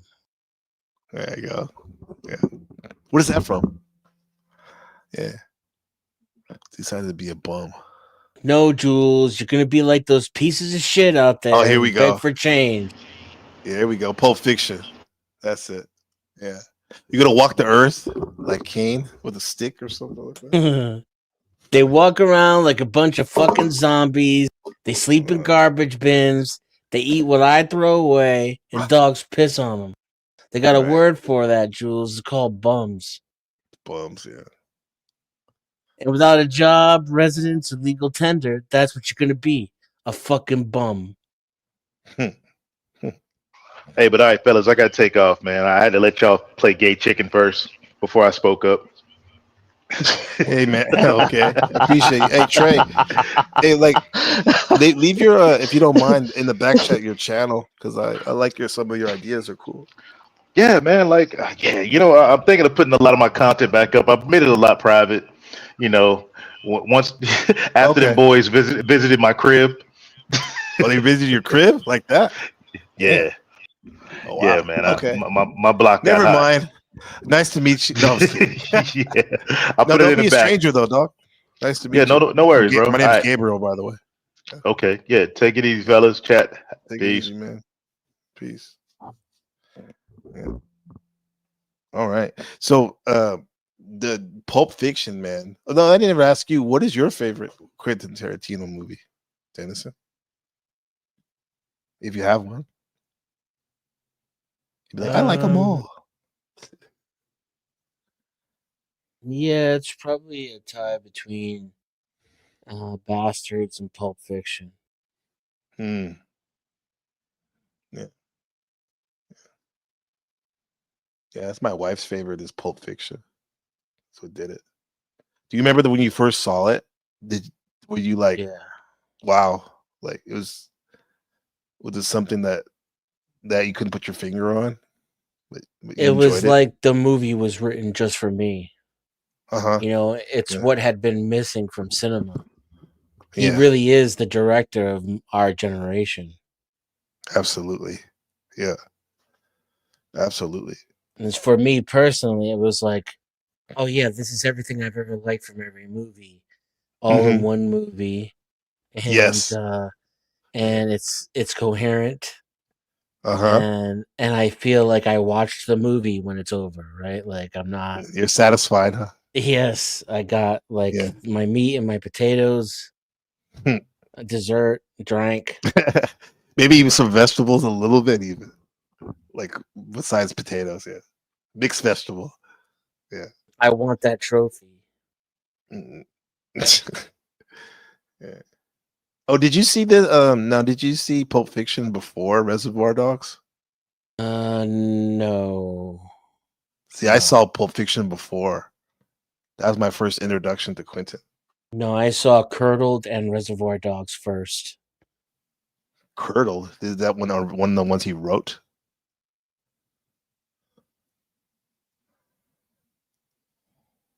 I never heard of Curdled, I don't think. Maybe that's not. He did True Oh, Romance. he I was an heard he wrote that. executive producer on that one. Yeah. He wrote True Romance. I think that came out. I don't Yeah, I know. saw that one before Pulp Yeah. Fiction too. Yeah. You know what's funny though? Like when I was in what was it, freshman year of high school, which was probably like 92, 93, I would get a ride like with my friend who would love movies, and he loved movies so much that he recorded the audio to Goodfellas and also Pulp Fiction, Reservoir Dogs, and he would play it in the car on our way to school every day. And I didn't know what the hell that was. Like all I What know was he it was playing? crazy. But he played the dialogue to Reservoir Dogs and Goodfellas. Like he like the actual audio from the movie. He recorded it and put it on a cassette tape. And as we were going to school, his mom didn't give a fuck, I guess. She was cool. Like he would just play that shit. And I'd be in the car in the back, be like, this is crazy. What the hell is this, Mr. Pink? And then did all this shit. And I was like, and I never He got shot in the gut. Yeah. Well, hey, why do I have to be Mr. Pink? Dennison? Remember the line? Because you're a fag. That's why, yeah. But no, but like I didn't never occurred to me to be like, hey Jeremy, what is this, man? I want more. What is this? I just yeah. It wasn't until years later I'm like, oh, that's what Jeremy was playing in the Ford Explorer. He was playing that. Okay. Yeah. I mean, I think Reservoir Dogs is fun and all, but but I think Pulp Fiction is the quintessential Tarantino movie for sure. It's pretty good. Yeah, not my favorite. I think Hateful Eight at this point is my favorite. I just love that dialogue, man. I need more dialogue. See that opening scene to Inglorious Bastards. That Oh, does it's it very for me. tense. A lot of it's very tense. It's Very all tense. the Tarantino all at once. Yeah. It's got the dialogue. It has the comedic relief. It has the absurdity. It has the framing. It has the Yeah. tension. It has the violence. Dennison, It's what? When he pulls out the pipe, I had to interrupt you for this is important. Sorry, but like when he pulls out, he'll buy my smoke. That pipe is huge. Yeah. Like a big old It's his bubbler. first looks dick like. move, right? Like, just to let you know, in case you were wondering, I'm the big pipe motherfucker in this room right now. You understand? Exactly. Yeah. And the metaphor about the mice and the rat and the Jewish people that was quite interesting. Yeah, that movie was great. Quentin gives you these like satisfaction of bad people getting killed. Like the scene in the movie theater, where those people Yeah. get burned, right? And then it's kind of similar to the Django one where the massacre, where he's just killing all those people like that. It's almost like the Nazis are the good guys. In that one? Yeah, You think because so? they're just chilling, doing nothing. It Yeah, they doesn't weren't show doing anything. Nazis being Nazis. It shows Americans acting like Actually, you're right. You're like right. Apaches, scalping. Bro, the Jew bear? Yep, and then they murdered that officer even though he surrendered. Mm-hmm. And He then, called out he gave up his boys, right? she burned down the whole theater full of people. I mean, there had to be some innocent people in that theater. Right. Spoiler alert. Well, she even killed her boyfriend and herself, right? Yeah, Most likely. yeah. Yeah. What else in that movie was interesting? The German will fear us. Oh, I like the whole King Kong thing, and then that man had a really good performance. That Gestapo captain. Remember when they put the number 3 up in the air, and he instantly. Oh, right. That was the tell, right? There's And he more did it. framing in that scene than you could possibly imagine, too, right? The way they square off with one another. Right. And Under when you the first table. come into the room, he's all by himself in the corner. Yes. Yeah. So he's the quiet observer in that Yes. scene. Yeah, I respect that guy. And then the way that I love the look on his face when he realizes this guy's not who he says he is. He does like a little gulp. It's very very subtle, but you can tell the whole shit shifted with him. I was like, oh, okay. But obviously he must have known something was in the air, or as a Gestapo captain, it wouldn't make sense to be hanging out in places like that, right? Observing things. Like kind of hidden and stuff. Yeah. This you might like this. I heard this yesterday that word on the street is Quentin's next project might be his take on Star Trek. Did you hear that? I thought he already did 10 movies and now he's retired. That's what I thought, but then this is some new news I heard yesterday. Now it could be like just just rumors on rumors, but I'm trying to picture Quentin what a Quentin Star Trek would look like. Star Trek needs to be updated for the actual modern era.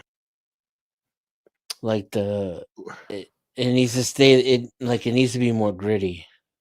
So what do you think a Quentin Star Trek might look like if that were to happen? With some elements you might see. You think, first of all, you think it would work? I don't know. It depends if he likes Star Trek or not. He loves Star Trek, supposedly. He loves Then I think it will work. Yeah. But it might not necessarily be what I want to see. I want to see Star Trek updated for realism.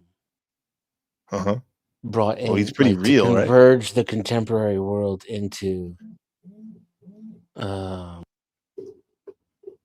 the Star Trek universe. Like it's too clean and there's too many mini skirts.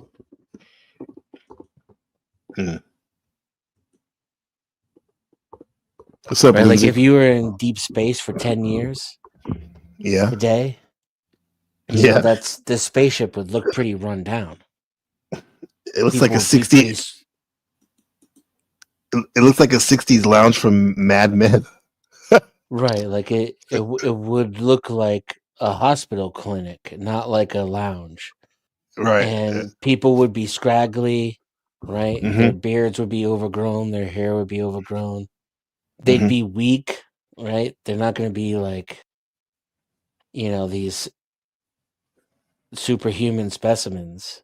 Yeah.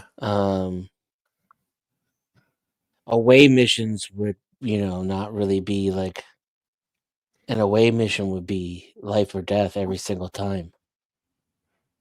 It wouldn't just be like, oh, we're going to beam down. Yeah, transporters would the use of a transporter would probably need to be sanctioned because you're literally like killing a person and recreating them. Wow.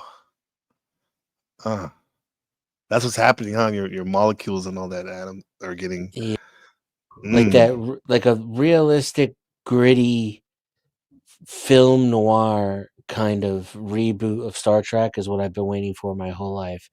Just Star Trek the way that it is, but without the mini skirts and Windex. I mean, it's just way too aesthetic. Right. Clean. Were you kind of disappointed from the last redub of it? Like with the I don't even watch that shit. Yeah. That guy became famous off that shit. I don't watch the Matrix reboots, and I don't watch the Star Trek reboots. Yeah. Yeah. J.J. Abrams was sent here J.J. by Abrams. Satan to ruin my childhood. Oh yeah, Star Wars too. So He did I it stay to away too, from right? yeah, every fucking thing I loved as a child. He put his dick in. Is there at Star least one Wars, thing that's Star not left Trek. yet? G.I. Joe. Yeah, imagine. Yeah, that was my favorite. Yeah, but yeah, dude, the last J.J. Abrams, those movies, all it was like the sitcom '60s show on steroids. Which you're right, it was like just on high def. You know, it looked the same, bro. That's the opposite of what Star Trek needs. Now, when you read the books, is it more? I don't read. Does it talk about that? Okay. Yeah. You don't read. No. Yeah. I'm not a reader. Mm-hmm. Reading bores me unless I'm reading Wikipedia entries about historical About Star events. Yeah, or Star Wars. Yeah, that's a good. I mean, that's a good take about the realness of it. I'm the same way about these period pieces. I mean, a big thing out here is like the period pieces about Imperial China and stuff, and they have these beautiful like costumes and gowns and carpeted temples and palaces. But it's like they never talk about like how these people probably never took a bath, even the royalty, and like Yeah. Or that they taking had a a shit, dude who was taking a paid shit. just to help them take a shit. Right, that too. Yeah. Like the master of the toilet or the bowl keeper or some shit The like bowl that. keeper. Yeah. And his whole job was to facilitate the king's shit. Mm-hmm. And That's what I'm talking a about. good. I want that kind of position. level of realism and grit brought to Star Trek, and then it would be the dopest shit ever. Mm-hmm. Yeah. I wonder if they do it, man. Like the Hunt for Red October meets fucking Star Trek. That was a great movie. Yeah. And then there's a movie where they're in the ocean, and like all the countries have destroyed each other, and they're supposed to guard this one thing in the ocean. Oh yeah, that's from You a know what I'm book. talking about? Yeah, that's from an old book we read that in fourth grade. But yeah, they're that crew's the only crew left. Yeah, Yeah, that was gritty as yeah, hell. That kind yeah. of stuff I would like to see incorporated into Star Trek. Mhm. It's too shiny, you know? Maybe that's why I never was like. I always respected it definitely as one of the greatest sitcoms, but it never really moved It me. wasn't a sitcom. Wasn't it? It wasn't it a sitcom? No. Yeah. What was it? What would you call it then? I mean, it's a science fiction TV series. It was a TV series. That's what you mean? It wasn't a situational comedy. Okay, I maybe I just use that word loosely when I say sitcom, but yeah, it was anyway. It's not a sitcom. It never really moved me per se. Maybe because it did seem kind of fluffy, and Well, you might be yeah, too young. not older than you, man. Yeah, Yeah, how old are you? 47. How old are And when you? did you first see Star Trek? Probably reruns like when I was like 7 or something like that. And you thought it looked too new? No, I didn't. It looked kind of like I don't know, not too exciting. Not too exciting. Not too yeah. exciting. How old are you, dude? It's kind of cerebral. I'm around the same age. Okay. No. There's certain episodes where I was like, okay, that's cool.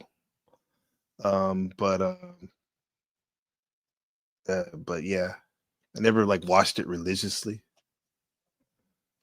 Yeah. I did. In TNG, I watched even more religiously because it was live. Like Not the Next Generation. I waited for it. Yeah. Oh. I waited for the episodes to come out. I used to try to trick the adults to have it on that channel if I was in the room. You know, that was How you trick my them? shit. You just, when they get into conversations and shit, you change the You channel change real it. quick while no one's looking. Try to be slick, And huh? then they're not watching it anyway, right? So Yeah. if it happens to be on, it happens to be on. Yeah. But the thing with adults is they're just as shitty as children. They see you all like pulled up close to the TV, excited and like you're about to enjoy yourself. Yeah. Then parents get petty about that shit. Oh, put it back to the other channel. We were watching that. No, you weren't. You were Yeah. talking. You didn't even know I changed the shit. Yeah.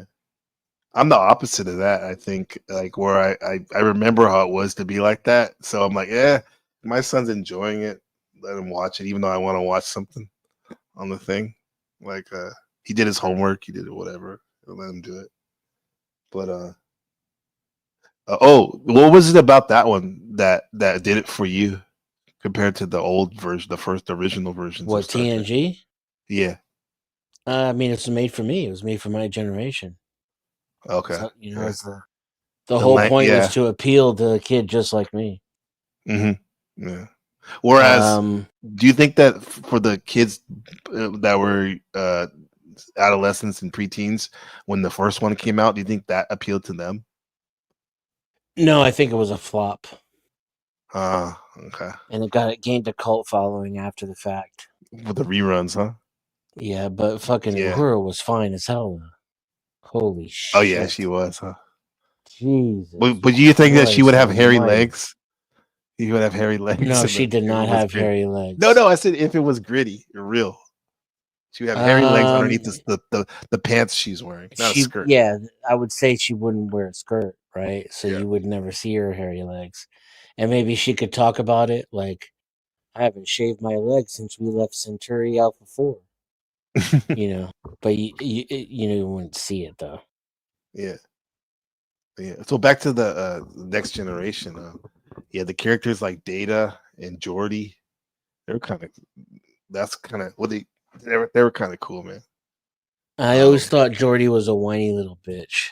I like Data though. Like Data. So he's supposed to be like the kind of a Spock archetype, right? We could say. Yeah, it's the juxtaposition between the human experience and the character's development. It's what makes the show more human. Yeah. Data's the most human character in the whole series because not. He longs to be him. Right. He longs to. It reminds me of Aquarius archetype where they call themselves the water bearer, and when you think water, you think emotion, but they're definitely not. They hold water, they hold emotion, but they're kind of detached. And Data, I see him like that. And it was cool. He wanted to learn everything he could about human emotion and humans in general. So you're right. It would make him more human than other guys take it for granted, huh? Actual humans. He was a great example of how you don't need divinity in order to be a human being, too. Data understood what friendship was. Data had intimate relationships. Data was loyal. Data had a sense of purpose and justice. Yeah. He's consistent. You can always count on him, too. Yeah. Was there ever I liked Picard more than Kirk too? Than Kirk? Why? Because he was more not as a showman. Yep, he was more thoughtful and less braggadocious, and he was calculated and reserved. Yeah, T. Earl Grey. Hot. T. Hot. Yeah. That Kirk was definitely back to the astrology. Like Kirk was definitely the Leo archetype. Like, haha, see me, the original. Yeah, see me. I'm here. I'm the captain. Yes, I'm the rock star. Was the opposite of Leo is Aquarius, which was Spock, more based in logic and like just more stable in a way. And Picard was nowhere near as perfect as people thought he was, or that it appeared. He always fucked up and then realized it and did the right thing. Also, you take the L. He didn't just come out being correct all the time. He struggled, and his initial reactions were one of like arrogance and ego. Right. But then, he would come around, like in First Contact, where he almost got everybody killed by the Borg. Spoiler alert. Mm-hmm. What's up, Max Visions? Good to see you. You're a Trekkie too. Yeah. First Contact, is that with Picard or was that Kurt? That's Picard. Okay. He freaks out and tells Lilith, who is a human from the past, that Epic name. why he tries to explain to her why Lily, I guess, why he hates the Borg so much and why he refuses to surrender and scuttle the ship. Mm-hmm. That's where he does that, because that speech where he goes, "This far no further. I must be drawn here." And then he smashes all of his model ships. And Lily, who is from the past, she doesn't know anything about the Borg or Starfleet or any of that shit. She walks out on him and says, "Good luck, Captain Ahab." And that's when he realizes he's fucking up. Mm. And it's funny too, because he goes into this introspective monologue where he quotes Melville about, if his heart had been a cannon, he would have shot it upon the great whale. And he realizes his revenge has taken over his decision-making process. And Lily's like, "What are you talking about?" And he's like, "Moby Dick." And she goes, "Actually, I never read it." But she knew the archetype, of the captain who destroyed himself by chasing after the monster that hurt him and took his leg, blinded by revenge. Yeah. That is an archetype that anybody a lot of people could see, even if they didn't read it. Even Picard, he came that close to being one of the worst captains in the history of Starfleet. And he did that a lot throughout the series. He would react like, "No, I'm the captain. I don't know who the fuck you think you are, but I make the decisions around here." Yeah. Right? But because he trusted his staff, which was ultimately his family, he would come around and make the wiser decision. Yeah. Who would you say was the number one has the most assists with him, helping him see things clear? That's an excellent question. I was thinking about that the whole time we were talking. Yeah. Data probably is maybe the one who hit him the hardest. It's tough to say. Beverly really had his ear. And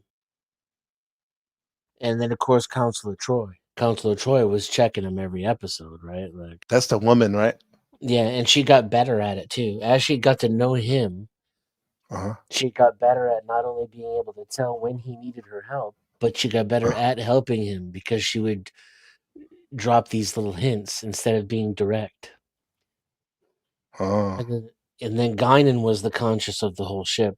They brought Whoopi on to correct everybody. Right. Yeah. My favorite is Data. My favorite is the way, he would get into conversations with Data, and Data would unassumingly fucking own him every fucking time. Always. Just hard fucking, no ego too, huh? Exactly. Hard ponage, right? Yeah. He would make Picard come to the most grotesque conclusions and then look at him like, "Oh, really? I see. Now I That get look it." where he cocks his head. Yeah, Like, oh. exactly. Yeah, I know what I you're talking. see. I'm not It's even a precisely Trekkie because I when see am that. an android. I see. Yeah. Do you think that that Data is what Spock's ideal was, in a sense? No, For and the then crew. Spock's ideal changed. Yeah. After he lost either his mother or his whole planet. Oh, it's whole planet. Ricardo Montalban blew it up or something. Yeah, he the Klingons. He started saying that logic wasn't the answer to everything, and that the world needed balance. He finally embraced himself, right? Because he was always kind He's of in half, right? denial. Right, he was always in denial of his human nature, Mhm. and he aspired. He thought that his completion as a person would be to completely purge his human side, his emotions. He strived for this whole life. Okay, that's different than Data. Then. And then at the end, he changed his mind, you know? Yeah. Did Data ever say that was there ever would Data need a correction? An episode? Because I've seen that motif in series where you always see this character one way, but there's either like one or two episodes where their shit gets completely flipped. Yeah, they did that, but they can't correct Data. Those episodes were when his programming took over his personality, and then there was no stopping him. And those are some of my favorite episodes because Data's badass. Like, how would he act? Huh? How would he act? He would act like emotionless, no words, and no evil either. Like Lore would be evil, but Data had no animosity or malice in his programming. Mm-hmm. So he would just switch off his human side and go full android. Oh, And he's there straight was ruthless. there's no stopping him, right? Because he's faster, stronger, smarter, everything. And that's how the episodes would go too. There was no like, oh, Data, wait, stop what you're doing, and convincing him to be human. He just got what he wanted, and the humans lost every single time. So you just had to have hope that he didn't want you dead. Right. Yeah, the Then character. that's some serious lag right there. Made me think of Sargon. What's up, Max? How's it going, man? Hi guys, how you doing? Good to see you. When you were talking about the logic side of Mr. Spock and the human and the logic and the Vulcan side, I thought of Sargon. He was entirely human, but half brother to Spock, and he went absolutely Cybok. crazy. Cybok, yeah. He got Cybok. Yeah, he got taken in by that entity. Fell for the entity. Okay, you I think you have the are you listening to the broadcast? Oh, yeah, I can hear let me the turn it off. yeah, a little bit. Is that the one where he goes, I can feel your pain, my pain? Yeah, it runs deep. Share it with Damn me. it. Yeah. Tupac uses You're a that. doctor. You know that pain can be taken away with the wave of a magic wand. Damn it, Bones. So Cybok made that God character or what? No, Yeah. it drew him in. Oh, okay. It was calling to him. And I then see. it needed a starship to get out of where it was. And Cybok sacrificed himself to save everyone, I believe, was the story. Yeah. That's a very humanist thing to do. Yeah. What does Spock think about that? About what exactly? About what his brother did.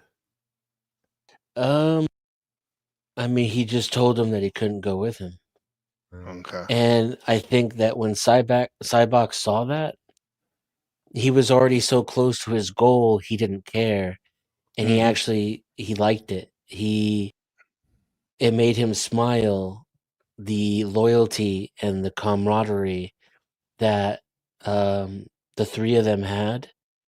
He appreciated and respected it, I think. Because he actually smiled about it as he walked away. Yeah. The Spock told him, I'm not that little scared boy that you left so long ago. Since then, I found myself in my place. I know who I am. A badass. And I don't belong with you. I belong here. And then when he wouldn't go, then Bones just said, well, I guess that counts me out too. It's not like I'm going to break up the trio in the 5th fucking movie. Bones. His character. And then Cybok just smiled. and nodded as he looked Kirk in the eyes, because that's one of my favorite parts of any Star Trek movie in the history of the series and all the movies is when Spock tells Cybok no. The look on Kirk's face, right? It just like he's so fucking proud of himself at that moment. Like, ha! He's my Spock, bitch. Do you know what, dude? That look, what you just said, it reminds me, just to bring it back to the Django. Do you remember when it's the montage with Dream Kochi? Like, I got a name. That song, I got a name, and where Django's dressed in the bounty hunter clothes for the first time, and they're coming out of the parlor, and they're walking down the thoroughfare, and then what's his name? King Schultz looks at Django and then kind of gets taken back for a second and smiles, and then he starts walking a little bit more prouder, like, hey, look what I helped do. Like that gives me that that made me feel good too, like that. But Kirk and Spock, man, that dynamic, it's epic, man. I think their relationship. The best acting he did in his career was when Spock died. Oh, that was sad. Yeah. There was so the much he died of opportunity. radiation, right? Yeah, there was so much opportunity for him to overact, and that's what he does, you know. Yeah, that's his thing. But he didn't. Yeah. It was understated, and it fucking was. Yeah, he really did kick it to in the a chest. cinematic way. Yeah. Yeah. Did you grow up watching the original? I'm sorry. Go ahead, Dennison. And then the funeral as well. Yeah, when they shot him out in the capsule. That was beautiful. Yeah. I remember as a kid watching those at the theater. I always wondered why Kirstie Alley was crying, you know. I still wonder about that. Well, Yeah, because she was entirely Vulcan. Right. Mm-hmm. It must have hit her hard then. What did you think about did you watch it? I mean, you probably watched reruns, or were you old enough to watch when it was going on live? The original, Max? I got the reruns, but yeah, it was pretty close to when they were live. Mm-hmm. No. What did you think about Star Trek in general? You a Trekkie? Oh, I loved it. I was like, 8 years old when I started watching it, or even younger. Mm-hmm. You know, I think I was preschool when I was watching it. Mm-hmm. Damn. Yeah, I was like 5 or 6. Yeah. Yeah. What do you think? What was the purpose of it? Like, because you can do the spiel about multiculturalism and the United Nations type stuff, but what do you think the inner journey? The inner journey? The final frontier is the exploration of within. It's the never-ending journey. And what held the show together and made it popular was the friendship between Spock, Kirk, and Bones. Yeah. That's what made it Star Trek. Mm-hmm. It was set in space, right? But space was a euphemism for searching within yourself. Because unknown, yourself is unknown at times. Most of the time for a lot of people. I was so young, I just liked the aliens. You like when he fought the lizard guy, you were saying? Yeah. And the lady that sucked the salt out of you, out of your body. Oh, that was a scary one. Scary lady. She was hot too before she turned. She sucked the salt out of them. Yeah. Yeah. The succubus. Yeah, she was a monster, but she was pretending. It was pretending to be a friend of Dr. McCoy's, and it was running around the ship sucking the salt out of people. But he couldn't give up the idea that it was this friend of his. You know. Oh, it's a salt seducer, sucking seducer. Yeah, salt siren. Yeah, and she was a shapeshifter too. Yeah. So she was she was a shapeshifter. So she was pretending to be his friend and tricked him. Hey, Jan, is that for me? This girl? Don't you wish it was? No, that's Nurse. No, it was just a one part character. They mean to die, right? That's a big joke. Yeah, they when you go down to the if you go down to the planet. Yeah, you got to be wearing the right color How'd you like shirt. to have You're her going as to your die. own personal yeoman? Man, can't wait for you guys to justify this one like you did with. I want to see the salt sucking. Okay. Hey, Janice. Let's see the salt sucking. There she is. That was her right there. That's her. Well, that's his ex. Yeah, it's Bones' ex. It's the creature pretending to be his ex. science Yeah. officer wasn't aware how poisonous this plant was, and thus it killed him. McCoy instantly is able to see that the man didn't young. die of poisoning, but they can't determine what is wrong with the crewman. According to McCoy, he's healthy. While the plant he was supposed to have ingested, in theory, is poisonous, there are no signs that the man had actually eaten it and thus couldn't have died that way. Like the wild buffalo. Because the wild buffalo is something everyone in the 23rd century would know about. Kirk orders the Enterprise to go to varying stages of alert, this is all ultimately still fully pictures. shutting down the ship so that the monster cannot escape or kill again. What would you say, Dennis? This is all still pictures. Yeah, but Over with traps placed. And that way you won't get copyrighted. Yeah, that's why they do it. Yeah. McCoy initially tries to protect the show it beast, right now. but after listening to Kirk scream in agony and plainly There see she that is, it there isn't she- Nancy, he still somehow turns has into that? issues killing the It's not monster. Nancy. Yeah. And add to that, Spock had just beaten the living hell out You of see the Nancy, little sucky which no things on her human would have fingers? survived. That's where But the in the salt end, is the Doctor Oh, does. she's ugly. Oh, Yeah. She's hideous, man. Yeah. Look at that net for clothes. Like an old fishing net. Kill the monster. I That's do want to hair. take a moment to discuss That's her the hair? creature and its position. From what we are told and can see, the monster required salt to survive. This is why it killed. But in the end, when it was McCoy, it would try to make the argument that it's sentient and simply wants to eat. Given how the creature kills, it is either over-engorging itself or has an exceptional amount of need for salt that it has to consume. I have a very hard time sympathizing with the creature. It kills the wife of the professor and then pretends to be that which the professor lost. When salt runs low, instead of waiting for what would have been maybe a day at best, it starts killing almost instantly, and then doesn't stop. It claims to be equal to humans or other sentients, and yet never reaches out to simply ask them and tell its situation. Give me some At the salt. beginning, the Salt? monster could Give me have some asked salt. for the salt, saying that it would die if it didn't get it, but it chose not to. It only tries to gain sympathy when cornered. Yeah, and even imagine they after could have that, cured doesn't her appeal just to by giving her Spock, but just tries MSG. to feed off of Yeah. him. I don't know. What are your guys' thoughts? High powered shit. Now, do you guys remember the episode where they went down to that planet and it was like an old amusement park, the whole planet, and it ended up being like some beings made this place as a place where you go down there and you think of something and your greatest desire gets manifested right there. But in fact, they were like trying to keep them down there and maybe like use them for energy or something like that. Yeah. I remember, Yeah. remember one like that. Yeah. Yeah. Because I bring that up is because when I hear people talk about that whole like demiurge Gnostic theories, prison planet, like I thought of that episode. Well, I do like me some earthly pleasures, I tell you. So Yeah. Especially the Whammons. The Whammons, yeah. Max, I wanted to ask you, like, so I was perusing your channel, and you like perusing, you like that, yeah. Max Visions in terms of remote viewing is something that that you enjoy. Yeah. Practicing.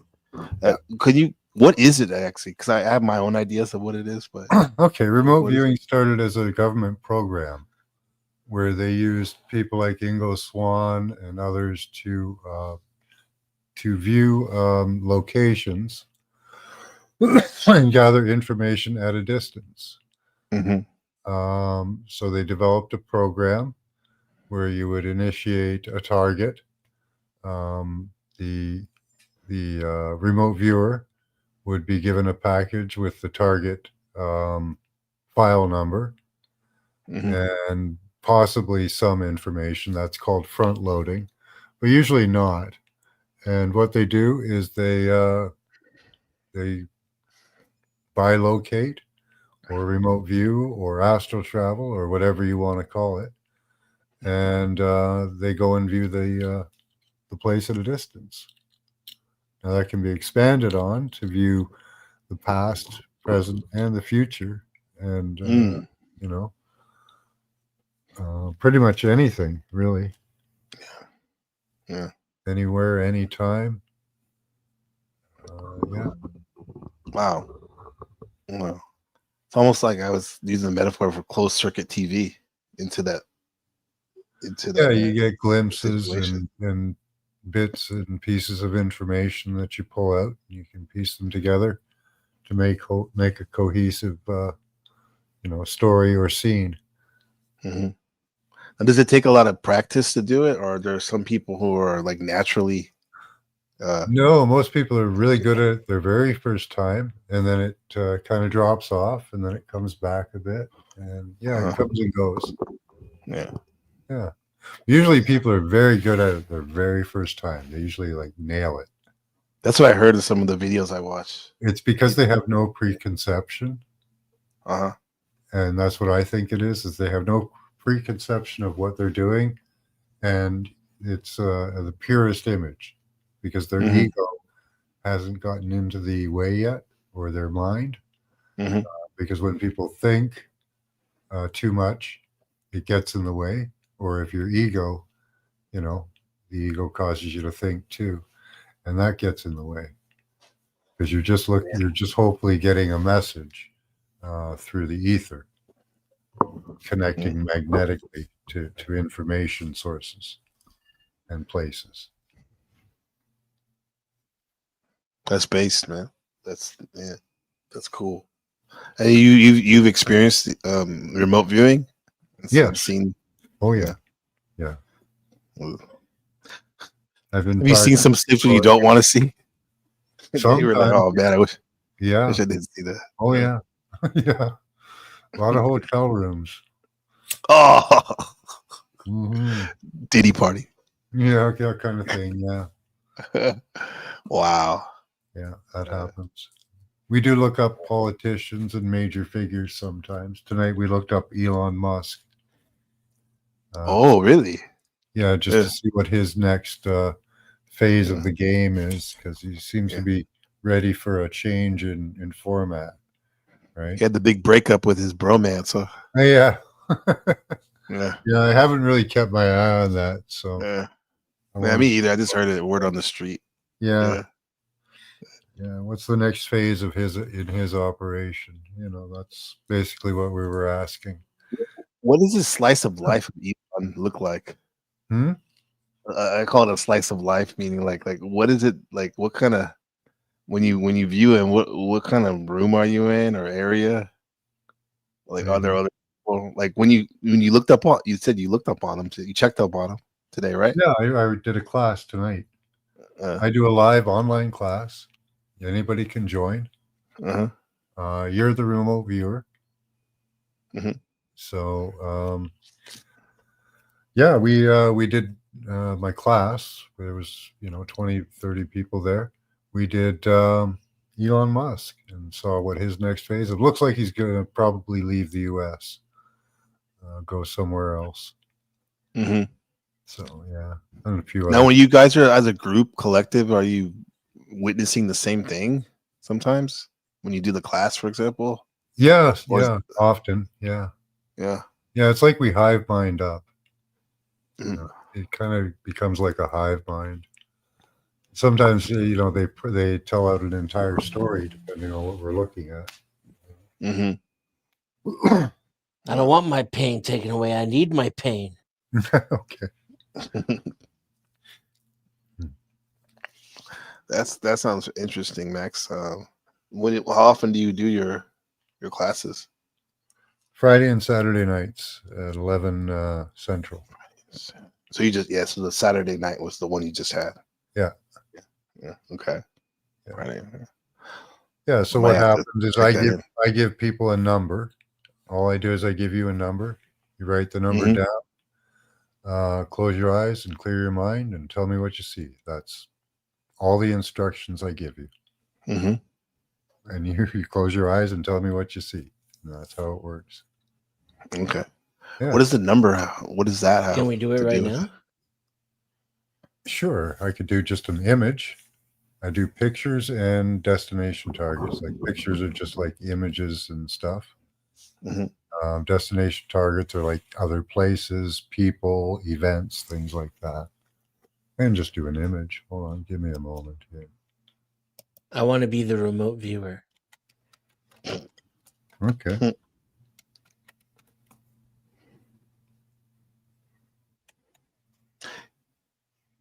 You want to look into Snafu Snap's house right now.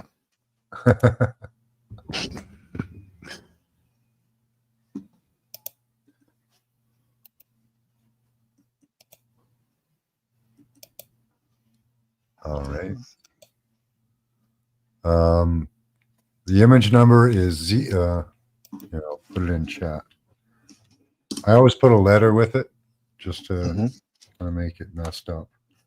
Z 2234.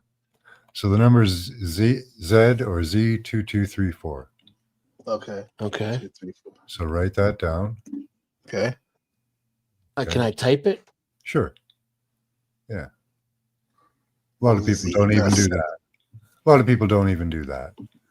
Well, I wrote it down with a gives pen. you a target. It just gives you something to focus on, right? Because I can't give you anything to do with the image that I've selected. It has to come entirely from your third eye or your mind. Okay, so close So I your can eyes. take my glasses off.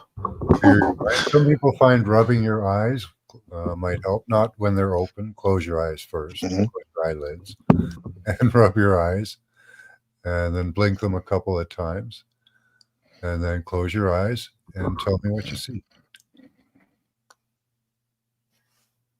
Blackness. Okay. Are there any shapes, colors, lights?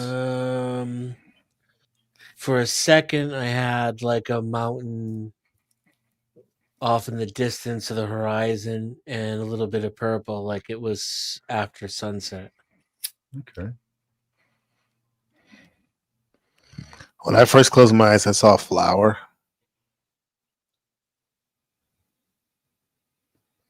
Anybody in chat can try. You can just type what you see in chat. I'll give you guys a minute.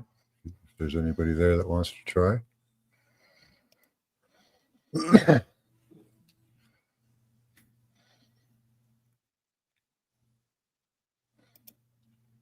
Now I see like a grid.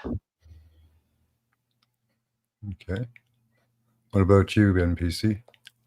Like a wavy spider-like legs coming from a circle.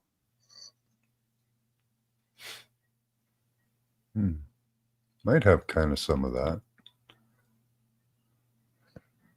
It's a busy picture, so. Okay, it looks like nobody's got anything in chat there yet. Dashed lines in a grid. Tea kettle on a stove. Okay. There are different segments to part of it. Could look Well, like. now I see a refrigerator, but I think he did that.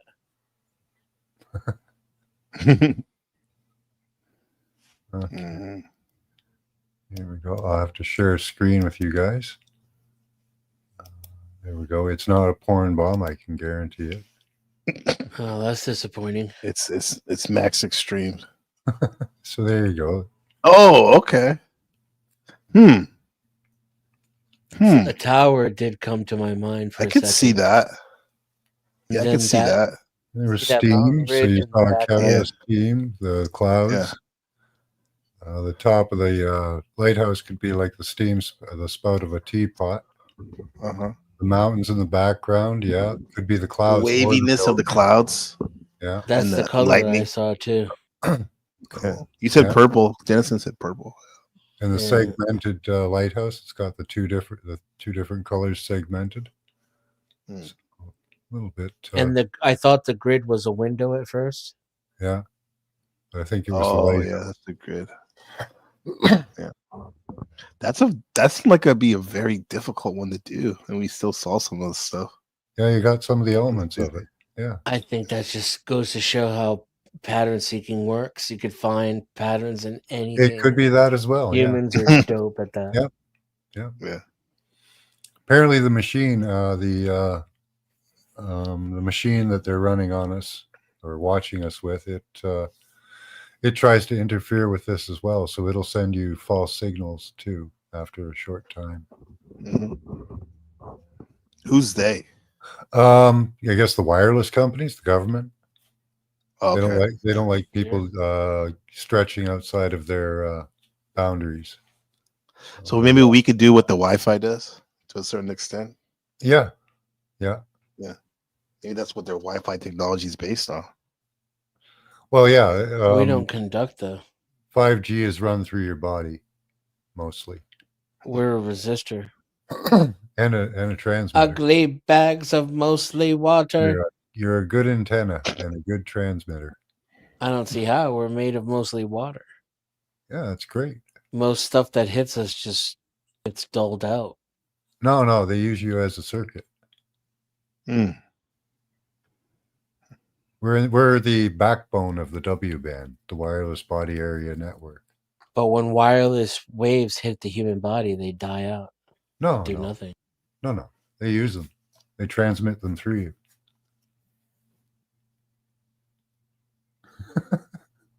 It's disturbing, but it's true. Why do you think people would want to do that? It's efficient and it's secure. It's for cybersecurity because what they do is instead of transmitting over a long distance, they go through people and devices in short hops. That way, in order to intercept any signals, you'd have to be between like me and the next guy next to you. So it's pretty hard to predict where a signal is going to be. So that I've noticed when someone's coming in the room before, the service doesn't work as good. Yeah, we're big antennas. We're big antennas. We're the opposite of antennas, though. We're resistors. Hold on. Here, let me show you. Max has the con now. The share It's screen. almost. You have the we're con. almost all water.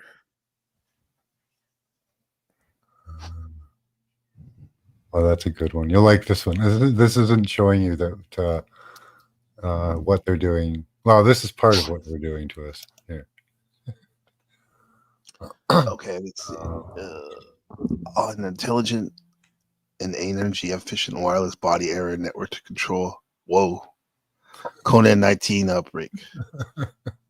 My wife has that. Yeah, it's electric. Corona.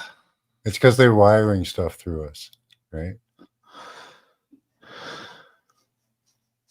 Hold on. Let me show you the W. Oh, here. Let's go with this one. Pretty fucked up. Here.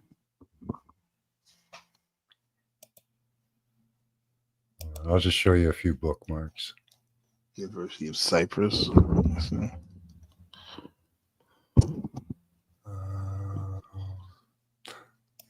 pretty good one. This one shows has the nodes and sync parts on the human body. So here's the human body as part of the network. And we have natural nodes and sensors on our body, and they just use those. They've been using them since '95, and they've been wiring wireless information through our bodies.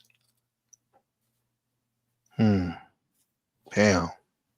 What does the sync mean? That's the main hookup point. That's where it syncs up. all of the nodes and relays come together and sync up. And it's done by gut biome. They what they do is they alter your gut biome to help with the transmissions. That's why so many people have intestinal problems, ulcers and stuff like that. Yeah. Damn. Let's see what. Oh, some of the cool stuff they can do here. I'll show you a short video on like what they can do with this stuff. What's It's the really source cool. of this figure here? Huh? What's the source of this figure that we're looking at? Oh, hold on. You mean it said University of Cyprus? Well, the other one did. Yeah, all of these are. Well, a lot of it's IEEE, the stuff I look at. This one's HAL, open source, open science. This is just discussing the wireless body area network and channel allocation.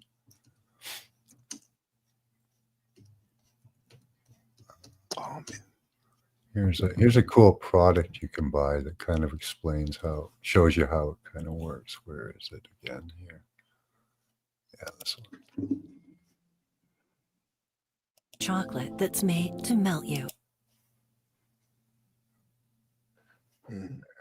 Advanced wearable technology in the market with 15 plus years of research and development.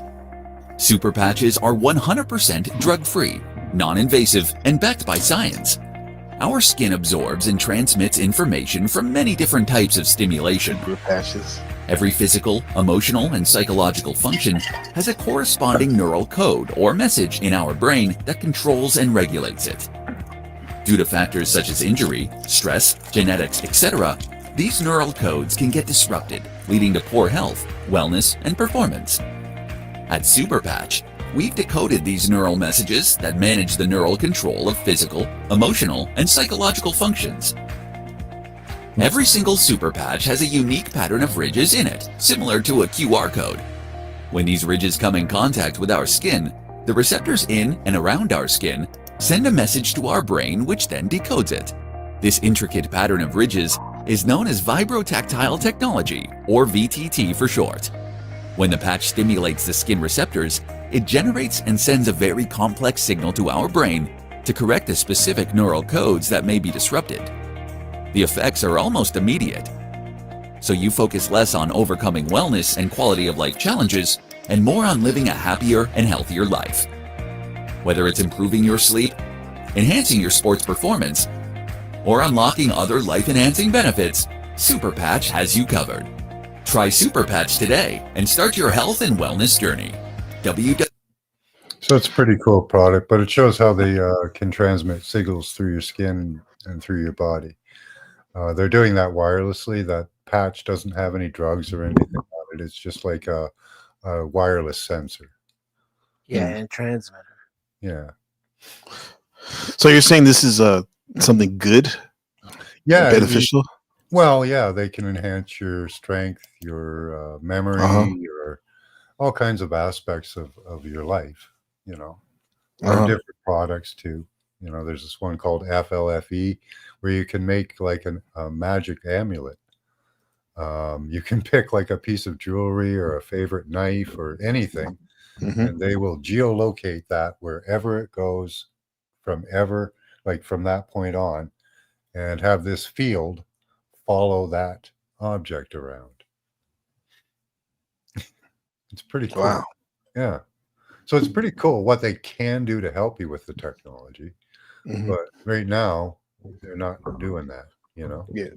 My friend just sent me something about the other day, something about called a grounding mat. You heard of that's those? good for you. Sleeping? Yeah. Do that. Get that. What would that what does that mitigate? Because they're sending so much radiation through the air, you build up an excess of positive ions on your skin. And those will go deep into your organs sometimes and cause other problems and stuff. So getting them off by grounding is really beneficial. Yeah. I actually, because I live in a building and I live in an apartment and all that, I use a thing like this I made. It's a grounding bracelet, just with the negative pull of a battery. That grounds you out pretty good. Oh yeah, I have some friends that have like all kinds of cool stuff like that. I've seen them. Yeah. They have that type of stuff. Yeah. I need to get on board. Yeah, it really helped me. Yeah. They say that I heard one lady who was a specialist in EMF radiation. She said the cure for what do you call it? Havana syndrome, where they're radiating you basically, is 2 grounded copper loops over your temple. So you put grounded loops over your temple, and that'll stop Havana syndrome. What would one look up to get some information about making that type of jewelry or purchasing that type of stuff? I make it myself. Okay. So, yeah. Yeah, I make necklaces that are very uncomfortable, but they work. The bracelet's kind of cool, but it doesn't do as much as the necklace. Yeah. I have a little thing on my hat, those 2 grounded loops over your temples. You can do that in a hat, just with some copper wire and a battery. It's not grounded loops. Nothing complicated. You know. Yeah. Here, I'll show you. There, it's right in your hat there. Oh, cool. You made that? Yeah, that's all it is right there. Yeah. Just a couple That's loops. cool. Yeah. Goes right in your hat. Suppose I could sell them. Go. Grounding loops for your temples. Yeah, that probably really could sell them. I'm highly electrosensitive, so. Would you this is kind of similar to when I seen those people, they have those teepees over there or triangles made out of wires and stuff. Yeah, that might help. I type don't know. Yeah. I'm a little too modest for that, I think. What, to sleep in a teepee? A wire teepee? Oh, I thought you meant like a hat. No. No, I've seen people have those these might things be, over their beds. Yeah, those might be cool. Yeah. Yeah. Yeah. Can't hurt, right? No. I have metallic sheets. They help quite a bit. Yeah. Yeah. And then for many years, you see people would wear like copper bracelets and stuff like that. Yeah, that's probably. Yeah, copper acts a little bit like an anode. Like, a car, they have like an anode on there to draw off all the rust. Right? So copper on you kind of acts like an anode. It'll kind of draw any extra charge a little bit. I just bumped it up by adding a battery to it. Yeah, these type of things become more attractive to me as I get older, because as a kid, it's like, I could just push through things. Yeah. Even though I'm getting bombarded as a kid, we're getting bombarded as well. It's just that as you get older, it's been so much wear and tear already. I mean, I'll take some of these helpful tools. I was losing my teeth until I learned about how to ground properly, and all the time, It was really getting bad there. Yeah, once the teeth start going, man, it's like a cascading effect. Yeah. Another one goes, another one's, and Yeah, they stopped now. Like, they came out root and everything. Like, they didn't rot out. They just came right out of my head. Wow. Did you have pain before? Oh yeah, incredible pain. Yeah. Tooth pain is one of the most like lessons. Yeah. The biggest lessons, because you can't get away from it, man. No. That throbbing in your head. There were certain areas I could go that were a little less painful than others. I found it depended on what area I was in, because of how much radiation I was being saturated with. Yeah, I grew up in Silicon Valley, and there was so much instances of people I grew up with and their parents getting cancers and stuff. Yeah. There's even a spot in my building where I can't walk. If I do, I start to get dizzy, and I start leaning to the right. I figure if I stay there, I'll probably pass out. But do you think there's some type of tower or transmitter there? Or something? Well, there's something. I sent my wife down with an EMF meter, and in the exact spot where I said that I had problems, there was a rise in the radiation level. Wow, that's fascinating, because some of us might even have those spots in our, God forbid, in our own house, and you're like, I wonder why I'm always dragging all the time. Yeah, it's just a convergence, I think, of a bunch of different signals bouncing, to make some type of like a little area that's saturated. I don't think it's anything intentional or anything like that. Is that what you mean by vortex, Dennison? Yeah, something like that. Yeah. Like a power convergence of signals. Yeah. That's dope. Max, do you have on your YouTube channel, do you have like contact information or something? I'll give you my email. Yeah, I'll drop it off in the back. I'll put mine back there. Yeah. Demons. Dennison, don't look. What? Just kidding. I don't get it. I'm putting my email in the back chat. Being funny.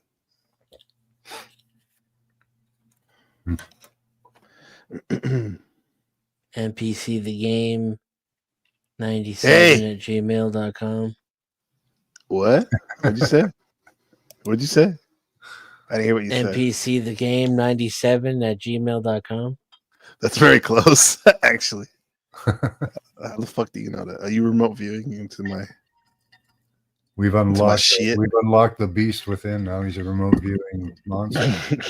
We created a monster. Dennis, I want you to remote view into Jack Talcott's hotel room right now. I've done it before. Why is Jack I've Talcott so astral popular with projected too. everybody? Yeah. Everybody talks about Jack Talcott. Yeah, he's David Koresh, man. 3.0. Nice. I don't think so. No, I don't. No, I'm just joking around. But he's definitely popular in the Panelverse, right? He's a His nice name guy. is- I've spoken to him a few times. So. Yeah. I like him. He's not that popular. No. In the Panelverse, yeah, man, everyone's always In these bringing them up. circles, in the Jack Talcott circles, he's somewhat interesting.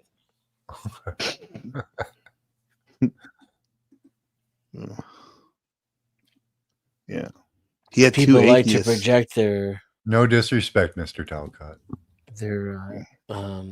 idiosyncrasies at him, I think.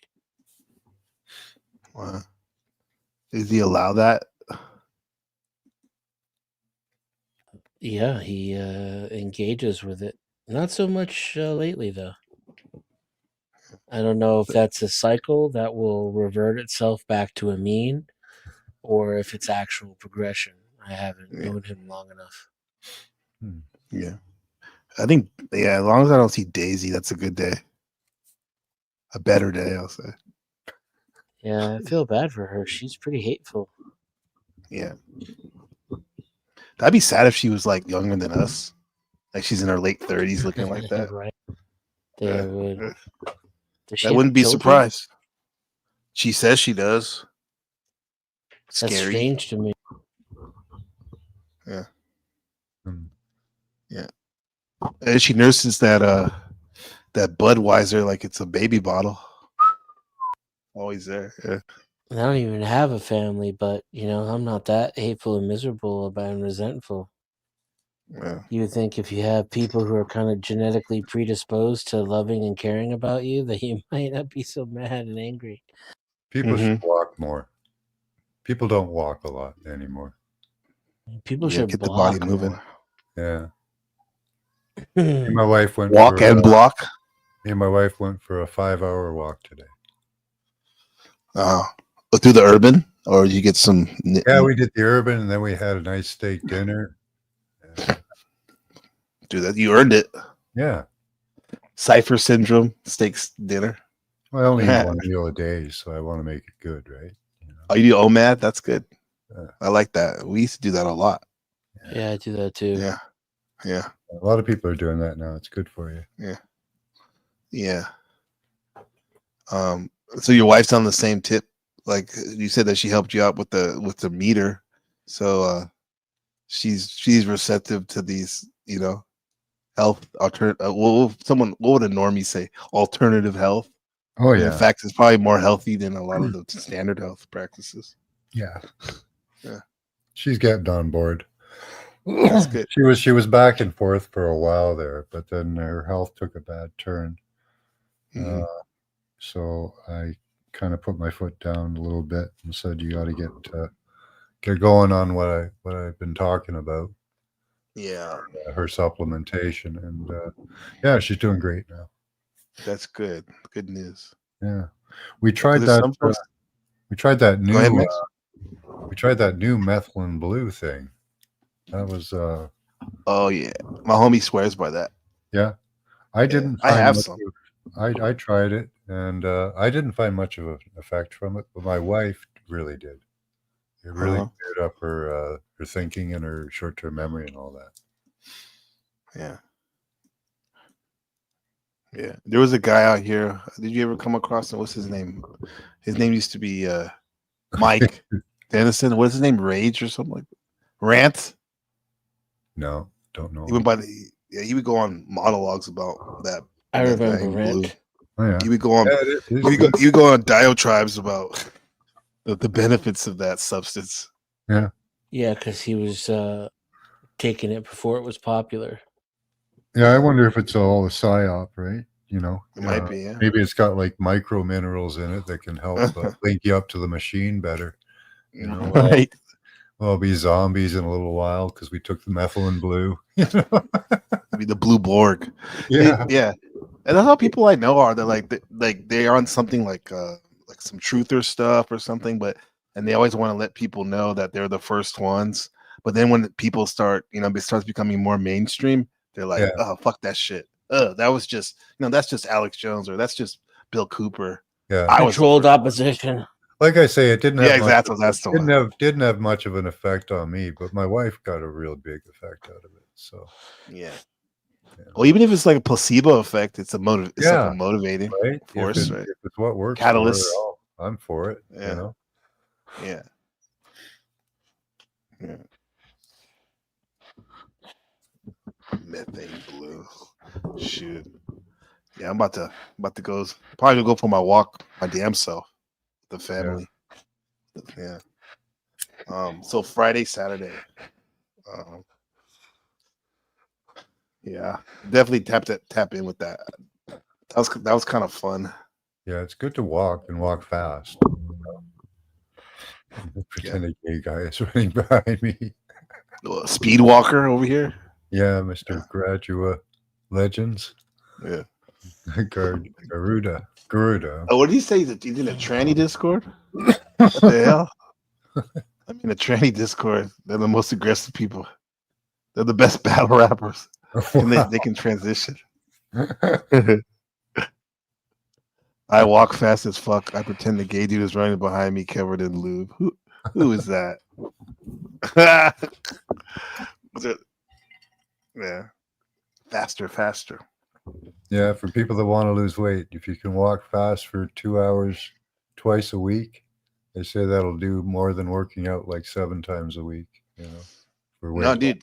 Yeah, steady state cardio is amazing, man. Yeah. Whether you're walking or riding the stationary bike at a regular, even at a regular pace, if you do that every day, you're gonna that shit's gonna burn off. Yeah. Really good for you. We love it. Love getting into the woods like we do. We have a nice pathway right through the middle of the city. It's all about a mile wide green belt with pathways through it. Beautiful. Yeah. And we That's have awesome. a swamp beside me. So a swamp? Well, it's a marsh. Yeah. We'll call it a marsh. We'll give it a better name. What's the difference between a marsh and a swamp? Not much of anything, really. Just a better sounding name. Well, if you're a realtor and you live and you're the properties by a swamp, it would be better to say it's a marsh. Right next to Maybe. or would you even put that in the description? I'm wondering if there's an actual difference. I don't know. You can ask. Well, who do I ask? I ask Google. Yeah, that's what I'm Is there a doing. difference?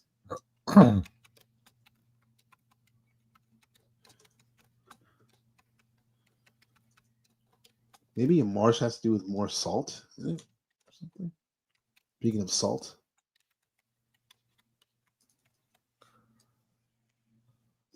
Might be right.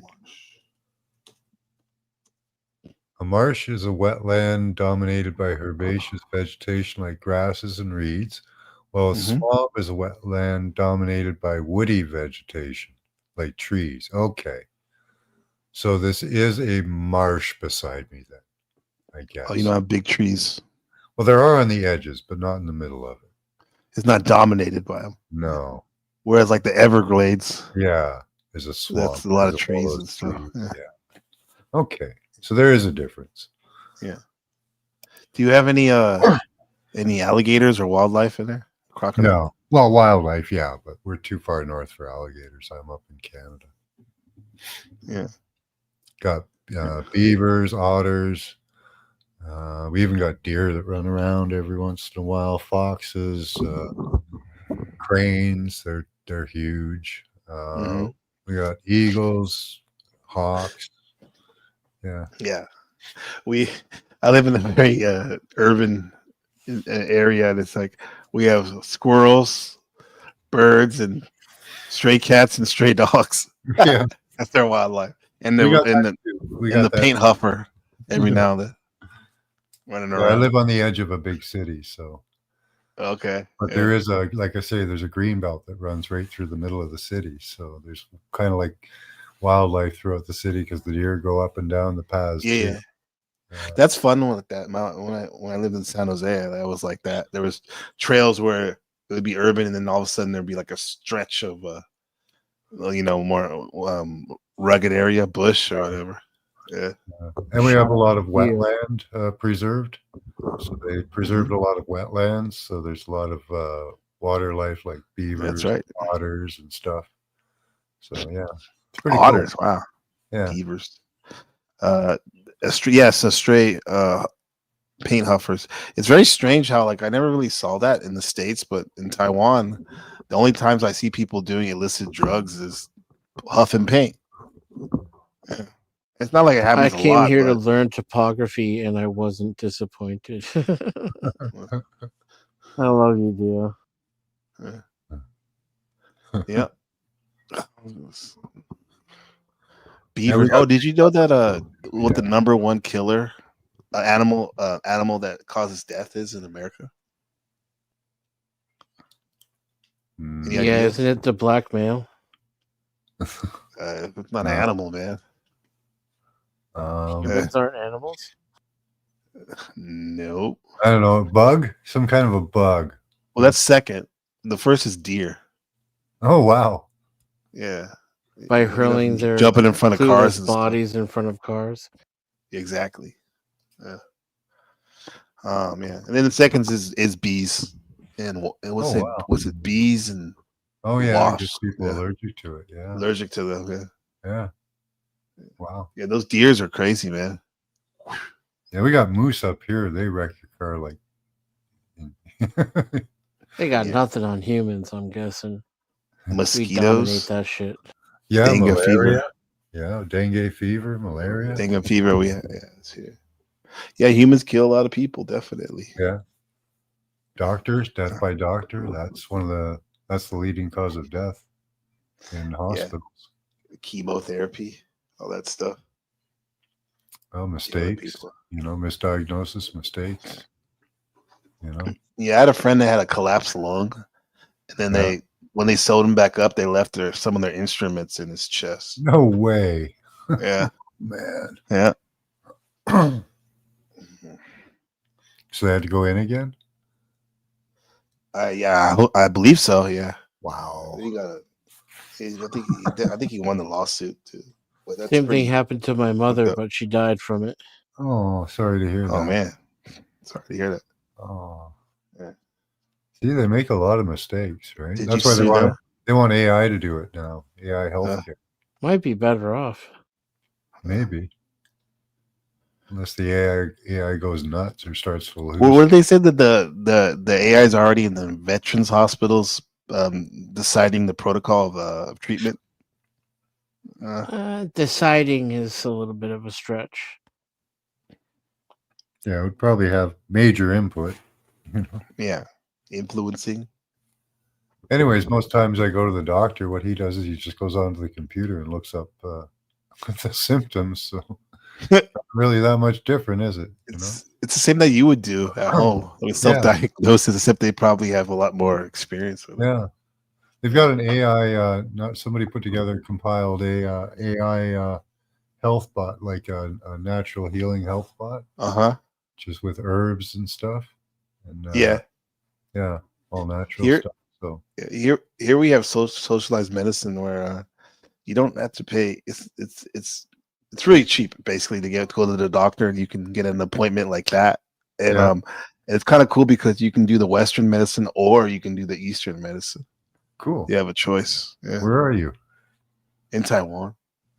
Oh, neat. Yeah. Where the West meets the East. That's it. Yeah. The Blasian.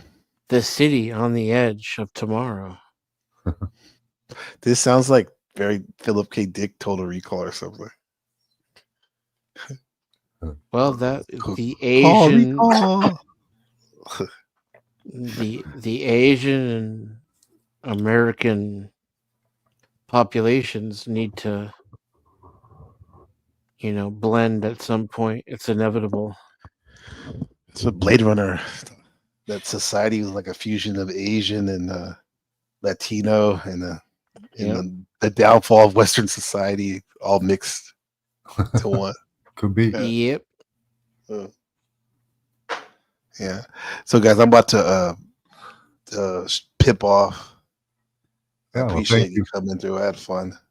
Thank you for having me up. Yeah, it's pretty late for me too. Yeah. I was about to say goodnight myself. Yeah. Great talking to you guys. Have a great one. Bye-bye. Yeah, Max, thanks You for too. walking us through that, man. That was awesome. All right, have a good night. All right. Peace, Max. Doesn't this guy this is one of your people right here? Diogenes? Yeah. Yeah, that's the homie. Pretty funny. Dio's pretty funny. Dio's my first super chat that I ever received too. That's cool. Yeah. Are you gonna panel hop more or just shut it down? I gotta like do human stuff. I've been paneling all day. Okay. Now I gotta do human stuff as well. Yeah, I gotta do some cleaning and some cooking and we'll see like if I have an itch to panel after all that, I might do some late night streaming, or I might try to wind down and watch some movies in the Discord. Okay. Shout out to the Discord, man. Hell yeah. Yeah. The screening room is where it's at. Yeah. Let's see what you're watching later. Maybe I'll check it out. I have some final grades to take care of. Once I finish those, the summer basically begins. I'm rounding up season 6 and entering into season 7 of TNG. And then Star Wars Ashoka, I think it's called. It's one of the Star Wars series. I'm going to start that. And then we also have Firefly on the menu. The entire series, season 1. There's only one season. I see. Yeah. That's cool. Firefly. This is on the Sci-Fi Channel. Originally, Maybe, yeah, originally. I think originally, yeah. I always liked Dennison. He's smart, funny, and a smart ass. Mixed bag. Yeah, that's a good summary of Dennis. Thanks, Dio. Definitely. Yeah. Is this your super chat or mine? I don't know. If it's Either yours, way, I'll thank take you. Yeah, thank you. Yeah. Let me see. Oh, I think it's mine. I don't know how that works when people are streaming from you. It shows up as mine. Either way, I'll give Dennison if it's mine, I'll give him 30 cents. I'll take the other 50. I appreciate it. Thank you, sir or ma'am. I have memberships, by the way.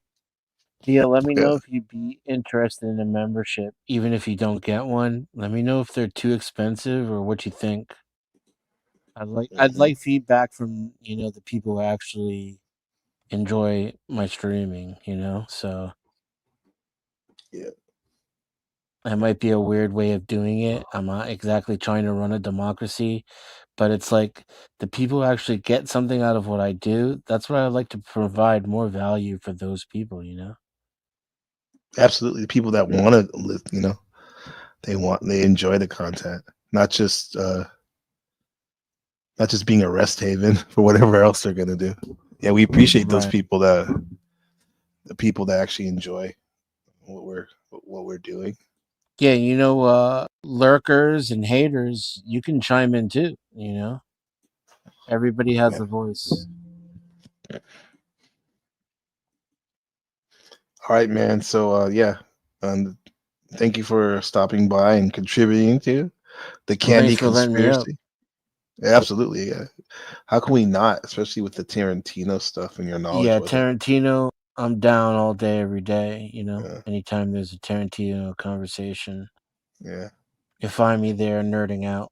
As you saw earlier, Yeah, I think we was might like, have to do no, another he's one. telling the marshal that he's the state representative. I saw. Oh. Yeah, that was crazy. We know what you mean. Just let us rock. Just let us make up shit. You're the fucking lawyer. Pretend whatever we want. God damn it, Denizen. That's why we stream.